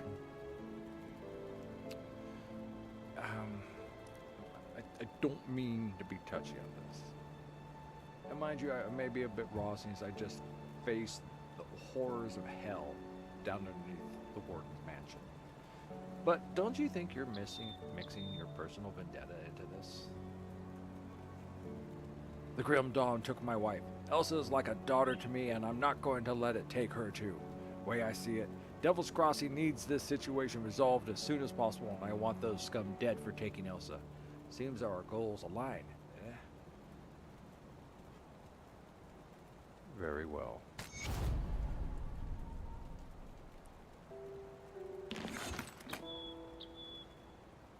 Do I get to use the pretty... Thanks. Do I get to use the pretty table yet? No, I don't get to use the pretty table yet. Okay.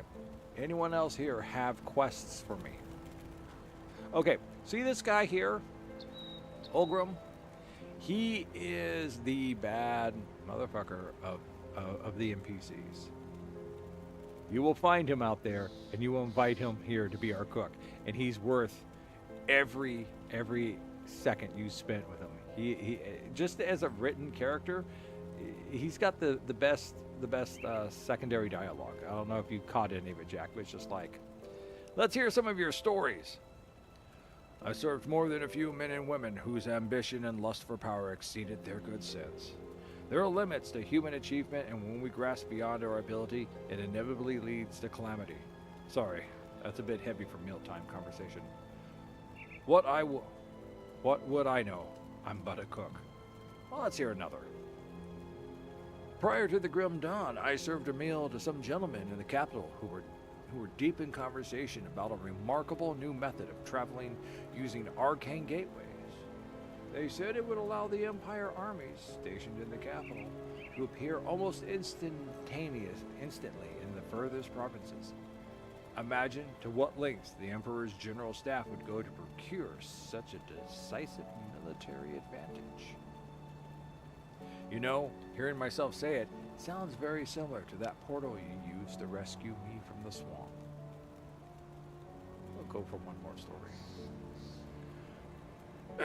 When I was young, I had the misfortune to witness a banquet that was thrown for 5 pathfinders of the biggest rover bands at the time.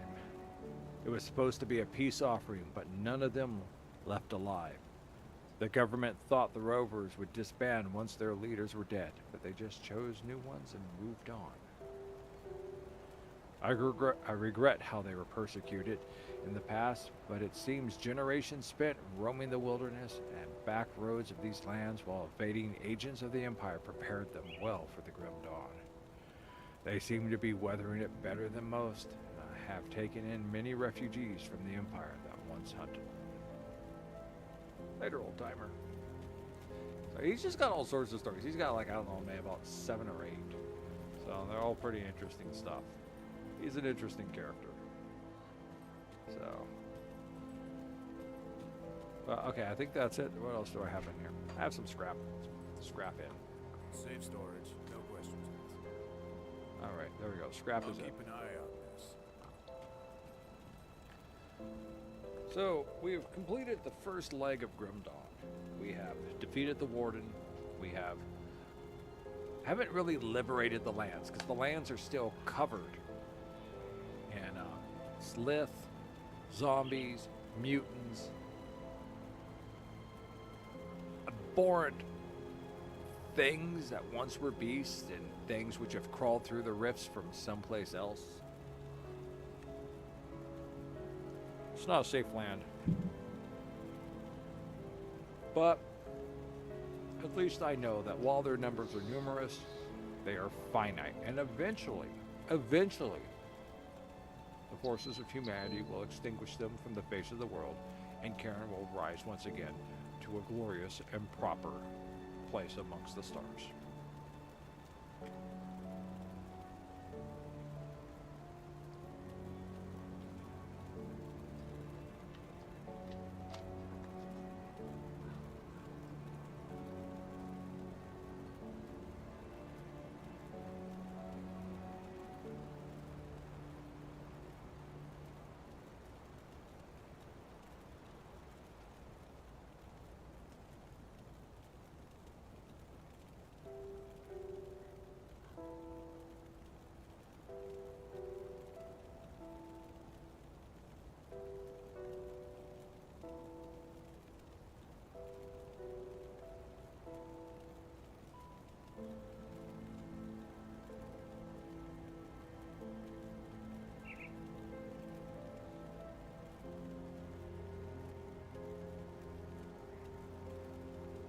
Alright, I need to figure out how to get into the realm of the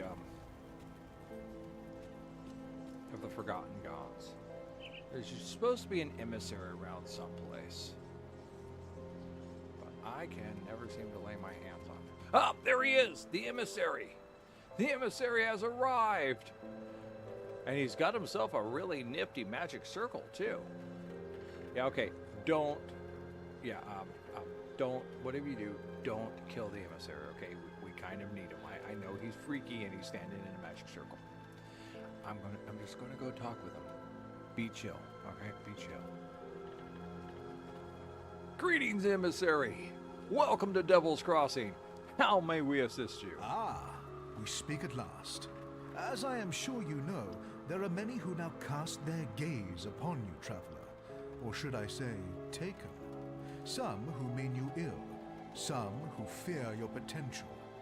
Then there are those who command me. They have taken great interest in your accomplishments. It appears you may be just the one we require. You require me? Me? Me? Little old me? For what? I cannot speak of such things in this place. The cursed gaze of our foes is cast upon us here, so I will be brief. Great powers are gathering within the distant lands of the fallen Corvan people, and the Great Eye has decreed that you must play a part, whatever that may be. Will you answer our summons? Will you join me through the portal? Or do the mortal concerns of these people outweigh the calls of fate?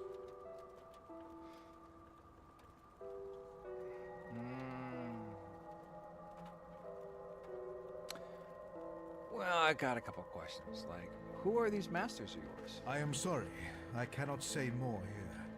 All you need to know is that you have mutual interests and the same enemies. But if we work together, we can triumph where the individual cannot. Well, I like triumph. Okay, so where's the land of the Corvan people? Far to the east, beyond mountains and rivers, weeks of travel by foot, a mere instant through an eldritch gate. My masters have granted me the means to return there, but only if accompanied by you. I will not fail in this task. Well, that's convinced me. I'll trust you. Oh, what's going on? What is that thing? Oh, that looks scary. I think I'll touch it. Oh, wait, it's dark, and this is a ruinous place. What is this? I don't think I like it. It's not cool here, man. Where's Okram? I need some soup.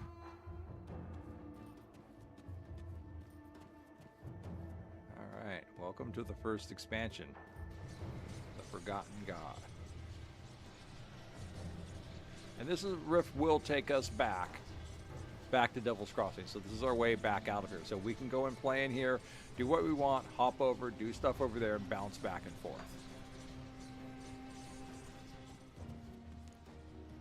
The emissary. Yes. So, the emissary projects this weird circle. That's my opinion.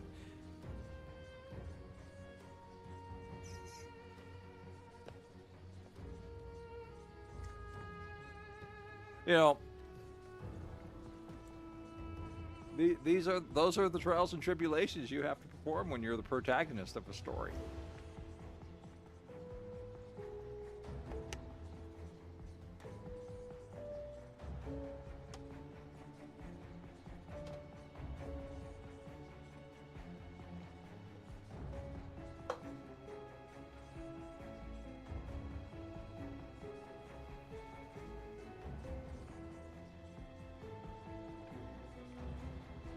So, you have come, as the Oracle of Dreeg had foreseen. But, are you truly prepared for what's in store for you in this forsaken land? You are in the Corvan Basin, a land ravaged by gods and man alike. A land whose secrets are now coveted by a determined few. Oh, you got it. As for this camp, this is the Conclave of the Three, a gathering of occultists, warlocks, and witches that serve the witch gods. Here the three cults set aside their disagreements and join as one against our mutual foes. Foes which threaten your existence as well, I might add. Well, sounds like you've got three gods backing you up. What do you need me for? The three have decreed that I seek out worthy allies in our battle against a common foe. But are you indeed the one we seek? First, you must prove yourself. Dude! Your doodly emissary-ishness. I just smacked down the Warden. I gotta prove my... you come to me, you tell me I'm the one, I'm everything, and then I gotta prove myself. Jeez. Okay, what do I gotta do? Take you out to dinner, buy, some nice wine, pretty flowers. Do I need to dance a jig? What's going on? Go to the center of the camp before the statues. Kanatha, mistress of the Sentinels, awaits you to begin the Eldritch Rites. Eldritch Rite? Conquer whatever horrors assault you from the Eldritch realm, and we shall have our answer. Eldritch Realm, mask? In time, all your questions will have answers of their own. But first, the rites. You're a mystic. You're a mystic. Only mystics say shit like that. In time, all your questions will have answers of their own. You're a mystic.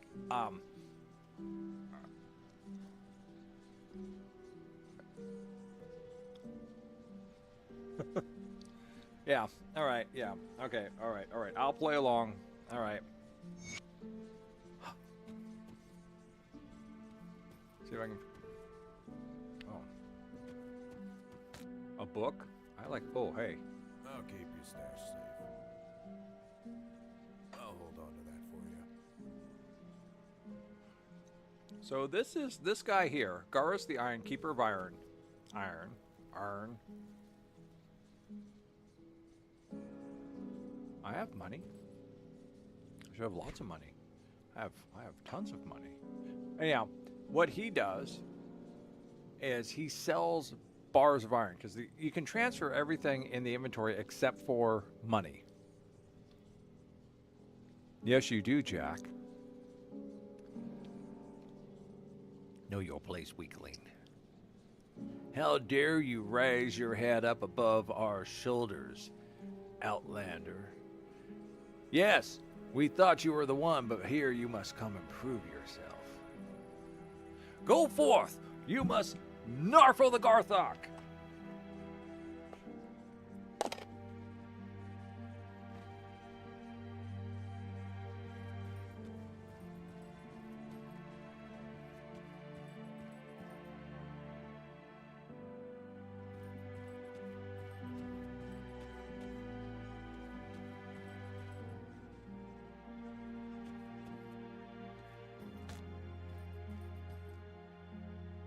See anything you like?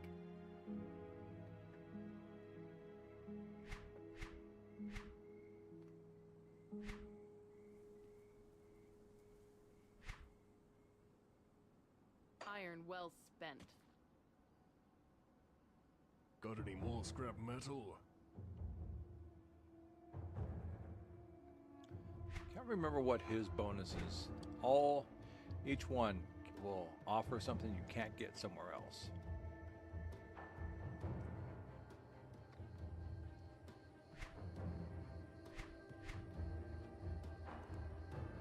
Bring me back any blueprints you find.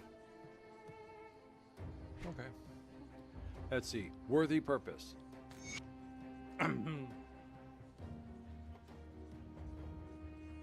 Let this sacrifice echo across the conclave, that our brother Jaros was found worthy of bearing his life before Soleil's blade. Few are granted the honor, and few still have the will to accept the burden for the benefit of us all. And so it was with our brother, who not only willingly stepped forward to feed Soleil's hunger, he had Soleil's sigil painted upon his bare chest as he paraded himself to the center of the conclave.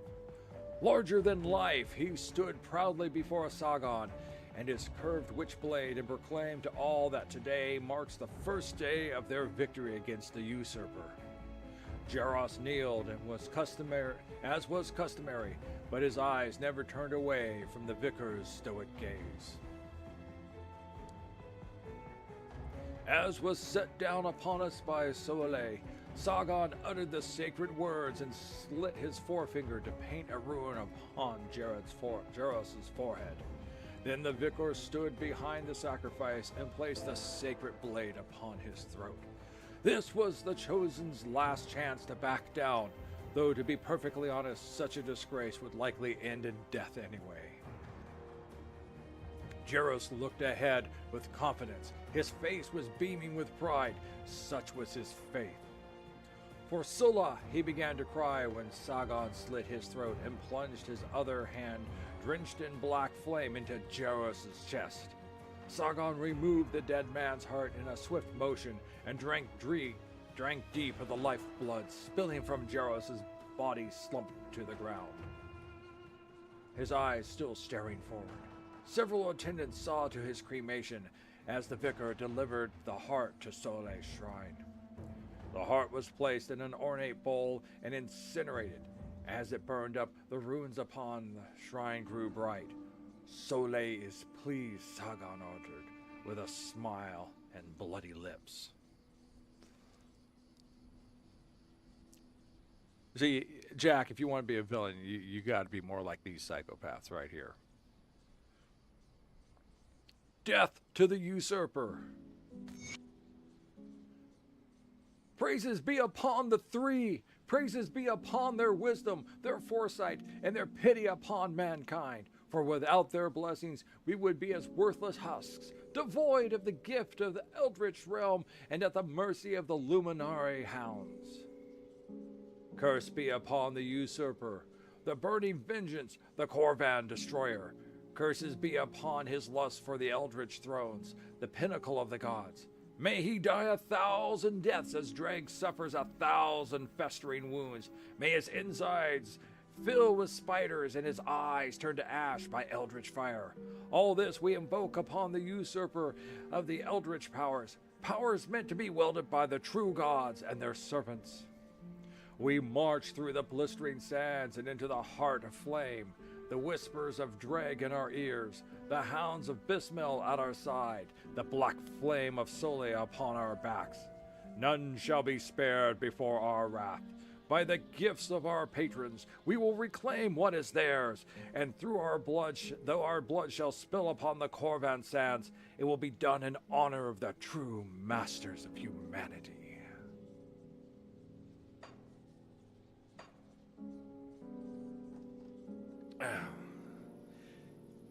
Yeah.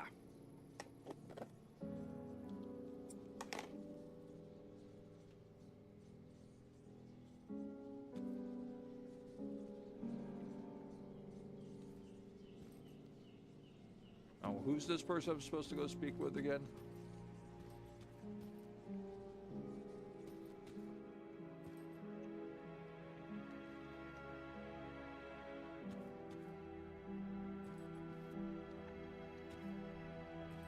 The emissary warned me of your coming, but whether you may remain here is not a matter of his choosing. I will decide who stays and who dies. Are you prepared to face the trials? What are these trials? Save your questions for the scholars. If you are to survive out here, then you must be tested against the terrors of the Eldritch realm. Are you prepared to begin or not? Hey, I have some questions, okay? Right now, my role here is to determine whether you are worth the risks of bringing into our fold. Now, are you ready to begin or not? Yeah, I'm ready. I really wish I was playing Ash Williams. He is much more of a character, much more, Ash with his indestructible blue shirt, his boomstick, and his chainsaw hand. He'd be right for this. He's like, all right, I'm ready for your test. Bring them on.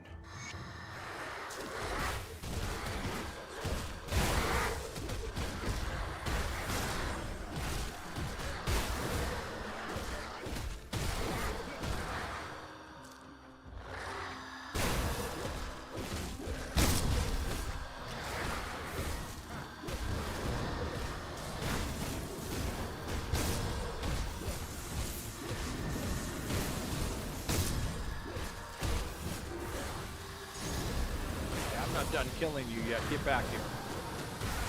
Can't do that yet. Excuse me, let me get all the acid.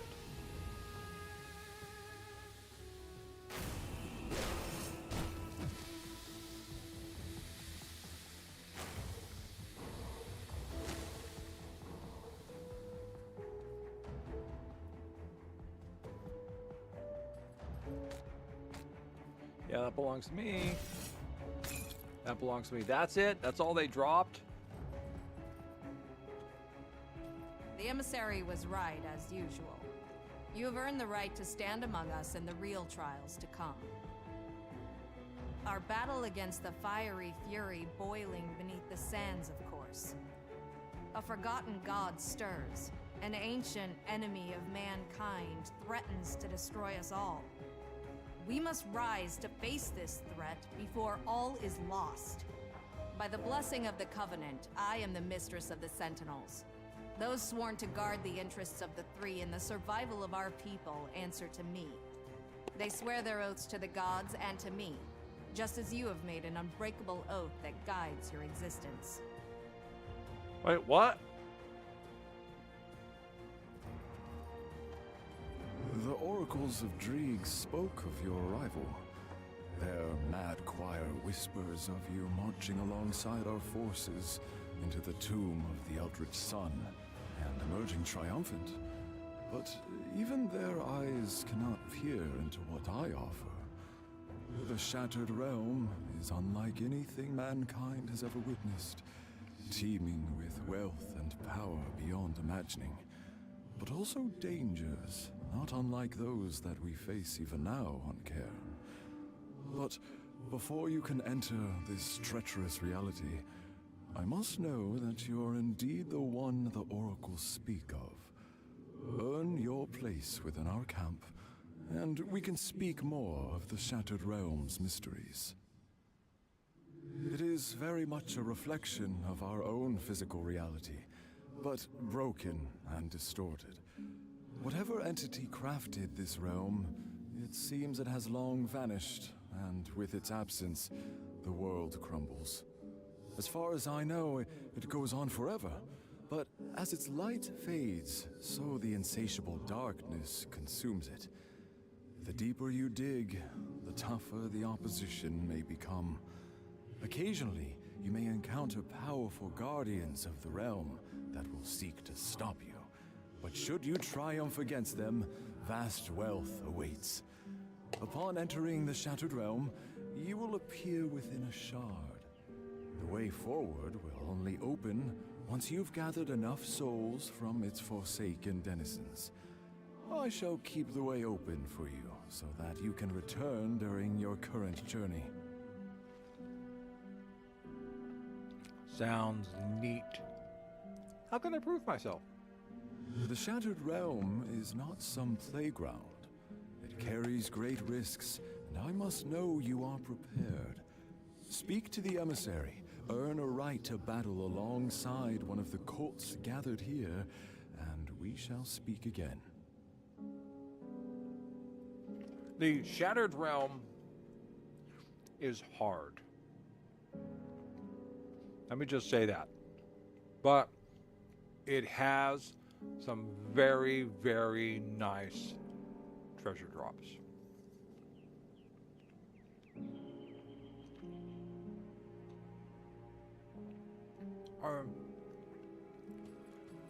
All right. Sounds good. All right, what are we doing out here? Okay, we gotta go talk to people. Who are we talking to here? Hey, you have some. Okay, you're the spirit guide. Who are you? Greetings, Seeker. Very well. I know what you are, and you're just a sentinel. Okay. A book! A book! I want a book. Who are you? Mika.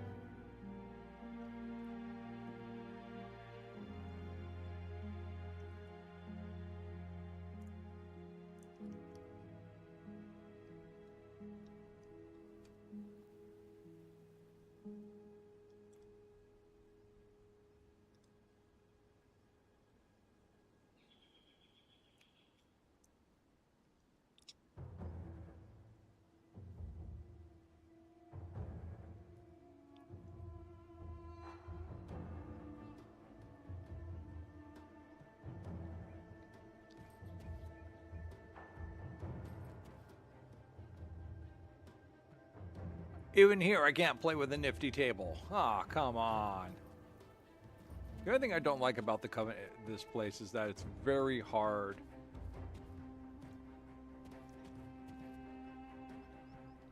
Alright, now if you watch the game, this is her. This is Bismel. Well, shh.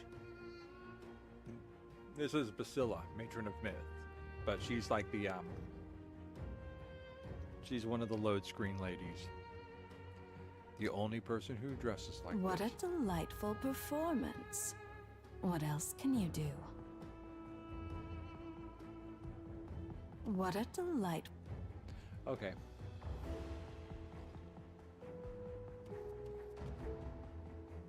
The Raven spoke of your arrival.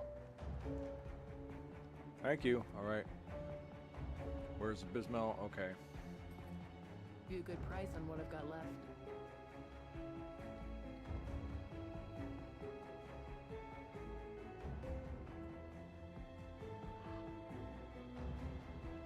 No reputation. So this is one of the reputation dealers. So there's all sorts of people around here to talk to. Hey there, traveler.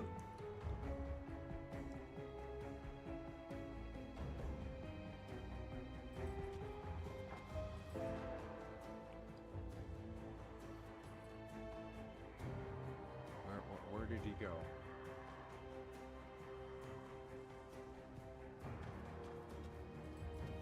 Oh, Visions of Terror, another book. I am finding people just leave books lying around everywhere. It's almost as if I was meant to find them and read them. Almost.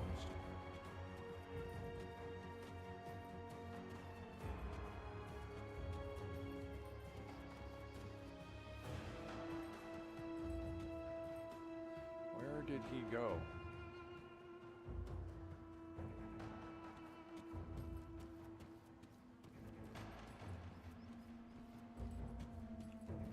And he's not out there. That much I remember. Oh, there he is. He's up over there. I see him now.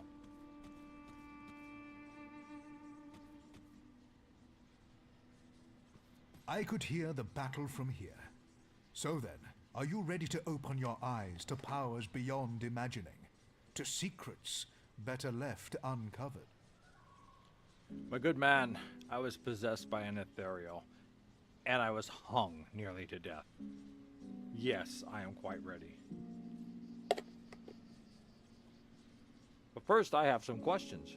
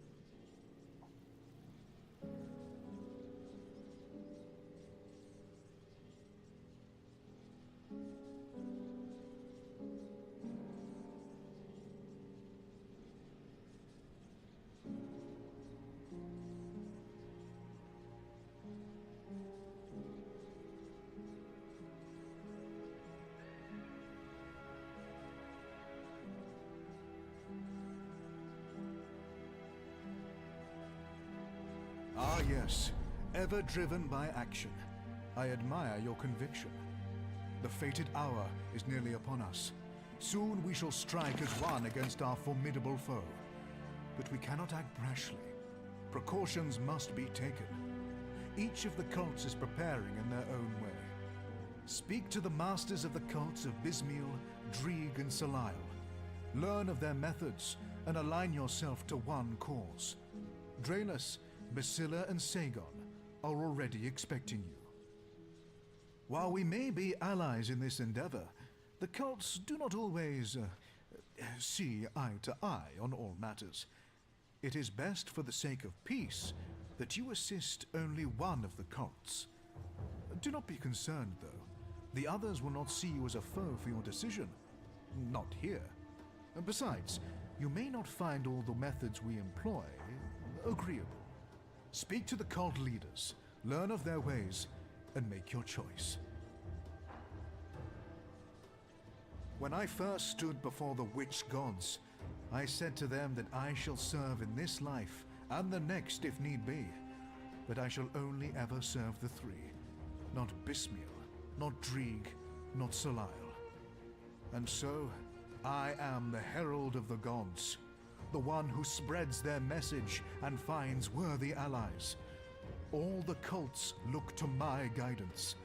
Even the gods have sought my counsel in the past. All right.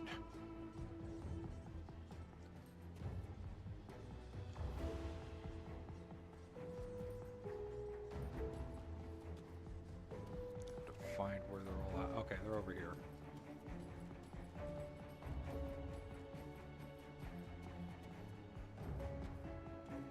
Oh, look at that. Another book to read. So many books to read. Okay, let's read some books. I want to read some books. Okay, come on. We got 3 books. Let's read some books. And let's look at the, okay. I got, that's a pretty nifty weapon. It's, oh, wow. Does more damage than Hellmaw.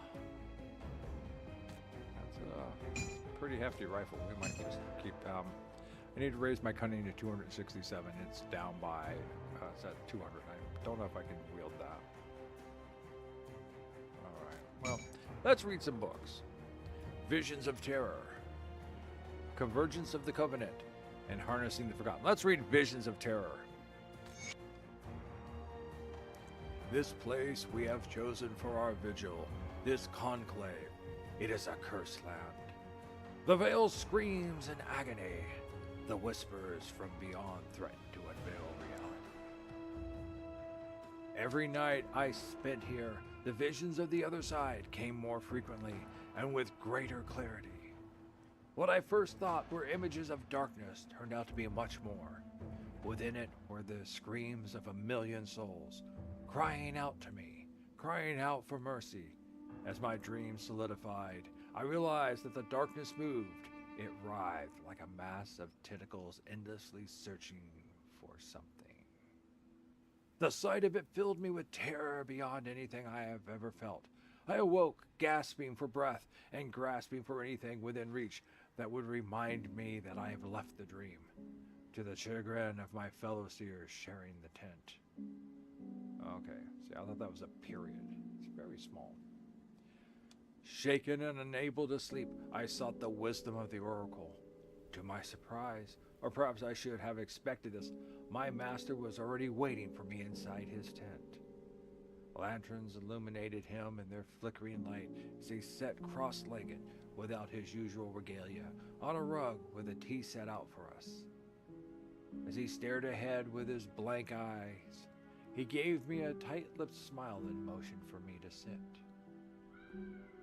Before I could utter a word, he said, "Ugol." I was taken aback and blinked. What? Oh. Okay, I see. See, that's why quotation marks are very important for things like this. Before I could utter a word, he said, "Ugol." I was taken aback and blinked. The oracle continued by describing exactly what I had seen in my dreams, as if he had been there to share them with me. The insatiable night, he called it, the eternal darkness that exists in the beyond. It is primordial, unfathomable to the human mind. We see it as a mass of writhing tentacles, but what it truly is cannot be described in words. Ugol exists to consume everything. Its endless, pursuit halted only by the light of the celestial stars. Ooh. Oh, sorry. It's very serious. I was told that it is a gift and a burden to bear witness to the makings of reality. What I had seen cannot be unseen. When I started visibly shaking, the oracle placed his palm upon my forehead, and for a moment, I could swear his eye tattoos were staring at me. Yet I found myself instantly calm. When I asked what he had done, he would not say, but he offered to teach me a technique to calm myself and banish the darkness from my nightmares. It is a lucid method by which I would conjure my own stars into the dream, brighter than the desert sun. I thanked him for his wisdom and promised to return the next eve for my lesson. As I stood to leave, I glanced in his direction. He was staring ahead, as before, a somber expression upon his face. His tea remained untouched. I said no more and closed the tent flap behind me. It would seem my visions have disturbed the oracle as well, but I trust that his judgment and foresight will carry us through whatever darkness looms on the horizon. I pray to Dreg that the oracle's teaching will spare me further nightmares.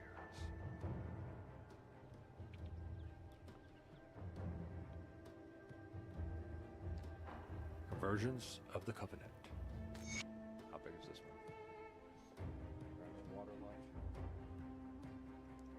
light. Just a smidgen.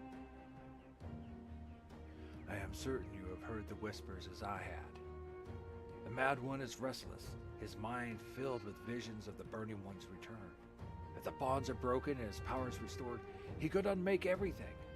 I do not have to remind you of the consequences. The triumvirant's fate is bound in this moment. Send word along the spider's web. Rally the servants of Bismil.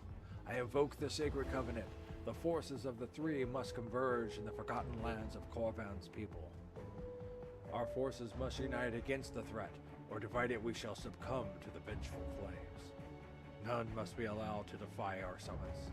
Any that do are as much an enemy as the forces we contend with, and shall be dealt with in kind.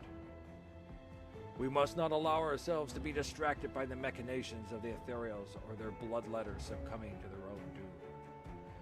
The danger they pose pales in comparison to what awaits us if we fail.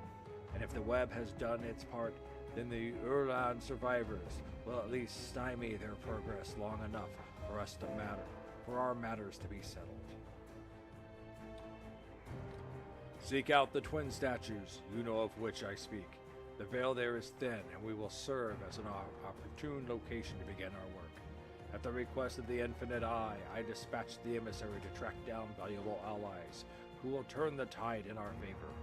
I consider their lives expendable in pursuit of victory, but one must not tamper with the whims of fate when they are so clearly written before us. By the three thrones, we will eradicate this threat to our gifts. The world will tremble before the might of the witch gods. Signed, Sagon, Vicar of Sole. Also known as Cutter of Throats, Puller of Hearts, Drinker of Blood, and Smile of Bloody Lips. Harnessing the Forgotten.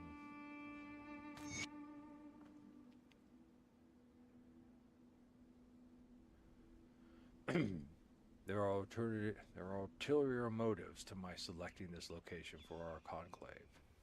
The drug seers have no doubt felt it by now, and your spiders have suspected. Yes, the veil is thin here, and yes, that enables the cults to better work with the gifts of the Eldritch Realm, but another source of power lies buried at our fingertips.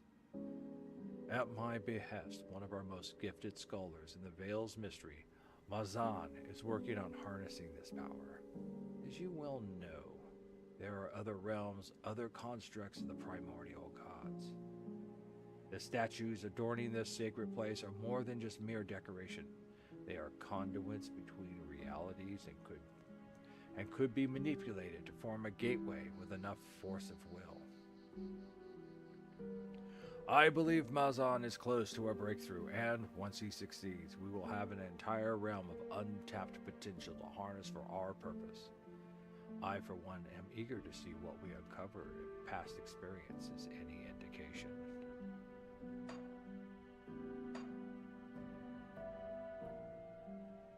I want more books to read. Where are more books? Okay, you're not named. You're named. You're named. You're named. Okay, are you named? You're named. You are important people. You have names. But first, let's talk with this guy right here.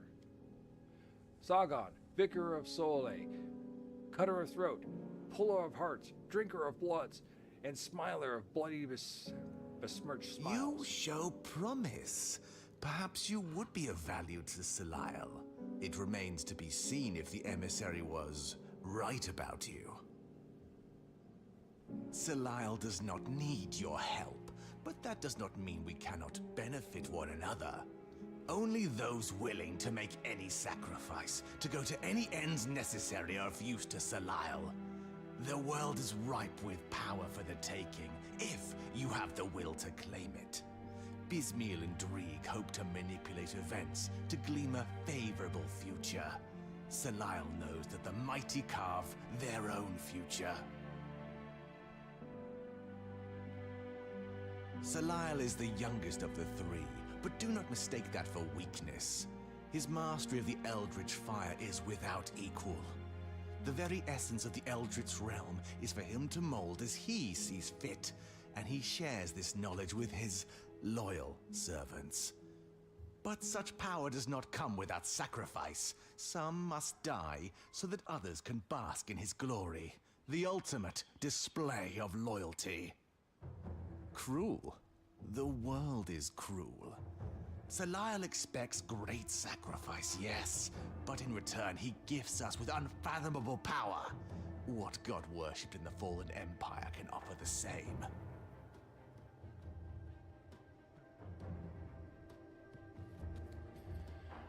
I can't remember who I chose last time.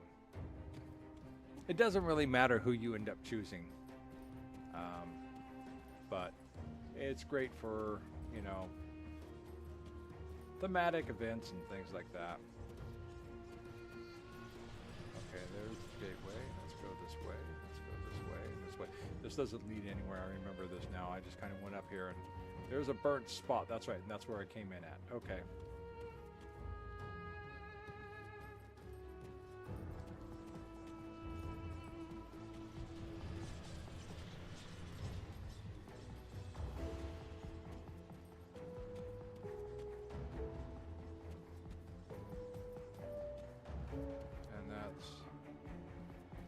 Way up to Selial, right? Sagan, yeah, okay. Let's go over here. Let us go this way. Alright.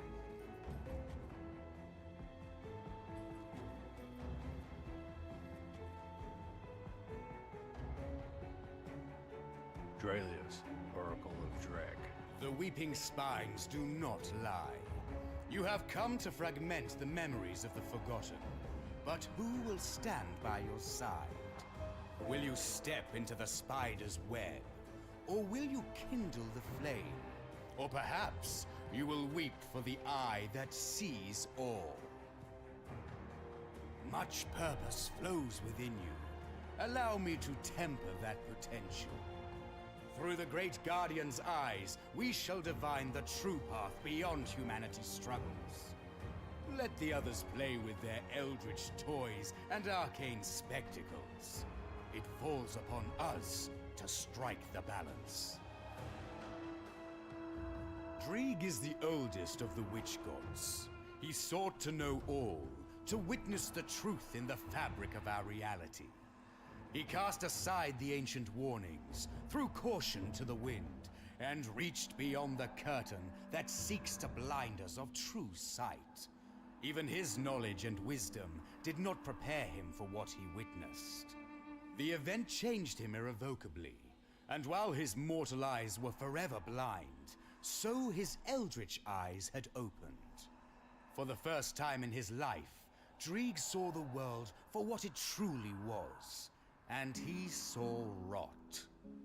Dreeg does not distract himself with the folly of mortal pursuits. In the end of all things, we must strike balance. The strands of fate have been exposed to his infinite gaze. His wounds weep for our future, just as his reach seeks a path through the calamities that still await.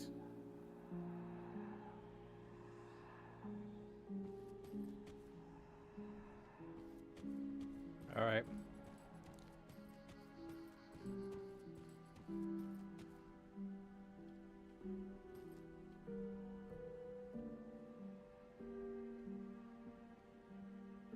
Can't zoom down any further onto her. You've been quite a sight since entering our camp. I'm shivering with anticipation for what's next. But will you be at my side?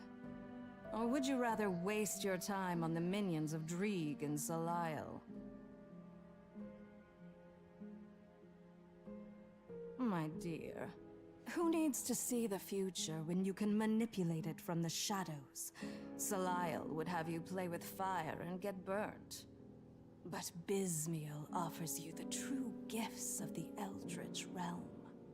Every hound, every raven, every fiend that's ever crossed the Veil can and will serve the schemer.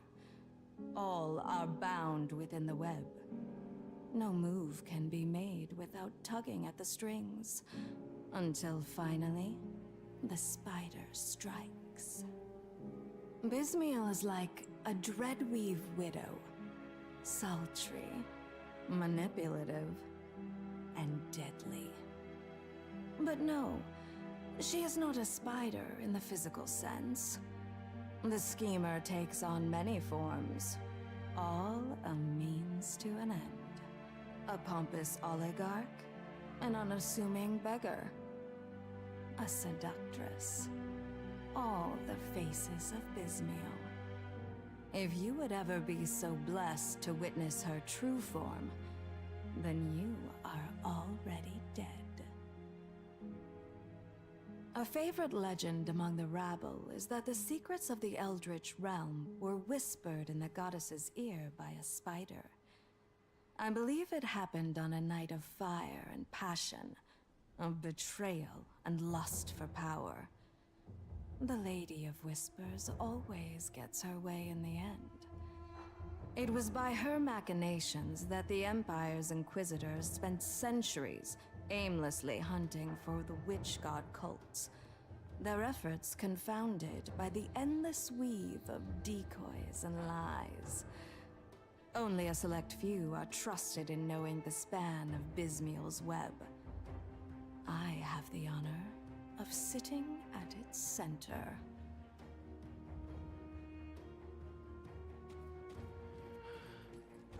Okay. So, there we are. The three whatevers of the three witch gods. Witch gods have their own secret history. Who they are, where they come from. And we have one hint from speaking with Dreeg. That they were once mortal. Well, at least Dreeg. Because after all, he lost his mortal eyes before he became a god. One of the witch gods. So, I gotta pull that out. That's bothering my ear. So it's almost 4 a.m. As much as I'd like to get out there and slaughter the monstrosities of here, I think we're reaching a wrap up and close down point. So before we go, though, Jack, seeing as you're on here playing and watching, you have any recommendations of who I should join? Should I join Bismiel and be part of the schemers? Should I join Dreeg and be part of the seers? Or should I join Zalael and be whatever it is that they do? They burn and fire and sacrifice and eat hearts and drink blood. What do you say, Jack? Any of them interest you? Do you have an opinion? We need to align with one because the power they offer is going to be necessary for our future.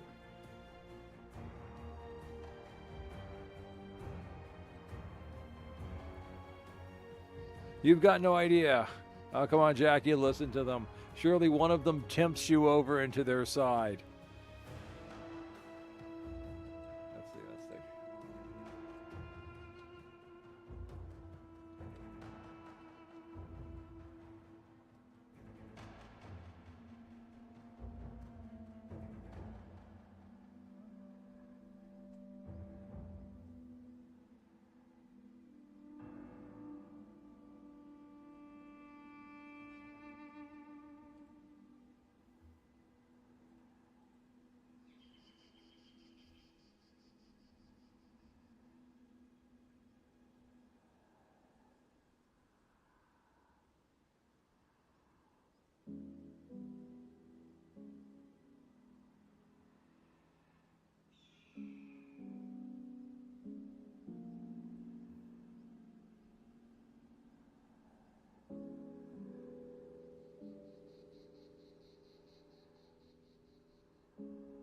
Okay. I don't trust any of them either. So, according to a Reddit entry about someone asking which one to choose, so here's a guide. Here's a guy. By the end of Elite, which is the second difficulty level, and your second run through of Forgotten Gods contents, you'll have Revered with the first faction you picked, and be within farming distance of maxing out the other two. So the only real reason to pick one cult over the other, in this person's opinion, when you first enter the zone is to determine which shop's movement augment you want first. You'll be able to buy all items from all three cults once you have enough standing. So movement skill. Let's go take a look and see who's selling what. Okay, here's the wares of Bismil. Come see what's left of my wares. And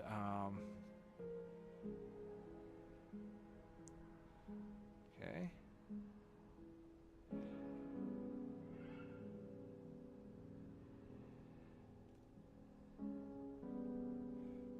So that's, I guess, the movement. Because I don't think there's anything special up here that deals with movement. You know, there's just all this stuff over here. So you're going to be doing things for everyone. So they offer the Emblem of Shadowy Assassin, a common symbol of power used by the Witch God's cults. Applies to metals and gives you the ability to vanish. In an instant, you vanish into the shadows, reappearing to strike a target. Probably similar to Shadow Strike. And the other one is Emblem of the Leaping Mantis. Leap through the air to land towards the target's point, sending a shockwave through the ground upon landing. Alright. Probably like the Barbarian from Diablo 2. So that's the first one we might be looking at getting. Let's see what Dregs people are offering.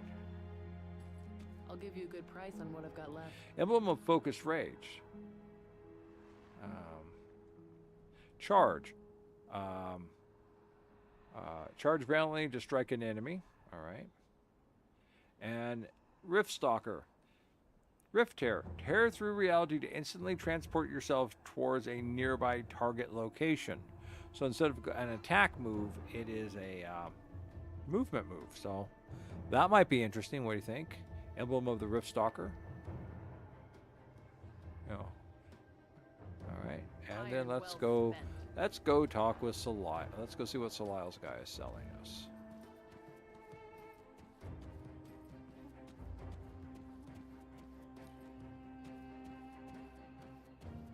He's around here someplace. Where are you at?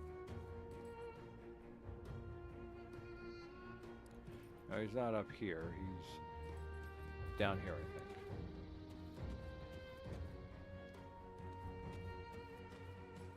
Oh, there we go. Over here. He's a little bit further off than all the others. There we go.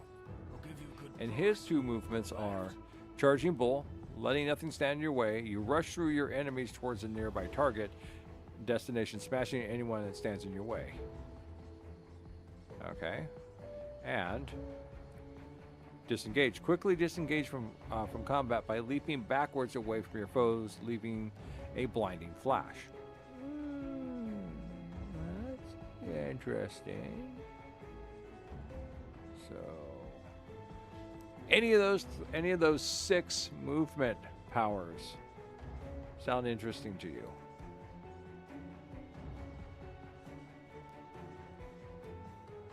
Put it to good use.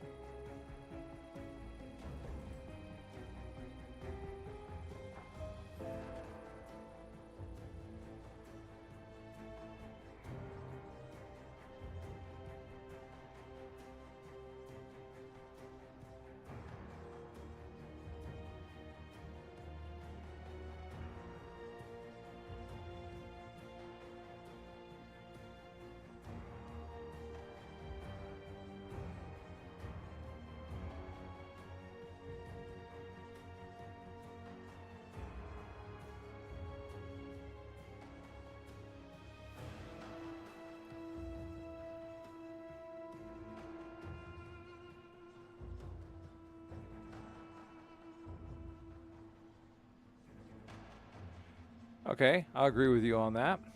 So do we want to like teleport to different locations, you know, to help in our travel, or flee from enemies? I'm kind of leaning towards teleporting, but as you are my viewer, Jack, and the only one here, so you can take a chance to influence my decision.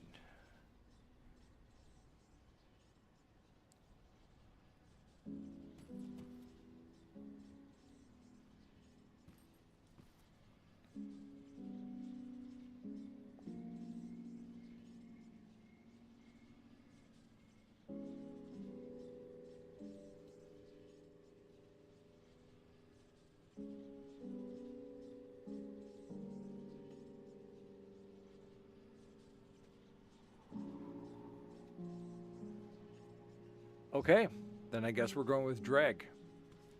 We're going to go with Dreg, and we're going to get the Rift Stalker one. The teleport to the one that allows us to teleport around. Spirit guide. No, I just need to find the stairs up.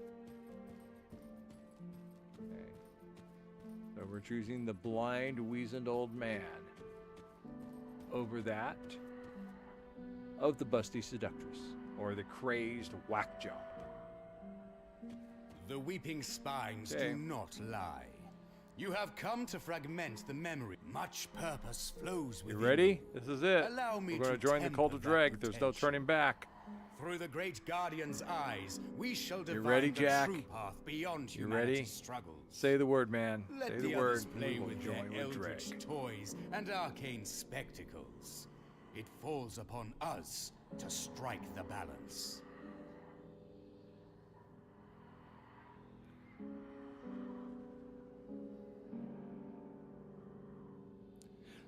The eye spoke of this moment. Friendly with the and cult we of Dreg. must not squander. Yeah, I spoke of this moment, We and we shall must not carve a squander it. fate We not shall even the carve a fate not primordial even the one can primordial foresee. one can foresee.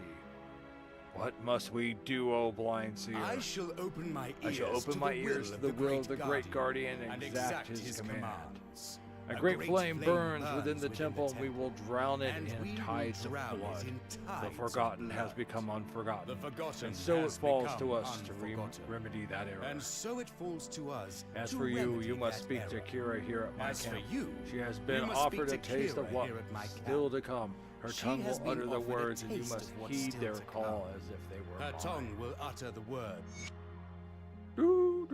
But first, let's see. Come see what's left of my wares. I can buy, and we're going to buy the emblem of the Rift Stalker. We got one. Woo! We're going to apply it to our metal. What? What happened? Oh. Put There it you to go. good use.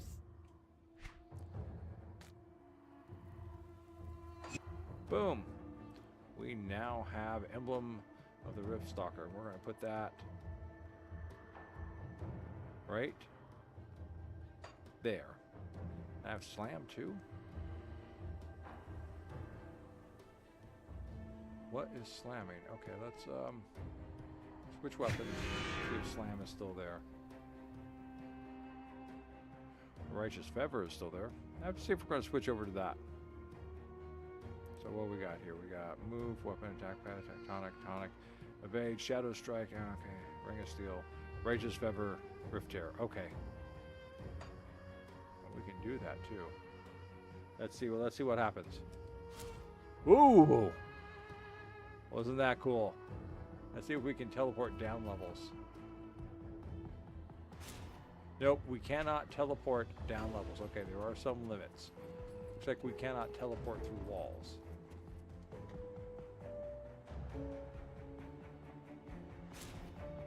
Okay. That skill's not ready. Skill's not ready? Skill's ready. Yeah, so we can't teleport down, so that's a disappointment. Which means we can't teleport up either. Alright, well that's the limits. There we go. Serving dreg first in order to get some nifty things going here.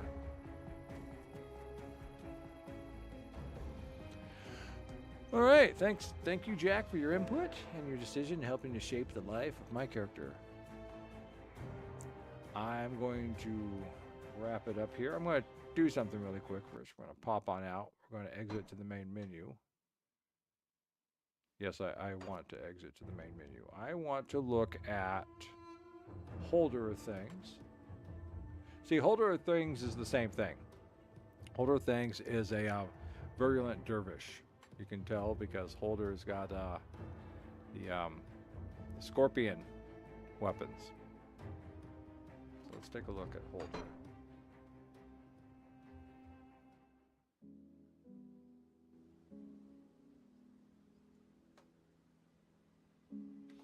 Let's take a look. Who did you go with, holder? You went with...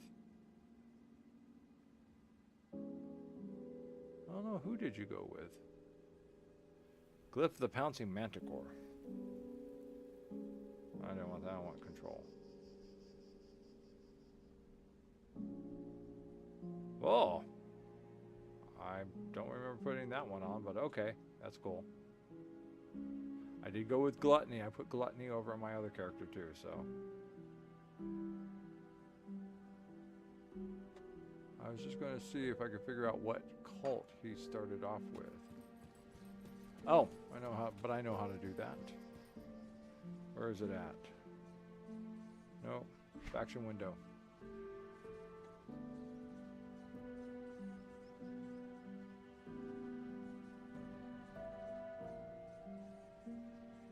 Oh, I've made it to the top of all three cults, so it doesn't really matter anymore.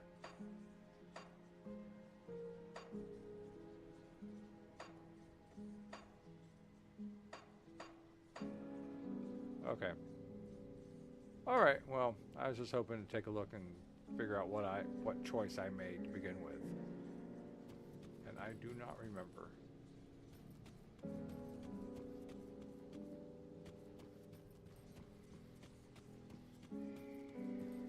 Come see what's left of my wares.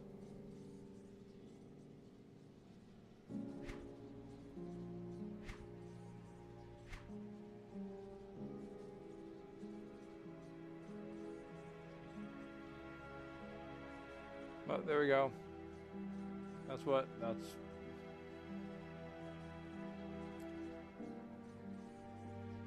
this is what eventually we're growing into.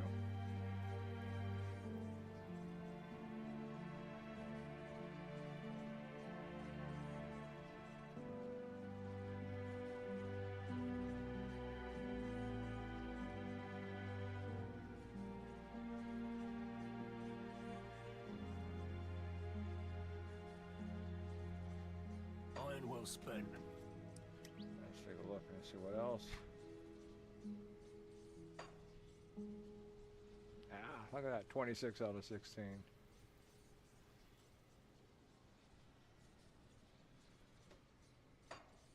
And the devotion. So I was going to show this on the last one, but come on, zoom. I guess you can't zoom, but you go up here, and there's Korvac, the god they were talking about. There, that's his celestial collection. Some others around here someplace.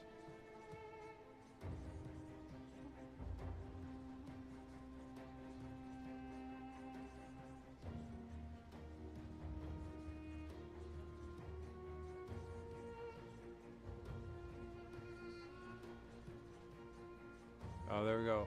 There's Ugol, the god from the dreams.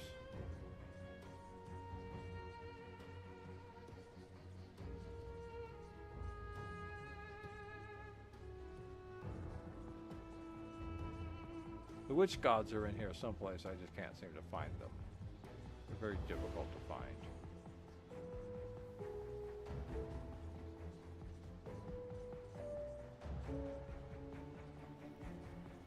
Oh, here's the Eye of the Guardian, which is aligned to Dreg. So.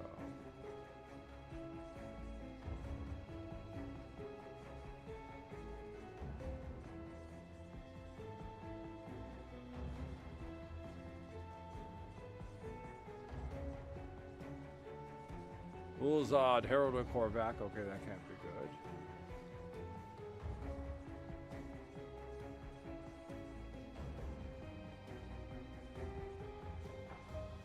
Well, but everything in here has a constellation, is basically it, so.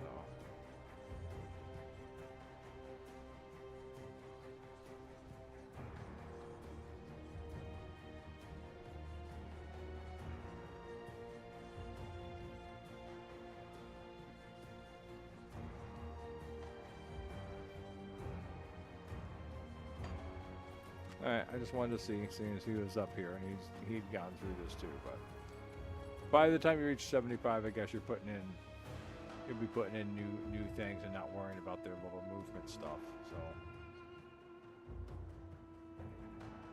I don't know where I got the Manticore pounds from, probably from someplace else. But okay. That's going to be it. I'm going to wrap it for tonight, Jack. Thanks for hanging out. Hope you had some fun. Hope you enjoyed your unnamed, unsponsored tasty lunch. I have no idea if anyone else is on. Let me see. Let's see. We had up to 2, 4, 5 people. We had up to 5 people tonight. We're down to 3 people right now. So, person number 3, I hope you enjoyed watching. I'm going to wrap it up. This has been Grim Dawn. I'm NoC. This is Jack. Cool. I'm glad you enjoyed it, Jack. Thanks for hanging out with me and watching, while we play. Tomorrow's Wednesday, so probably back to Genshin Impact for now.